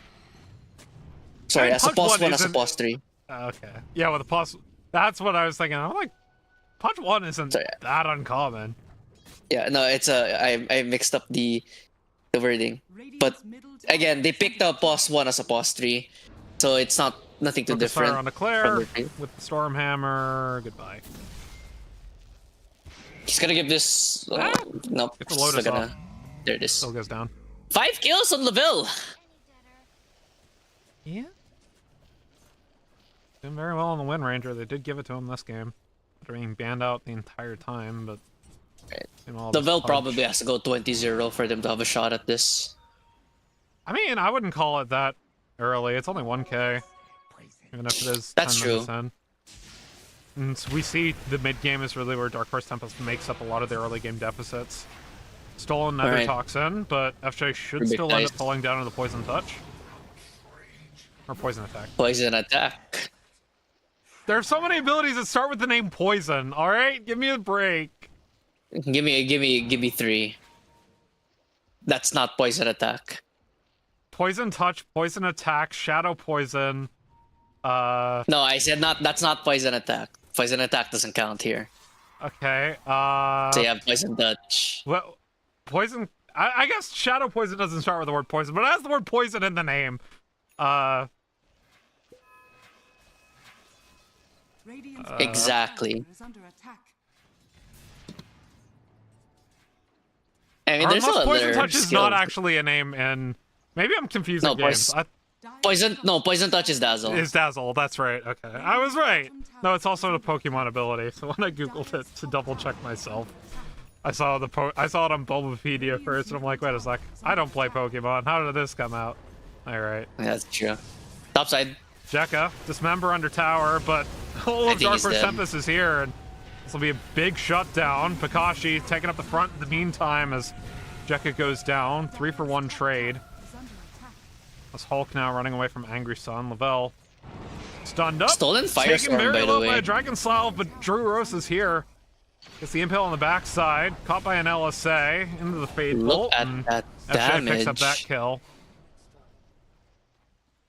Yeah, and you see the power of the Rubik against the Underlord. In all honesty, if I see Underlord, I would just instantly pick Rubik. But in this case, Underlord was the last pick, and they picked it into the Rubik. Rubik steals Firestorm. No, Rubik picked It's afterwards. way to go. Oh, really? Oh, never mind. I thought Underlord was the last pick. But yeah, you see an Underlord, I instantly want to go Rubik here. Is under attack. And you saw it right there. The percent health is the max HP as burn. It melts the Nyx Assassin, and I think Rubik killed off the. He helped killed off someone. I forgot who, but yep. Or no, he did a lot of Trouble out. damage to the Wind Ranger, Goodbye. and he's dead. They're trying to give it to Wind Ranger, but Drew actually ends up taking that.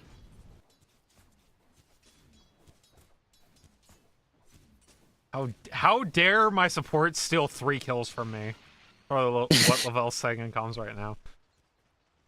I should be 8-0 right now. That is true. Would have been good for the on paper for Lavelle. Because right now, in all honesty, they don't really have that much to stop Lavelle if Lavelle ends up getting Aghanim's BKB Gleipnir. You don't really have an answer unless you get the Pudge or the CM to Frostbite into the hook or Pudge blinks in, right? she gets Gleipnir, your support's Glimmer Cape is useless, and she ends up running them down. Yeah. Well, they're getting Gleipnir on Lina, so never mind. They have an answer, but nonetheless, it's still going to be a rough game if Lavelle gets out of control. And Lavelle currently number 1 or number 2 net worth actually behind the Lina. Yeah, Lena just very good at flash farming, as Lena do. Went for the thermal runaway, so will Spoke be here. a good old-fashioned right-click Lena. You mentioned the smoke coming out. I'm just try to play for Jekka here, assuming their smoke doesn't pop on somebody else. They're paying out Pudge here. Pudge is in a lot of trouble here with the Viper Strike ready. Oh, he's big body block! Angry Sun, get out of the way! Oh no. So another And he time, gets a hook on- right back no. around! Into the hook! Oh no! Lavelle's here with a focus fire on the Jekka though, but of course Tempest has to run away. Angry Sun, what have you done? No. Oh my god. If I'm Lavelle, bro. If I'm Lavelle, I'm just wondering why the hell am I not catching up to this damn Viper? I already activated, to the Pudge. I activated Windrun. Why can't I get to him? And then he just sees that freaking Angry Sun is just standing there like a freaking Viper. He has no move speed or anything on Viper, and he just ends up paying. He even ends up getting hooked, so karma goes around. Comes back around. Pretty unfortunate for them. 3k gold lead now for Wasted Out 9 on Tuesday. Dare we play Guess the Gaben? Yeah, despite all that, they're up 3k, 10 to 9. I think I would lean towards 57 on Wasted. 52. In the 50s. Yeah. Game is far from over, but like what I said, the fall off.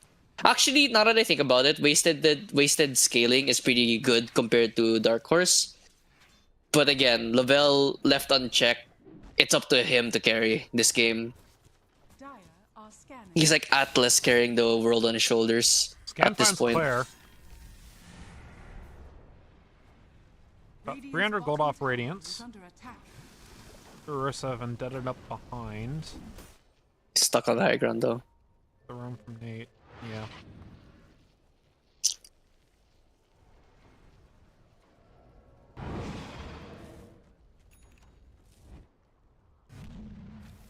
Crystal Maiden has the drums already, sorry. So Rubik opting to go for the Greaves. Interesting pickup from Rubik going for Greaves. I feel like it's the answer to the Nyx Assassin potentially bursting him down.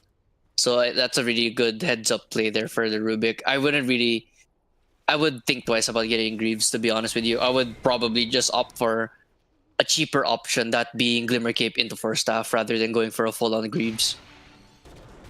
Oh, I guess he just kind of wants to dispel. Probably it. For what, though? You don't have anything to dispel here. And they get hooked as well. Should be a dead Nyx. It is.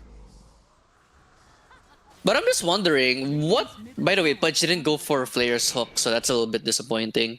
But what do you dispel here as a Rubik? There's nothing to dispel. Nate. Apart from Pit of Malice. Then gets taken down by Pit of Malice, Gleipnir from the Wind Ranger, you know, all that stuff.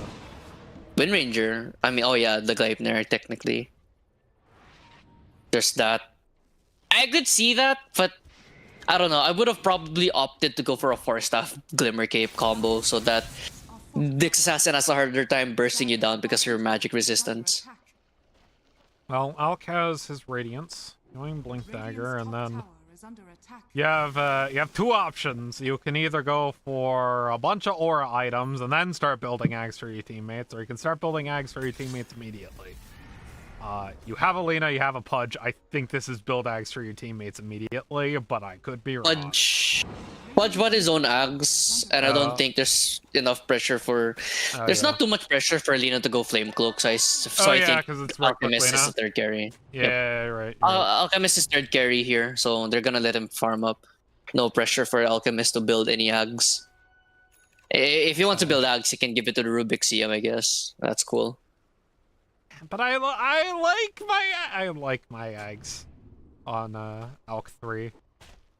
But I guess you're right. You give it Pudge to already himself? built his. I mean, obviously you're gonna build an eggs for Pudge eventually if the game goes super late, just to give him the slot back. But Yeah. and the gold back.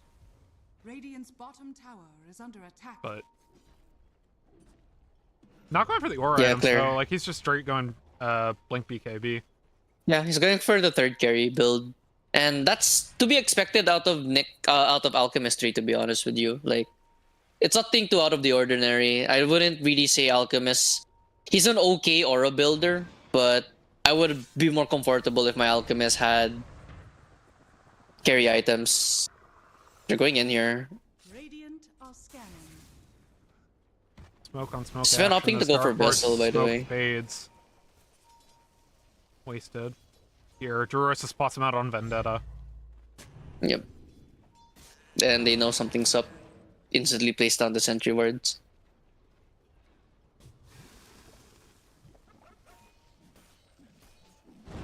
Pipe, by the way, on the Underlord. So all three of the top 3 net worth right now are wasted 9 on a Tuesday. We're gonna play Guess the Gaben again because now 9k at 20 minutes. There is I now would probably lean.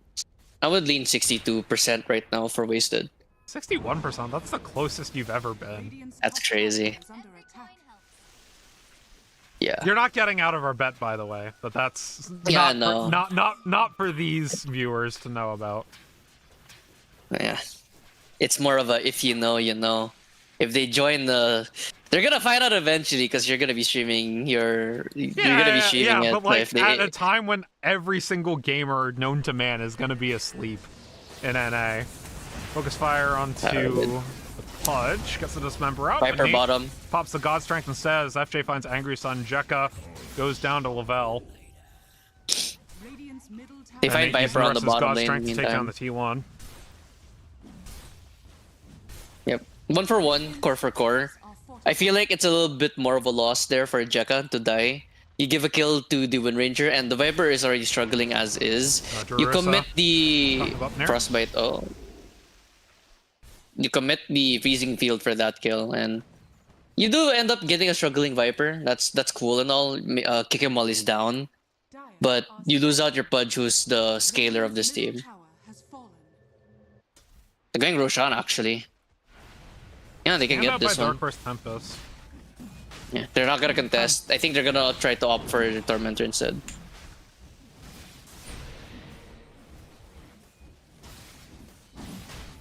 Give this one to El Sol.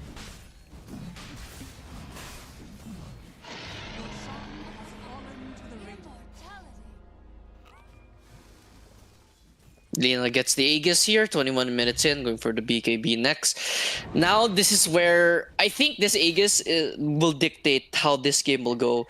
If they are successful in getting the high ground here, I feel like the game is over in favor of Wasted. But if they fail this Aegis push, or if they lose an Aegis fight, I feel like Dark Horse has a really good chance at getting back into this. In fact, Yeah. I think this will dictate who wins and who loses straight up. Right. I mean, like, Wasted in position to snowball. This is the best they've been come mid-game out of any game this series. Yep. Radiant's bottom tower is under And attack. Drurissa, who is... Uh-oh. Or Drurissa and Angry Sun have kind of been the stars of the series thus far, have been less existent this game, but as I say that, Drurissa. I would even push the envelope, Finnick. Durosa's impact on the next assassin. I mean, last game it was there. I'm not gonna knock on him for that. But Nate? Durosa's Mirana compared to Nyx has not really been as super impactful. Yeah. I mean, I agree with you that the Murano was more impactful. But, like, this is the first game Angry Sun's really been on the back foot Dire's bottom this entire tower series. is And, under like, attack. thankfully they have Lavelle there, who happens to be the highest MMR player, I think, in the entire game. Radiant's they've got middle that going tower for is them. under attack. Oh wait. But, Uh-oh. TP's Oh coming wait, in you could have bot side. activated. They find Wait, Claire. you could have activated Impale so that he could get the Vendetta off. Weird. Blink out. Pikachi dodges a hook. Root in onto Where's the Jekka. backup? Stolen ability. It's the Spike Carapace now as the Impale lands onto Jekka. Finally. Stun coming in from Nate. Lavelle here doesn't even commit the focus fire. Tigerson gets that kill, and now they continue the push onto FJ. Focus fire now onto the Rubik. Lavelle wicked sick now. 7 kill streak. 3 more to godlike. Not gonna lie to you, Finnick. There was a little bit of a misplay there on the side of the Nyx Assassin. Nyx Assassin was standing inside the acid spray. Other He side, saw the Elsol. alchemist. Oh, hold on. Elsol. Also have Vendetta, but he doesn't have mana. Yeah. Oh, he could have told And him he the takes the region. regen Oh, rune he off of Elsol's nose! That's rude. Yep. That's rude. But yeah, there was a bit of a misplay by Drew there on the alchemist. He saw him under the ward, and he was under the acid spray. He opted to go for the long range impale instead of trying to go for the spike carapace into hitting him with the vendetta. I feel like that would have secured the kill on the alchemist, but yeah, unfortunately, he was just not able to get on top of him. That was a lot of stun time going away. Man, you know Orchid's a broken item when even Alchemist is building Orchid. Yeah, pretty default. It's IDK, man. Oh, this is another hero who can hypothetically solo a Tormentor with Chemical Rage, but not really And ATM. brought his friends over. But Yeah, it's well, also like Bristleback could solo Tormentor for a bit, but he can't anymore because he no longer. I mean, you still can actually on Bristleback. That's another one. That's Actually, more than technically just- speaking, you that's- can solo as a Juggernaut if you have Swift Slash, or if you want to use Omni Slash and just farm, you can do that too. Yeah. No, so But you it need is more items. than just the Ursa and the previous Abba. I forgot about, Troll. like I play Bristleback too. He's literally my highest mastery hero. But I just yeah, FJ and Pikachi. Oh, Stolen Firestorm. TP's coming in from the rest of Dark Horse Tempest though, as FJ has to run away. Duros is here with Mandetta though, gets the Spike Carapace and the Impale as well. The power Glimmer. shot misses though. FJ continuing to kite away, but Lavelle's got the focus fire down on to Hulk. As he's silenced by the Orchid, still gets the support, and the other one falls as well, the Angry Sun. stealing kills from And- Lavelle, so you doesn't get beyond godlike. Very nice. 7-0. I mean, this is... Yeah, but you see Lavelle's impact there. Even though he doesn't get the kills, but he did the most out of that fight, to be honest with you. Beansgate bot side. They found Jekka. Uh-oh. And the scan doesn't quite hit Lavelle. Oh, Doesn't no. matter. Oh, TP wait. in from Claire, though. Alchemist? He tries to get on top of Wind Ranger. He's forced to get out of the way with the Wind Run. Jekka still gets the ult out onto a support, but he goes down for it regardless, and Claire's caught in a shackle now as Pikachi takes the damage from Elsol. He's able to get out just barely, and how the turnaround once again. Dark Horse Tempest are going to run away with the fight, despite the net worth disadvantage. Oh, 3-man the stun Tempest from son! Nate saves the rest of Dark Horse Tempest. It ends up going 2 for 2. But it's 2 supports for 2 cores. I feel like they could have continued that if they had enough resources. Unfortunately, the Underlord and the Wind Ranger, they both run out of mana, so they couldn't continue. So that triple route into the triple Svensson was a little bit of a waste, but nonetheless, huge fight there for Dark Horse. Yeah, it's again wasted needed to snowball, but they just kind of started farming. Yeah, they kinda did. It's you have this Pudge position 1, right? He has his Aghanim Scepter. He has done nothing but been caught out farming since minute 15 this game. He got 2 I kills feel in like lane, the- that's fine, but like... Yeah. Afterwards, what can you do? I feel like the bottom area where Claire got caught out by the Nyx Assassin, and then they, no. instead of killing... Uh-oh. Yeah. And like Angry Sun's I back feel into the it- game now. So is Madness Pikachi. style. Like Alchemist is second in net worth, that's fine. He's always going to be there. Lena's first in net worth, but like what can you do? He's also 7-0, by the way. But I feel like after the bottom, after they get Aegis, right, around bottom side, they get, I think the Pudge and the Rubik, they both get caught out. Claire was the first to get caught out, but he ends up surviving. But they get the Pudge and the Rubik instead. I think that really stalled that Aegis, and I feel like they weren't as confident with the Aegis. That's why they decided to just end up farming, and I think that was the mistake that they had. yeah. I mean, Kashi sees Claire, TPM from Lavelle. Focus fire. The hook actually doesn't save Claire. Focus fire onto Claire. Lavelle BKBs. Still stunned up a little bit before that, though. By Jekka, as Angry Sun does damage onto Jekka at the time. Elsol pops his BKB. He's broken up by the Viper, though, as they get a shackle once again onto Jekka. Down goes the next assassin, but they end up trading for their pos 1. Viper caught by a Glepnir now. The fight is still in favor of Wasted, though, as they've taken down Bakashi and now Angry Sun as well. Let's pick up Nate. Lavelle. Can't really do a whole lot there, so Wasted, they still have the net worth advantage. Decided to push it and found a better fight for themselves.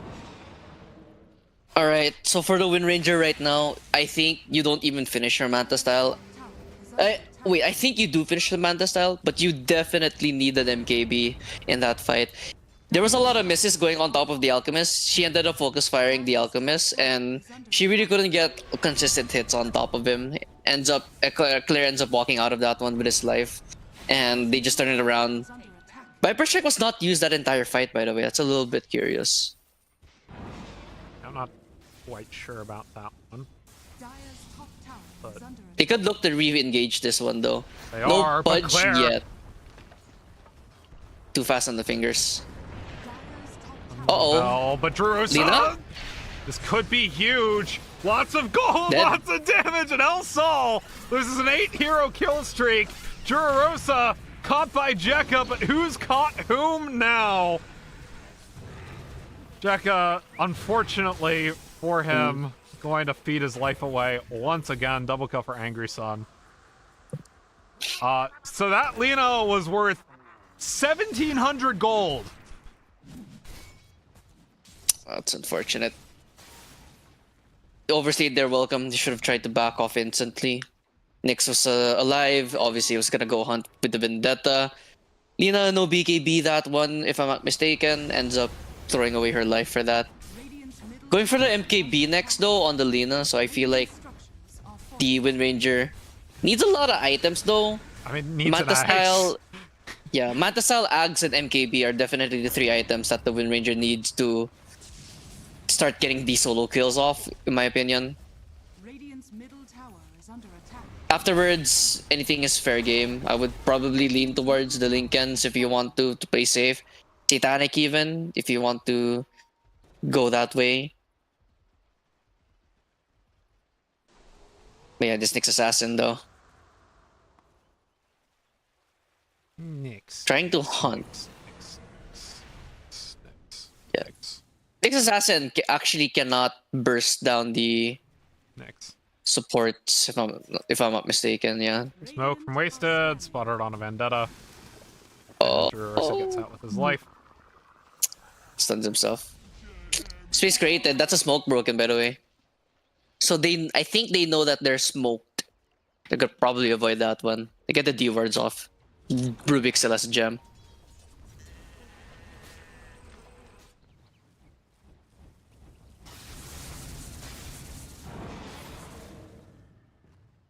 It's MKB on Lina, I mean, by the way. again, like Wasted showed these signs of like we take the straight 5v5 fight and we win, and then they just kind of overstay their welcome, and Dark Horse Tempest finds a way back in, and then when they have 5v5 and all their abilities are up, they smoke, they pop, but they don't like. Radiant are They're unable to find anything off of that, like at all. Yeah, I don't really think it's a damage problem, the but scan on rather I think Drurosa bot. he sees He's that just waiting for the TP gate to come through. Roshan's available. I Waiting think for he them to picked it go up for with him. Roche. They should definitely try Roshan here, I think. Wait, Oh, Nate's Nate. taking the gate top. No, we stopped the cancel. They're just playing with each other gate games. It's They're the really edging this one out. Okay, so they're gonna try the exact same play that Dark Horse Tempest got last game, where they take their tankiest member through the gate while everybody else walks in through, but they're spotted out by Drew Arosa on the next assassin. He loses his life for it, but Jekka, meanwhile, gets chunked out to half health. 4v3 now, but Lavelle, BKB, focus fire on El Sol. Still the BKB from El Sol saves him in the nick of time. The LSA onto Lavelle, but he manages to get away. Claire now on top of Lavelle. Down he goes. And it is a done and dusted fight in favor of Wasted as they pick up Angry Sun, the remaining scraps. Kakashi TP's out and an easy Aegis for Wasted. Lavelle was worth They really tried. 1,600 gold. Yeah, they really tried for the kill onto El Sol. I feel like if that Wind Ranger was just able to get the shackle before the BKB, El Sol was dead and that fight would have gone in a completely different direction. But unfortunately, Wind Ranger pushed the envelope a little bit too far and gets caught up with the dismember, and there's just no answer for that. But even then, Drew gets caught out on the next assassin. I don't think he had Vendetta up. That's what caused his death. Drew in the back here might run into a Rubik. It's probably one of the worst heroes you can run into right now because he has the gem. Actually, no. Rubik is very low. He could burst his Rubik if he wanted to, but it's just gonna wait for now. Fallen Tormentor goes to FJ. Yeah.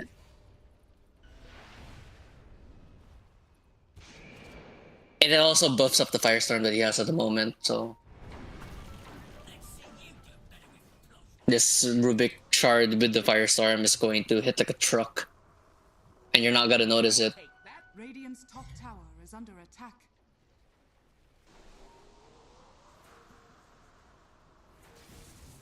They're picking out Lina in mid here though. I think they want to go for... Oh, Shackle hits misses. Creeps. Nice try though by Lavelle.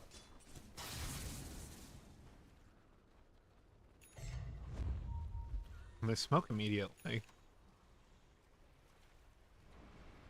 Yeah, they have a really sneaky ward here in their triangle that's been up for quite some time now by Drew. They never expect this one. They're grouping up though on the side of Wasted, so I think Dark Horse, they want to avoid this at all costs. They cannot fight 5-on-5. They have to find one pick, then dip out. Ideally, you catch the two supports, waste their Aegis even more. Shadowblade now on the Lina though. Of course, invisibility. Wait, they know Lina's here. They do. They know they're here. Hold on. They're not. They're not gonna go for it. Instead, They see them smoke, Wasted though. smokes. Under vision. They know. They know. Yeah, I think someone might have pinged that one out. I'm not too sure. You have to. No one can die here. If you want a shot at this game. Oh, Angry Sun. El Sol on Angry Sun tries to Manta dodge out of the way, but still, there's too much damage from the Lina. Dire's middle tower is under attack. That's not what you Picks want. up that kill. Yeah. Dire's middle tower has fallen. Radiant's top tower is under attack. Dire's middle tower is under attack. What real answer do you have here without the Viper for 40 seconds? I feel like there's a lane of racks. They have Firestorm here, keeping the... Oh, they have Shard on Punch apparently.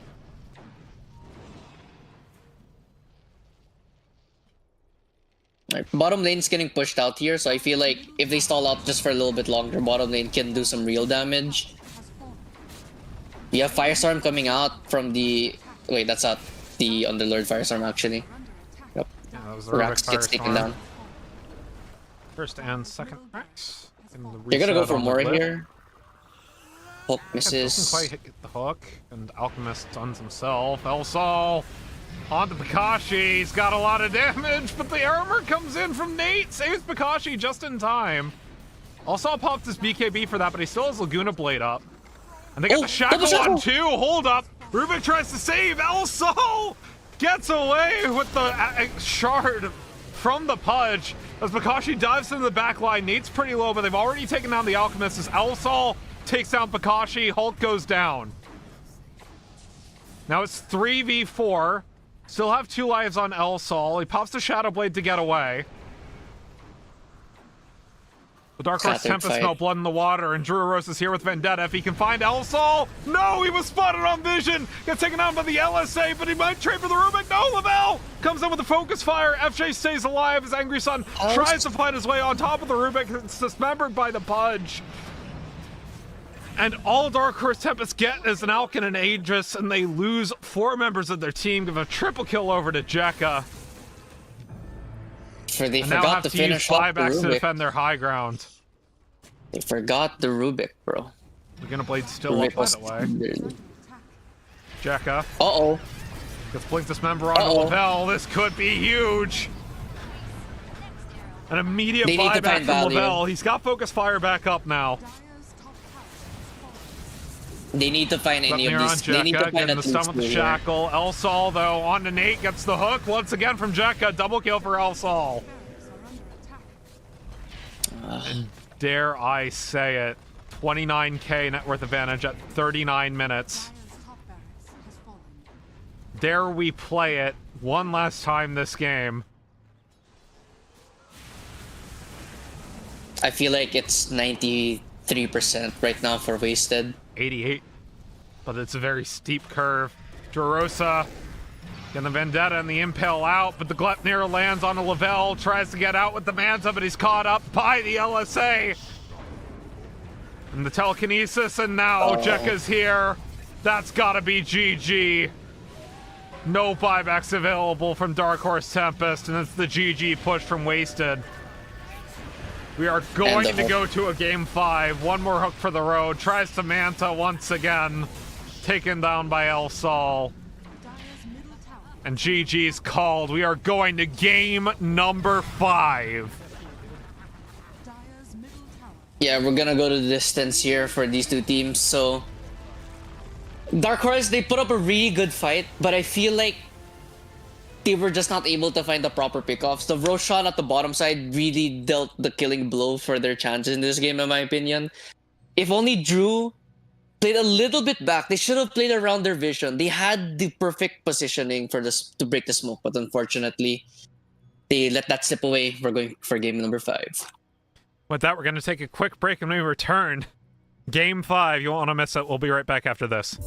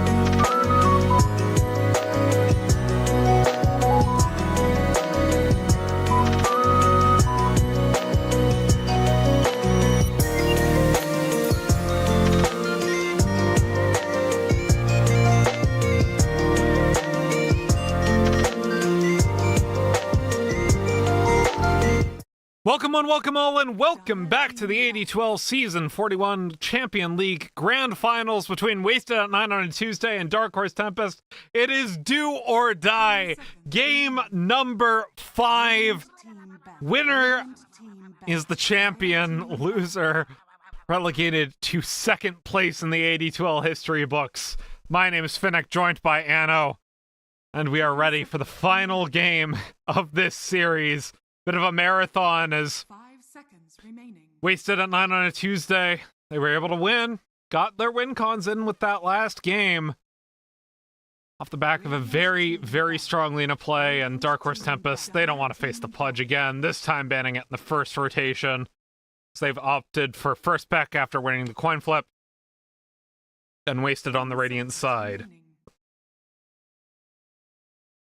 Yeah, so Wasted banning out the Sand King again, and I feel like Sand King, again, first 2 games, or rather first 3 games actually, there was a Sand King, ended up going 2 for 1 in terms of win-loss for both teams combined, but nonetheless, they don't want to deal with it anymore. And speaking of not dealing with things, Dark Horse, they do not want to deal with that Pudge.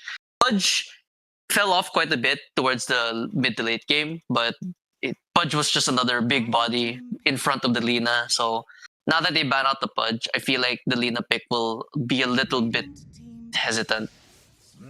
Sven again. Dark Horse Tempest. Really like the Nate Sven. First picking it once again. I mean,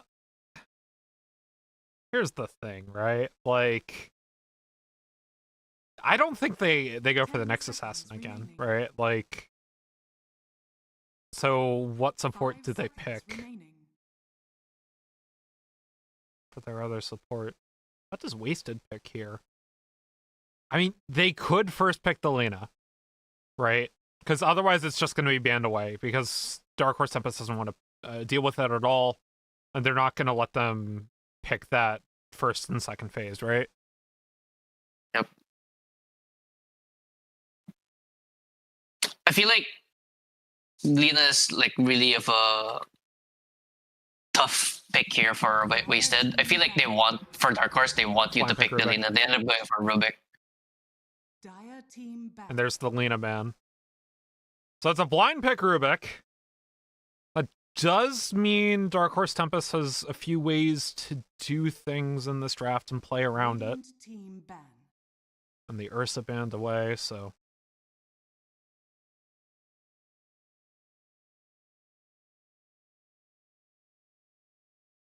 Yep, they don't want to deal with Ursa either. Ursa was the 1 carry hero, or Pudge and the Ursa was the 2 carry heroes that resulted in their defeat, so numbers don't lie. Don't lie. 5 seconds remaining. Radiant team pick.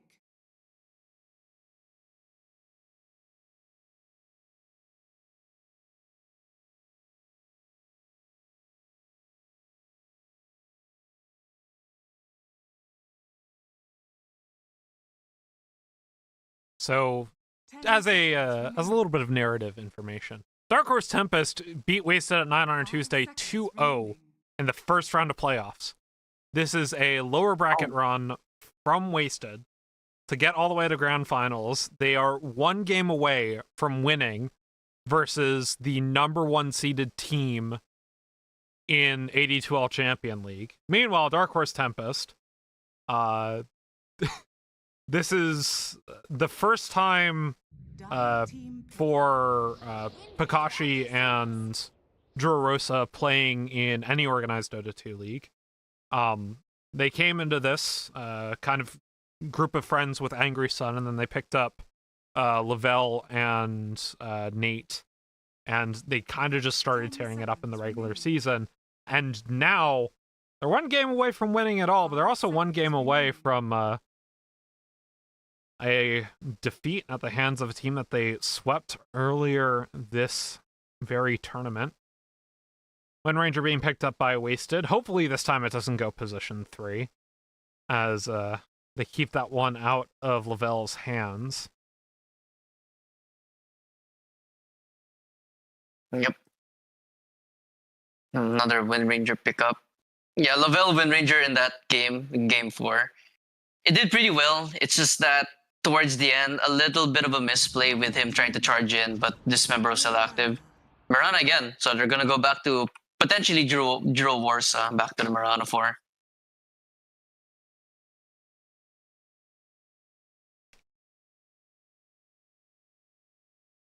So 10 seconds thus remaining. far, nothing for Rubik to steal quite yet, 5 but seconds remaining.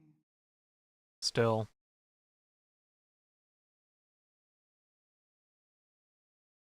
Yeah, I think at this point you just try to avoid Team pick. giving Rubik some good spells, and yeah, another Expakashi. hero that Rubik doesn't really want to steal. The only real spells Rubik can steal: Starstorm, Sacred Arrow, and the Stormhammer at the moment. So they did pretty well on this Axe game number 1, but that wasn't a 10 seconds Morphling. remaining. This time around, no obvious counter pick here for the 5 Axe, but seconds remaining. a lot of times game number 5, you'll see a lot of teams go back to comfort, right? It's kind of do or die. What are we comfortable with? What are we going to have success with when our backs are up against the wall?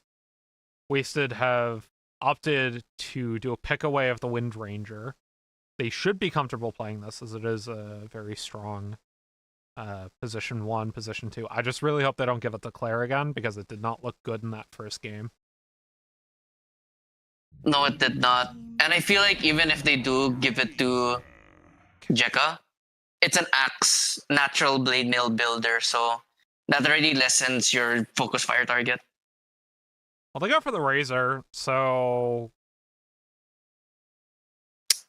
That's a decent 10 Axe seconds remaining. answer. it's a But if decent Axe Axe gets a answer, go- but it forces the Wind Ranger 5 mid seconds or remaining. 3 again.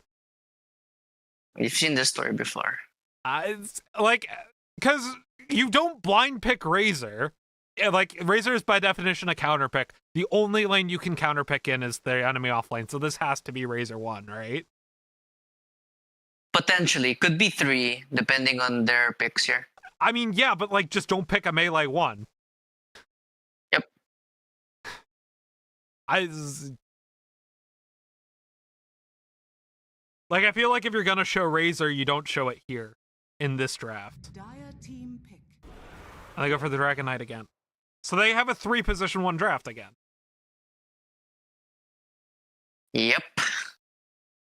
Please put the DK3 in the Wind Ranger mid. That's all I ask for. Dire team ban.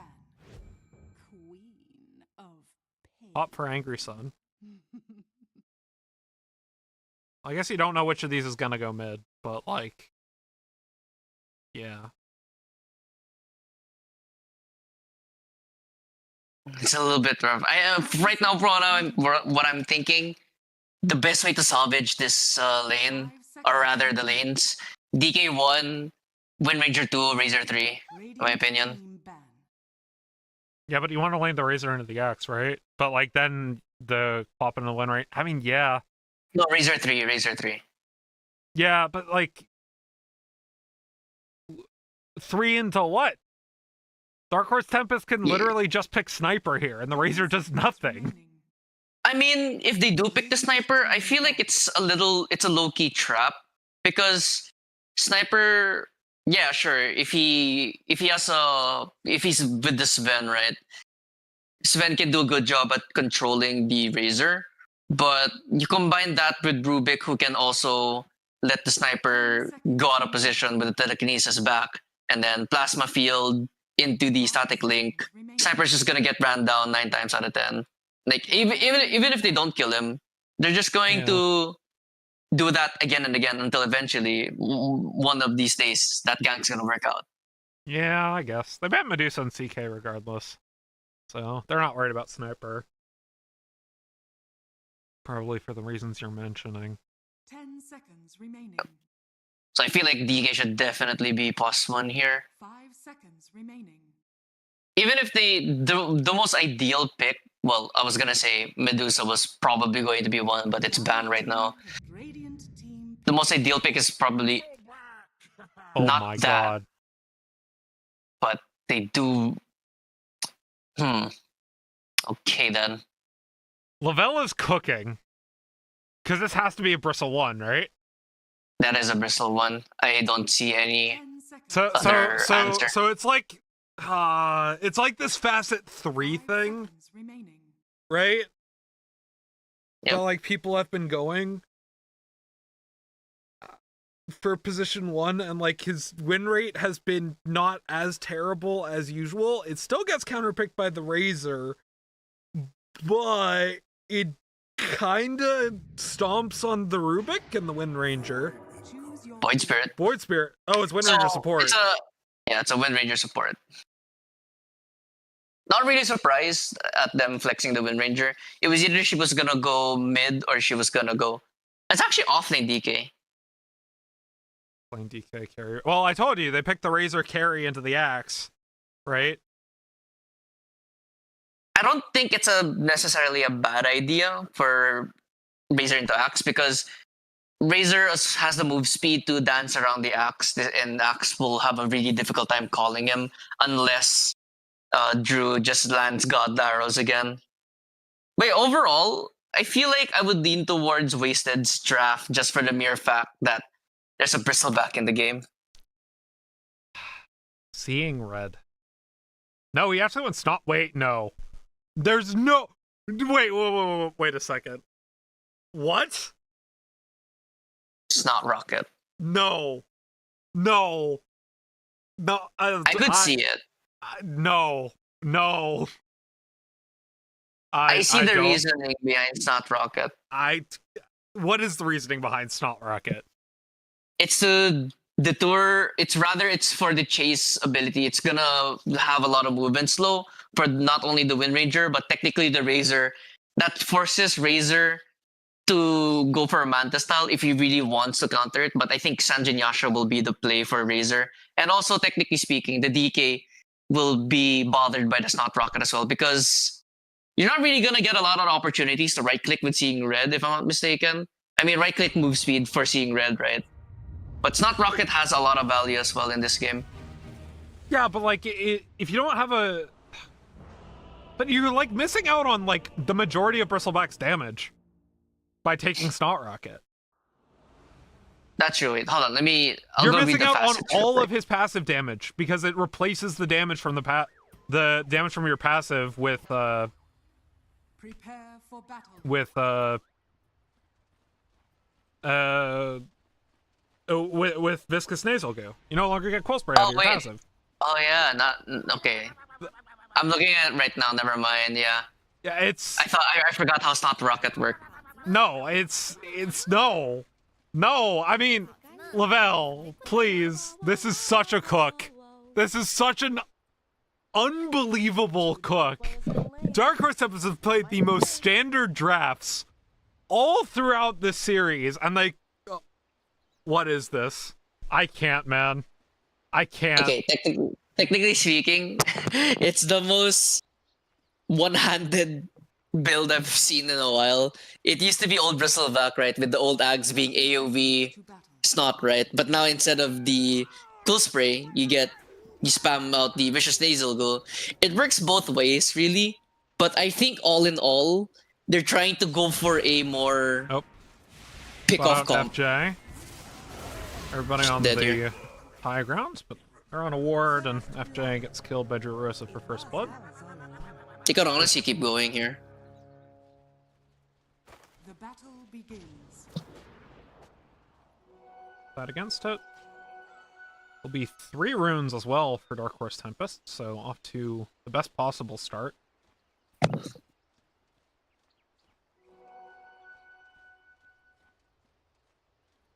Yep. So they get first blood and they get 3 runes as well.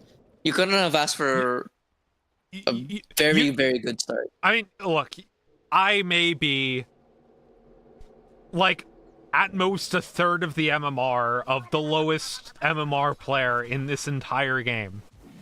However, I am a level 29 Bristleback. Yes, I will patently admit that because no one else plays that much of that hero, but I am. Snot Rocket, I tried to make it work so many times, man. I don't know, man. This is such a cook.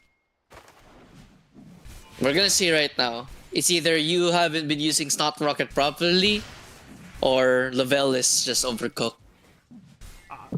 IDK, man, this is like,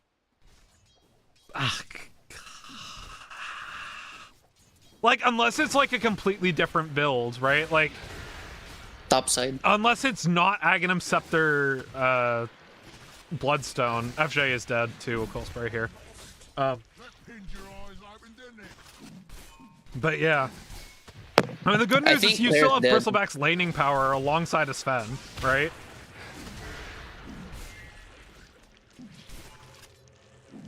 Alright, they can't chase down Claire, but Claire does not have a stick, so still a lot of damage.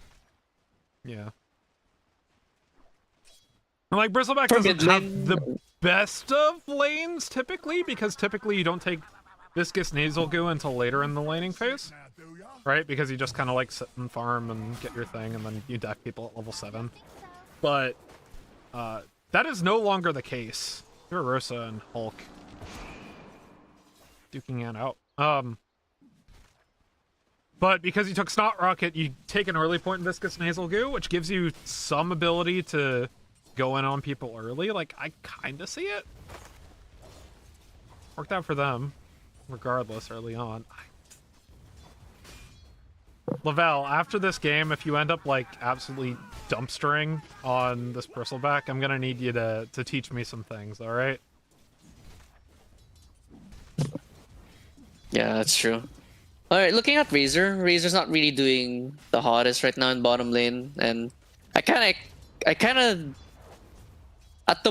think it's because of the support pickup here on the side of Wasted. I feel like if you pair Razor with a slowing support, like let's say a Jakiro, I think this lane would be more Razor favored. But thanks to Mirana and the Axe just really, or Mirana hitting away, Axe just doing constant battle hungers. This is more Axe favored. It's another death top side. Well, finds Claire and Nate barely stays alive. Not Rocket doing work. Well, it's not the Snot Rocket, it's just 2 levels in Quill Spray and 1 level of Viscous Nasal Goo. Snot Rocket literally is not coming to play. He doesn't have a point in his E yet. But No, it says here, max stacks and armor reduction per stack increased. oh, that's true. The slight increase, I'm just saying. Slight increase. It makes Dragon Blood a little bit useless, and he's forced to go 0-1-2 on the DK. That's not something you really want. You want to go for something like 2-0-1, maybe a 2-1-2 build. And I could definitely see Claire falling into the trap of going 1-1-3. Dragon Talon Lavelle. I mean, Radiant's middle tower is under attack. again, it's such a cook. If it works out, it's a glorious cook. But like, out of all the times we on a cast have called something a cook, how many times has it actually worked out? It's actually worked out quite a bit, like over in the other tournament. I can only think of the Underlord Pos 1. And that worked out. That was like the only time I think something that's been like a cook has worked out. But I mean, there was in the game I casted recently, there was a Doom mid which worked out as well. I mean, Doom mid isn't that much of a cook though. It was against a let me think. It was against a Viper mid. Okay. Okay. Also, Claire with the Rubik out elsewhere, getting body blocked by Nate. Well, doesn't want to dive the tower. Nope. Almost had the blood in his eyes, but we swap over to the net worth graph. Top 2, Angry Sun, who is back to winning mid lane. And then, of course, Lavelle on the Bristleback. Doing quite well for themselves. Bot lane about tied in terms of net worth. Those, even with the support pickup not being the greatest partner with Razor, Razor still has a good time, or a decent enough time against melees. No As I say mana, that, though, and they get the Pikachu call. gets the call out. Power shot on the Drurissa doesn't quite get him. Now the static link onto Pikachu. Get some extra helixes in onto Hulk. Oh! The plasma field takes down Drurissa and the power shot Oh no. for Pikachu. Alive, I'd still be shooting. The static link, or rather, sorry, the plasma field clips the Mirana and ends up killing her. Top side though. Radiant's middle tower is under You see El Sol on the roam, but Lavelle in the Look at the 2v1 stop. just turning it around on FJ. Oh no, and Angry Sun's here! Oh. There's the What a Sonic rotation. Wave, double kill for Angry Sun. Baited. And the friendly tips come out. Baited. That's all I can say. Baited. Uh, I mean, unironically, Finnick, you saw what Snot Rocket did there. It slowed down everybody. That gave enough time for Angry Sun to think Yeah. about TPing. Ended up yeah, committing yeah, to the you TP. know, maybe this. You know what? I'm smelling the garlic and the ginger right now. As you should.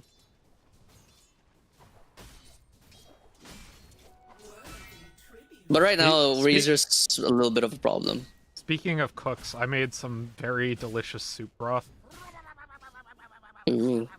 the other day with like lots of garlic and ginger and some soy sauce, some chicken stock. How'd that turn out for you? Oh, it's so good. Basically, as part of meal prep, I just made like 3 quarts of it. Radiant's middle tower And then I is put under attack. some like nice frozen dumplings in there, and then instead of cooking the dumplings in water, I cook the dumplings in the soup broth and then just eat the whole thing. Can I say? It's great. She loves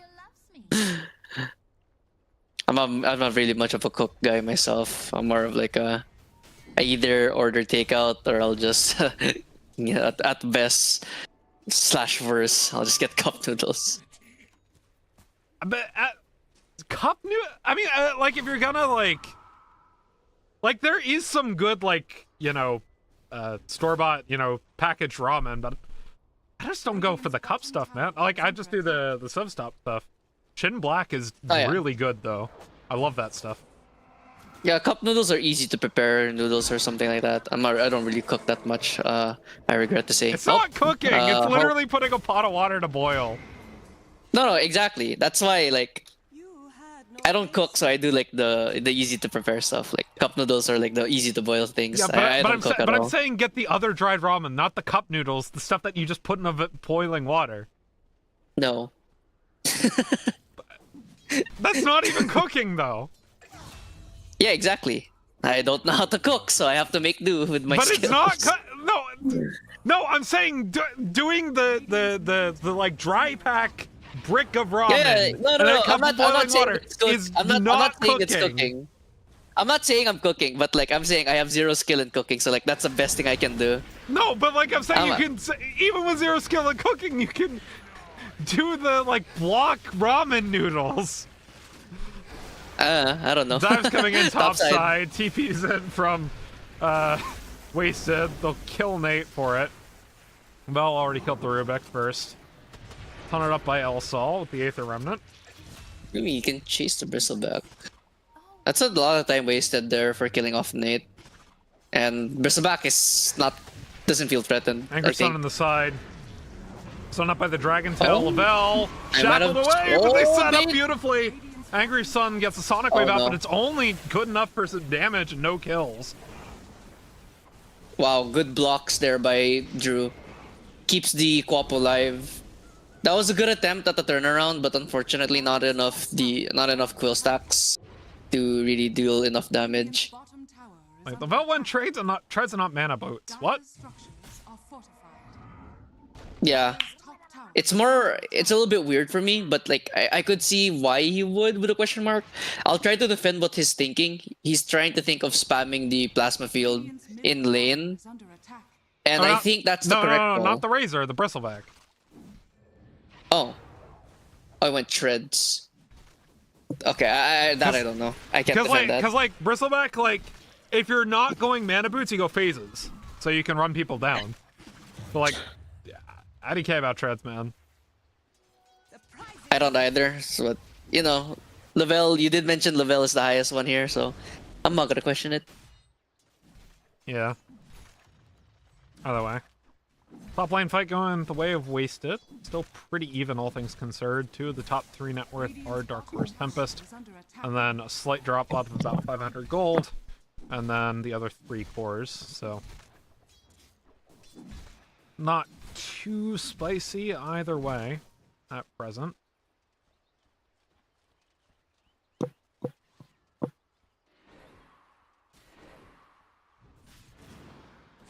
He's through the co-op, so they might look to make a move in 10 seconds with the Sonic Wave. Indeed. But yeah, no, get the brick ramen and boil it. You just throw it in boiling water and then you put the seasoning packets in. It's not cooking.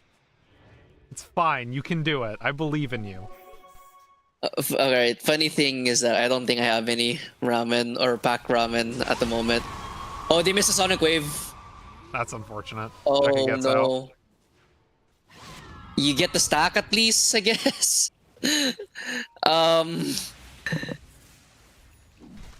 Mr. Angry Sun, I mean, we all get to miss every now and then. We're only human after all, but I feel like Sven should have went first there. Most likely. Angry Sun on Vision. But taking camps as you do. Lavelle getting close to his Aghanim Scepter. He's had a very good game thus far. Only dying once.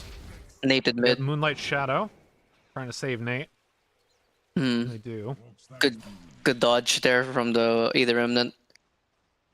Bottom though. Oh, look at the Claire's Claire. being eyed. Take an arrow. Barely dodged out. Kakashi's here. There goes in the Elder Dragon form, and No TP, but they're satisfied with that.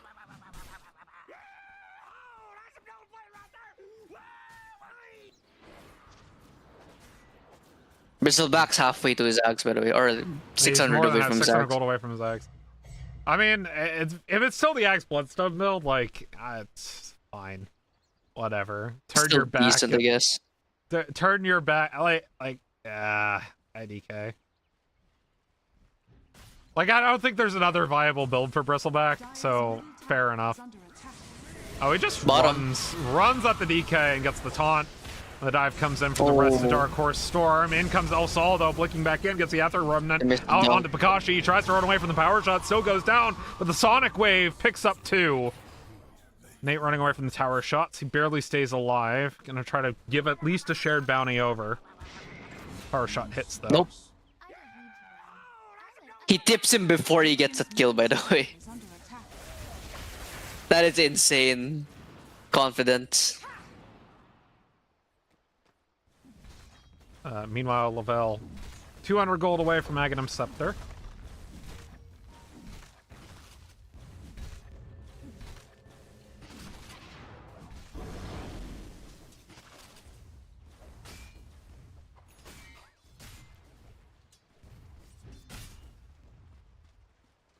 Unfortunate, by the way, for the Axe. Wasn't able to get any of the dunk kills there. He still has 1 stack from, I think, a while ago. I'm not sure when he got that. But he is a scaling hero. Aghanim's now on the Bristleback. That kind of is your first fight timing on Bristleback. Although it can just be used to accelerate farm sometimes. You never know. Middle tower has fallen.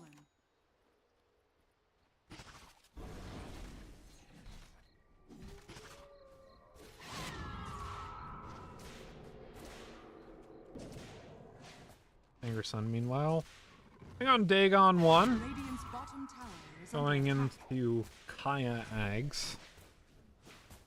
Yeah, it's pretty standard co-op build. Dagon's there for the lifesteal, for the burst as well. Probably 2 bot side. Charming. Hulk gets a shackle onto Jurarosa, but in comes the Stormhammer, and the taunt lands onto the Razor. Elsal TP's in. The Aether Remnant's a swing and a miss. End up trading the Mirana for the Razor, but they got a shackle onto the Bristleback now. Lavelle in trouble, but the Sonic Wave is huge. They nearly take down Hulk as Lavelle runs away from everybody else. Now on FJ. And so they trade their Mirana for 3. Claire and El Sol can only sit and watch now.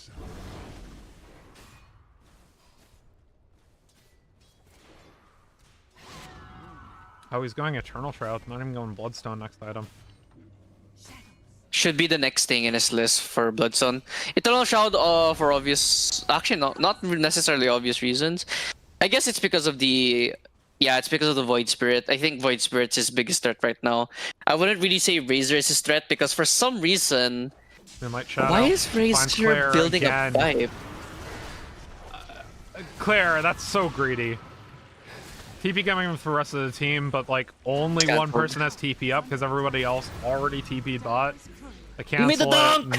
it. Pikashi is screaming at Angry Sun right now, like, bro, that was a dunk kill right there. You stole it. Radiant's bottom tower. Yeah, only one By stack the on the way- axe. How dare you? By the way, I'm just saying, Razor is opting to go for a tank build? I don't know why. So they're playing Pos 3 as Pos 1 and Pos 1 as Pos 3 because Razor's going for... Radiant's bottom tower. Is this under Greaves? No, it's not Greaves, but he's queuing up a pipe. But he has an Ogre seal. An Ogre axe, sorry. attack. Scanning. Yeah, And he has a Mex at the ready as well. they queuing up a pipe. And the DK is going Shadow Blade. And both teams are cooking right now. I just like the smell of Dark Horses a little bit more right now. FJ. Uh-oh. Caught up by Angry Axe. Sun and Company. There we go. Dude. Alright, so they saw the Razor last... Give me the kill! Where's the dunk? Pikashi Where's bursted the him dunk? way too hard. By the way, they ran into the Razor, but like I don't think the Axe saw him. Unfortunate though for the Axe, still with 1 only. Where's the dunk? Bro is under 6 foot, so I guess that's why. Can't Actually, I'm duck. fairly certain Can't duck. Makashi's jacked IRL. Not gonna lie. I mean, being jacked does not equate to you being able to dunk a basketball.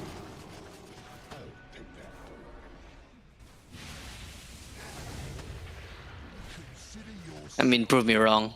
I mean, yeah. I mean, there are some basketball players that's like I think the shortest player to dunk was like 5'6". I mean, has Steph Curry ever dunked, or is he only a 3-point shooter? No, he can dunk. He's 6'3".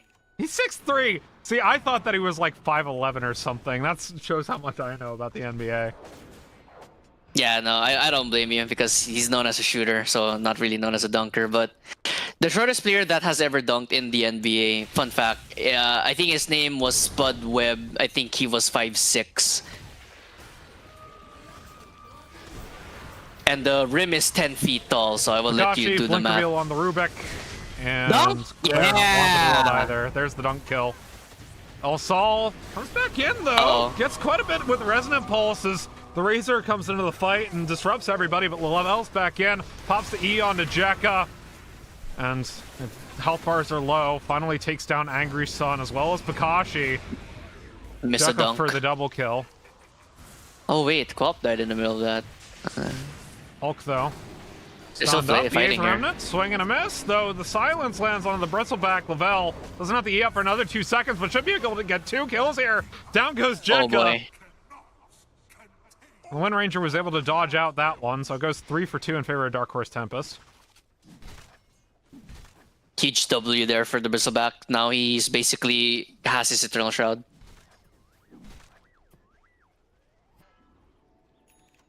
And the damage keeps coming, and it don't stop coming.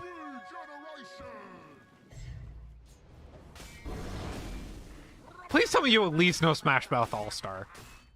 Of course I do. All right. Okay, okay. That's it. That's Just insulting. making sure. Just That's making insulting. sure. Look, man, these freaking Zoomers, man, I can't stand them. They don't know what he called. This man doesn't know who Eric Clapton is. All right.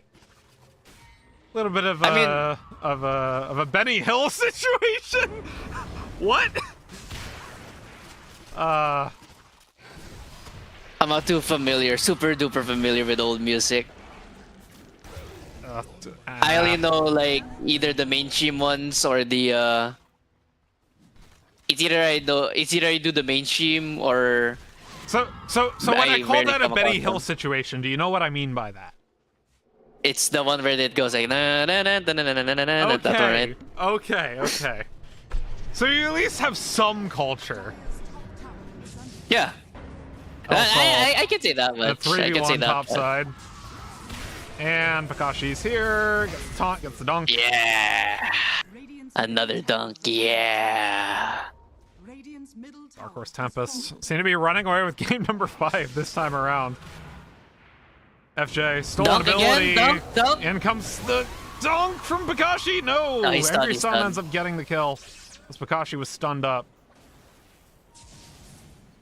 They could try to re-engage this one though. Hit on vision.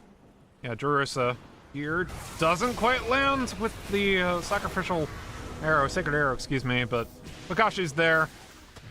Gets the call, They're diving and Claire. in comes Lavelle, diving right on top of Claire, pops the E, down goes Claire, even with the shield coming in with the Pavis. Oh wait, Oh, never mind, double arrow. Shielded up by Nate, stays alive, never worried for a second. Oh, never mind, takes 2 more Everyone's- tower shots. Oh, Saul here gets the taunt! Oh, but the power shot doesn't kill Lavelle, he still has He shield! missed. What? Oh, he missed. Wait, he's stuck. Oh, what? Oh, no. I didn't even know you could get stuck there.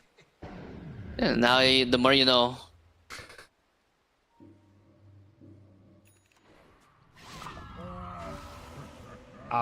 What? Shall we play Guess the Gaben? All right, I'm gonna guess 72% for Dark Horse. 79%. I mean, you are getting better the more we're doing this, but you were so confident you would get this right on at least once, and you still haven't outside of a coin flip 9,900. Look, in my defense, we didn't cast like as much as I thought we would. There were Well- some days where I wasn't free, and there were days where you weren't free. So it wasn't my chances were amped up were not as much. Even There wasn't throughout enough playoffs of quantity. that league and now this one, you still haven't gotten it right on. Maybe you should admit it's a little bit harder than you thought it would be. That's why I was so confident that I'd be able to win that Oh, bet, boy. you know?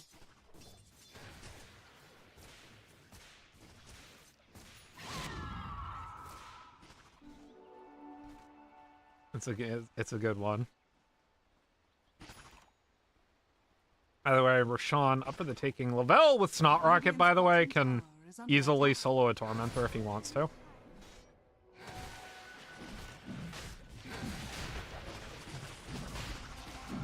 Instead, go for the easy Aegis.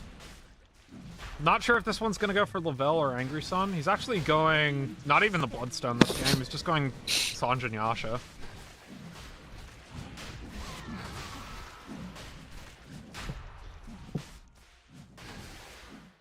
Smoke from Wasted. Oh, they don't even know this Roche is going on. They're going into the triangle, so... Roche's going to be taken onto Lavelle. And the jig is up, the news is out. They finally found me. You don't know that one. Never mind. Radiant's bottom tower is under attack. Renegade by Styx. Good song. Dire's Anyways. middle tower is under attack.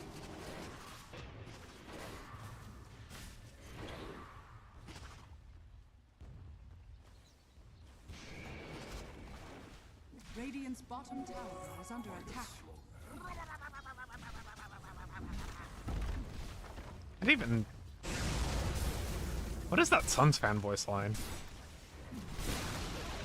Radiant's bottom I know. tower has fallen.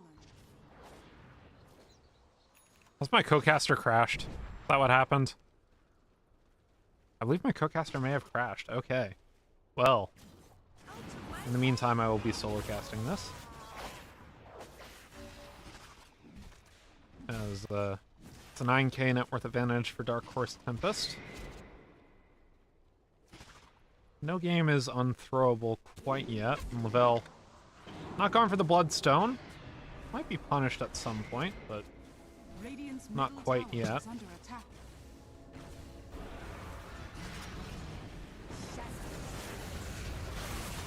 Lavelle onto Claire. Bakashi BKBs, tries to get out of the way. To dissimulate from El Sol onto Lavelle now as the fight is very disparate. Jekka trying to get on top of Nate. Should be able to get the first kill of the fight there, but meanwhile the Sonic Wave picks up the mid laner and Nate gets out just barely.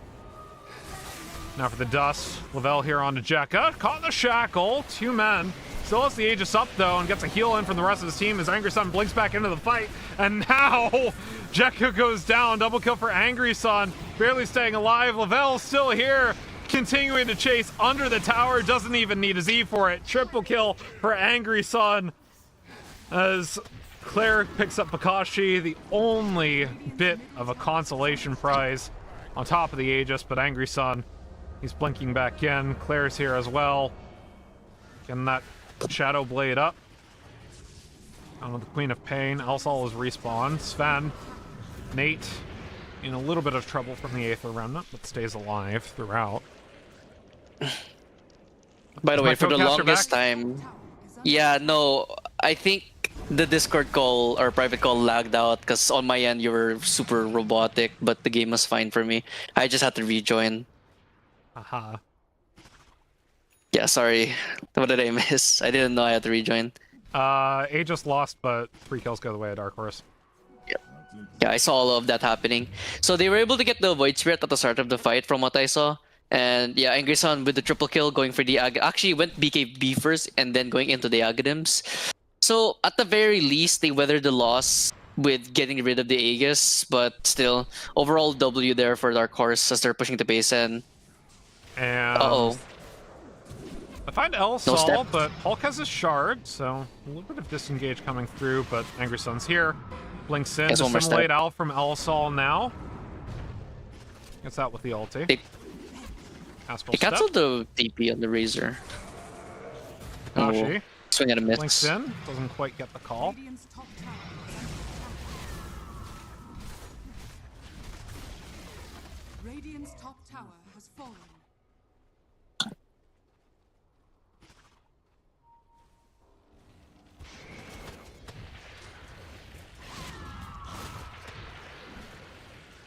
Radiant's top tower is under attack. Anyways. 13k net worth advantage now for Dark Horse Tempest, and Dire's middle game has tower slowed is down under in pace ever so slightly. Dark Horse Tempest have the advantage, and they can push it at will.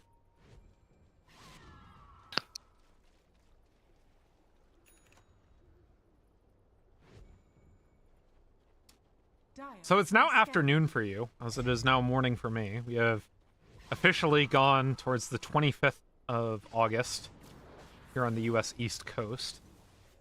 We're now finally on the same day of the month. Yep. Current time here is 12:12, and that basically eliminates my chances of falling back asleep. Instead, I will use the remaining time after this game to just lie down and chillax.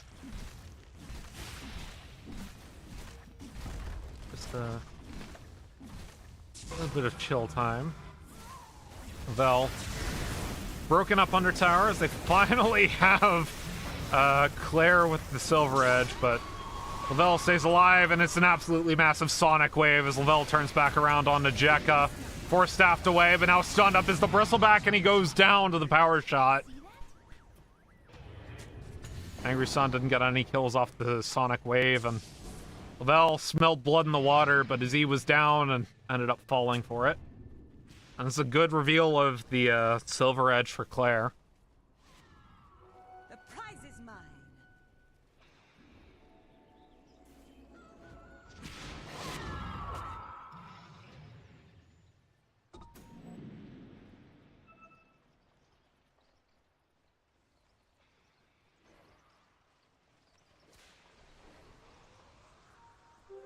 Vanished, but not gone.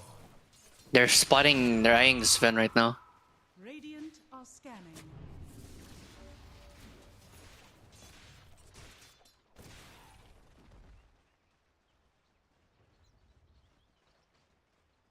Wait, which one of these heroes has a break? Oh, it's a DK that has a break. Yeah, it's DK with Silver Edge. Radiant's I mean, I Yeah. think he's literally the only person on this team who can buy Silver Edge without being too troll. Razor's going Dig on 5. What is this build? What? I don't know either. I think it's like some kind of a spell lifesteal build at the same time, but this Razor build is really cooked right now. He has Greaves, he has all that. Like there was that time where it was like BKB Bloodstone Razor was like a thing. Like BKB Bloodstone Ags, you just kind of, and like what's it called? A refresher. Radiant But are like scanning. it is spell lifesteal. However, it's still Dagon versus a team that is not very burstable.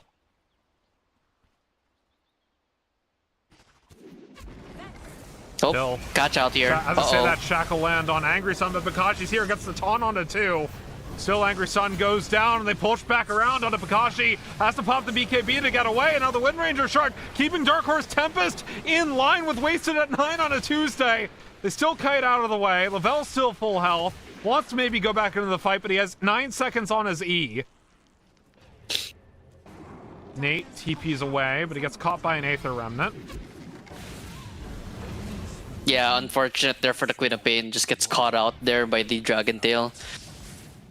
Nothing much you can do there. I think he also got silenced, I think, but first by the Resonant Pulse. But I think this Queen of Pain has to try to opt for the...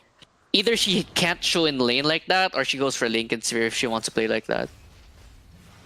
Dire's bottom tower is under attack. Dark Horse Tempest now Dire's structures are fortified. losing in that fight. Losing a bot lane tower was wasted. Dire's bottom tower Spends no time finding the objectives. It's a quick Roche spawn too. 16 seconds on it if they check it. And they have the advantage.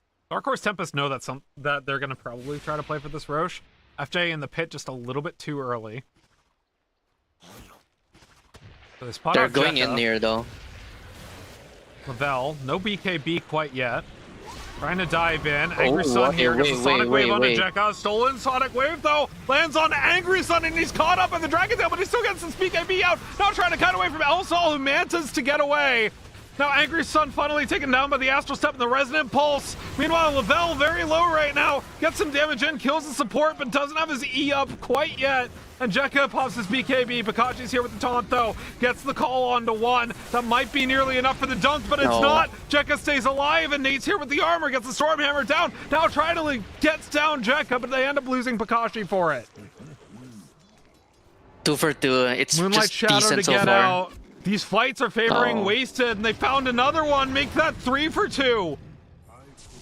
No game is unthrowable, and Dark Horse Tempest, they're falling apart at the seams in this fight, going Wasted on their target priorities. And Wasted taking advantage of that, even at the net worth deficit. That's Roche for them. It's not just that. The Queen of Pain is just not popping her BKB in time.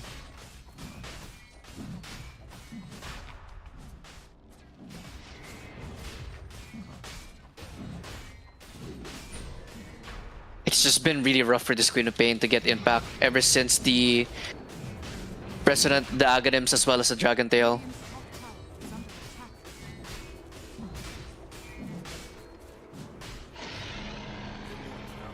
Also, And they give it to El Sol as well. yeah, it makes sense. He's been kind of the only reason they've been, not the only reason, but he's been kind of one of the big reasons they've been winning a lot of these fights. Able to deal with Angry Sun trying to kite away. Angry Sun now has the Aghanim Scepter. He's building into the Lincoln Sphere. Literally only for Dragon Tail. But Yeah, it sucks, but the way she's been playing, she needs to do that.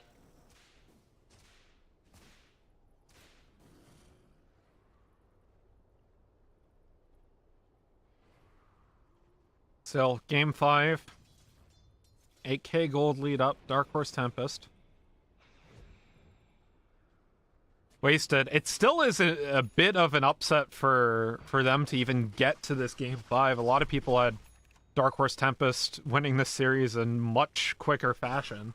Dire are And Wasted still have an opportunity, as we saw in a couple of those fights, to take away the series from Dark Horse Tempest, Last get the fight championship in potentially the here. upset. Claire, though, on Lavelle, gets the break, but immediately gets Kiting, up the Marana ulti. They have vision on him, though. They got the Aether Remnant, but in comes Makashi, gets the two-man taunt, and the ult from Angry Sun, not nearly enough, only on to Claire. Still Jekka, way deep in the fight, gets taken down by Lavelle's E, and now an assimilate out of the way by Elsol. He's caught out in a 1v5, stunned up, and now into the Aegis of the Immortal. Dark Horse Tempest He has turning one back around, step. an Aether Remnant, excuse me, Oh! Aether Pulse to get out, but Stormhammer gets him in time for the TP, and Bakashi stacks up on the Code of Blood. Okay, the first mistake there was trying to get the Bristleback. Like, they get the break off of him. That's great. But they had to run at him before they got the Dragon Tail stun. They forced a Void Spirit to step in way too deep, and Axe is just there to respond to his Bristleback getting jumped. And back and forth, I'll be blunt, back and forth throws by both these teams. Radiant's top tower has fallen. Yeah. That's 3 deaths essentially, by the way, for Wasted, since you lose Aegis. Tower is under attack. Pushing up on the high ground is Dark Horse Tempest. Shackle Shot lands on the Lavelle. 56 seconds on the Radiant structures are fortified. Void Spirit. No buyback available to him. Jekka. Pushing up. FJ fishing for some spells. Only found a Starstorm thus far. I think he wanted to get Sacred Arrow off that. Radiant's top Bell tower takes down the tower. Yeah. Now Telekinesis back. But popping his E to make space in the fight, but Wind Ranger Shard is pulling him back in towards the racks. Radiant's top tower 23 seconds now on the Void Spirit. They should Uh-oh, be able to my get those Dota melee crashed racks again. potentially. That's not Another good. Telekinesis. They're buying time for the Void Spirit to come back up. Lavelle continues to push. 11 seconds on the Void Spirit now. The Shackle Shot doesn't quite connect. Dark Horse Tempest get away. Oh no. They're going for the Tormentor. It's a little bit of bait, but they get it for free. It gets his shard. Smoke out from Wasted, but actually saw Moonlight Shadow, and Bakashi dives into the Rubik to start out the fight. Lavelle deletes him, and Angry Sun gets a two-man Sonic Wave as Elsol tries going on to Nate, but can't quite find him. Now has to dissimulate away from the fight as Cleric finds the stun onto the Bristleback, but Lavelle is just too damn tanky. And they find Claire on the side of the fight. Angry Sun and Bakashi making quick work of the Dragon Knight. Nelsol wants to find a way into the fight as the dunk gets in onto Bakashi. They got the shackle, they got the focus fire, but still, Lavelle, so tanky, able to take down the Wind Ranger. A buyback from the DK now as the glyph is used. No resets on that glyph now. Lavelle going back Still into the fighting. fight. Angry Sun on the side trying to find Elsol as he has to assimilate back up onto the high ground, but Lavelle, he's hungry for blood. He might have bloodshot eyes, but the rest of his team is here to follow. Bakashi Oh, gets what a the call. taunt onto the Dragon Knight as down goes the Void Spirit. Claire going down for a dieback. And no buybacks available now for Wasted. They continue to push into the high ground. Jekka, the last core of his team alive. No other cores up for another 58 seconds. Radiant's middle barracks has fallen. And they don't have the glyph. Just going for Megas. Taking the safe route as they don't know the buyback status of the Void Spirit. Radiant's bottom tower is under attack.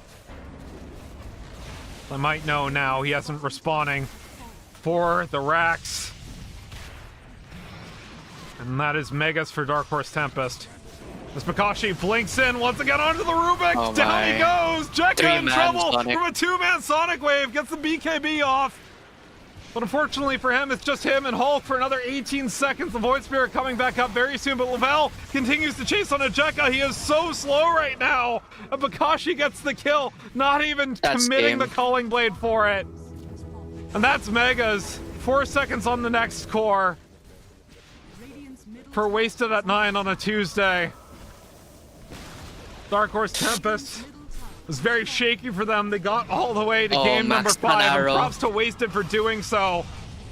But Dark Horse Tempest were the #1 seed. They haven't dropped the series yet, and they aren't going to, as they're finally on to the Ancient. Hulk continues to try to buy time, but it's just too little too late. Elsol already committed to one more for the road, but Bakashi gets the two-man taunt. Can't even get that out as they assimilate back into the Astral Step in the fountain.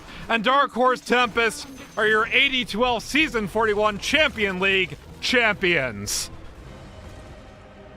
Man, what a game, honestly. Dark Horse Tempest. I mean, shout out to the Axe right there towards the end, getting these key calls on top of them, and it just shows the chemistry that they have, the Axe as well as Angry Sun. The moment Axe calls, instantly into the Sonic Wave, just sets it up perfectly. I mean, Wasted, they had a shot, they had Aegis, they had the Void Spirit locking down that Queen of Pain towards later on, the late game, but in the end, I feel like, in all honesty, I feel like the Razor build was a little bit of a grief in my eyes. And we're going to take a quick break and going to try to get an interview with Angry Sun, the victorious captain of Dark Horse Tempest. So we'll be back in a few minutes with that, and then we will say goodnight for Season 31. But first, the interview. So we'll be right back after this.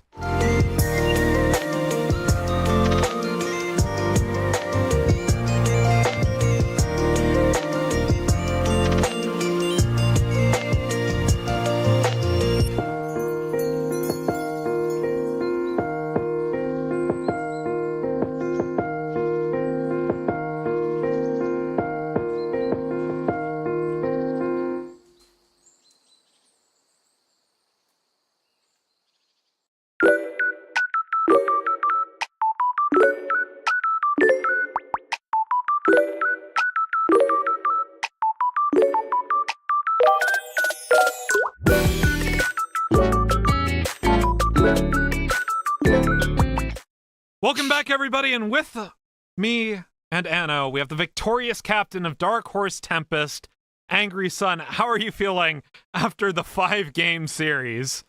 Oh my god, dude, it's a mix of emotions. After game 4, fucking, I feel like I played like such shit. I was like so fucking nervous, but my boys pulled it through. We had a good draft. We got the heroes we wanted. I feel fucking amazing. And man, what a back and forth series it was. I first want to touch a bit on your losses. Game 2 and game 4 up against this Wasted squad who you guys swept in the first round of playoffs. Can you tell me a little bit about, what was kind of going down mentally for you guys in those games, as well as, what you thought Wasted did well to win those games up against you? Absolutely. I think Wasted had a really good understanding of their timings, and I think their drafts 2 and 4 specifically were really good. I think that they kind of abused, got us on some stuff we're not super comfy with. Mylena's not the best. And they were able to kind of pincer us a little bit in the draft and then kind of hit their timings in stride. We kind of just shook those games away. It helped that we won game 1 and 3. So it was easy to be like, okay, just a reset. Now it's a BO3, now it's a BO1. And spirits were generally high, thankfully. I feel like if we kind of lost our mental throughout, that could have been really rough. Yeah, a quick question from me, Angry Sun. So, you guys were the #1 seeded team, and like what Finnick mentioned, you guys swept the Wasted squad. So how did it feel? Like, you guys were the heavy favorites going into this series, but you ended up taking 5 games to finish off Wasted. So can you tell me how you guys are feeling about that? We're still super proud. I think Wasted put up a really good fight. I shout out to them. They again played a really good game.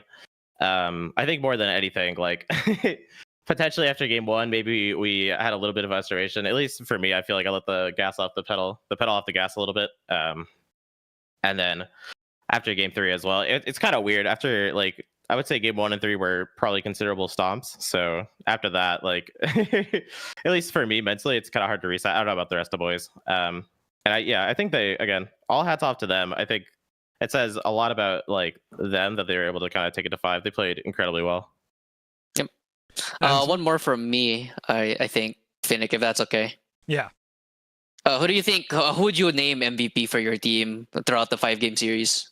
Oh, I don't know, bro. It can be I think anyone, including yourself. You already know this question. Anno stole it from me. All right. Not me. I think I don't know if I can even name a 5. I think at individual moments we all kind of had a game where we shined. Do you know what I mean? I think if I had to name one guy and kind of the rock of our team, I mean, I think JJ and Tristan both, but also our supports. I don't know. I love all my boys. I can't pick one. It's kind of a cop out, but like I really feel like, and maybe y'all could agree from casting those games, like every single one of my boys had really good moments, and I can't say one of them did better than the other. You know? All right, we're gonna list that down as you say that you were the MVP. All right, we'll just list that one down. No, please, not me. Anyone else?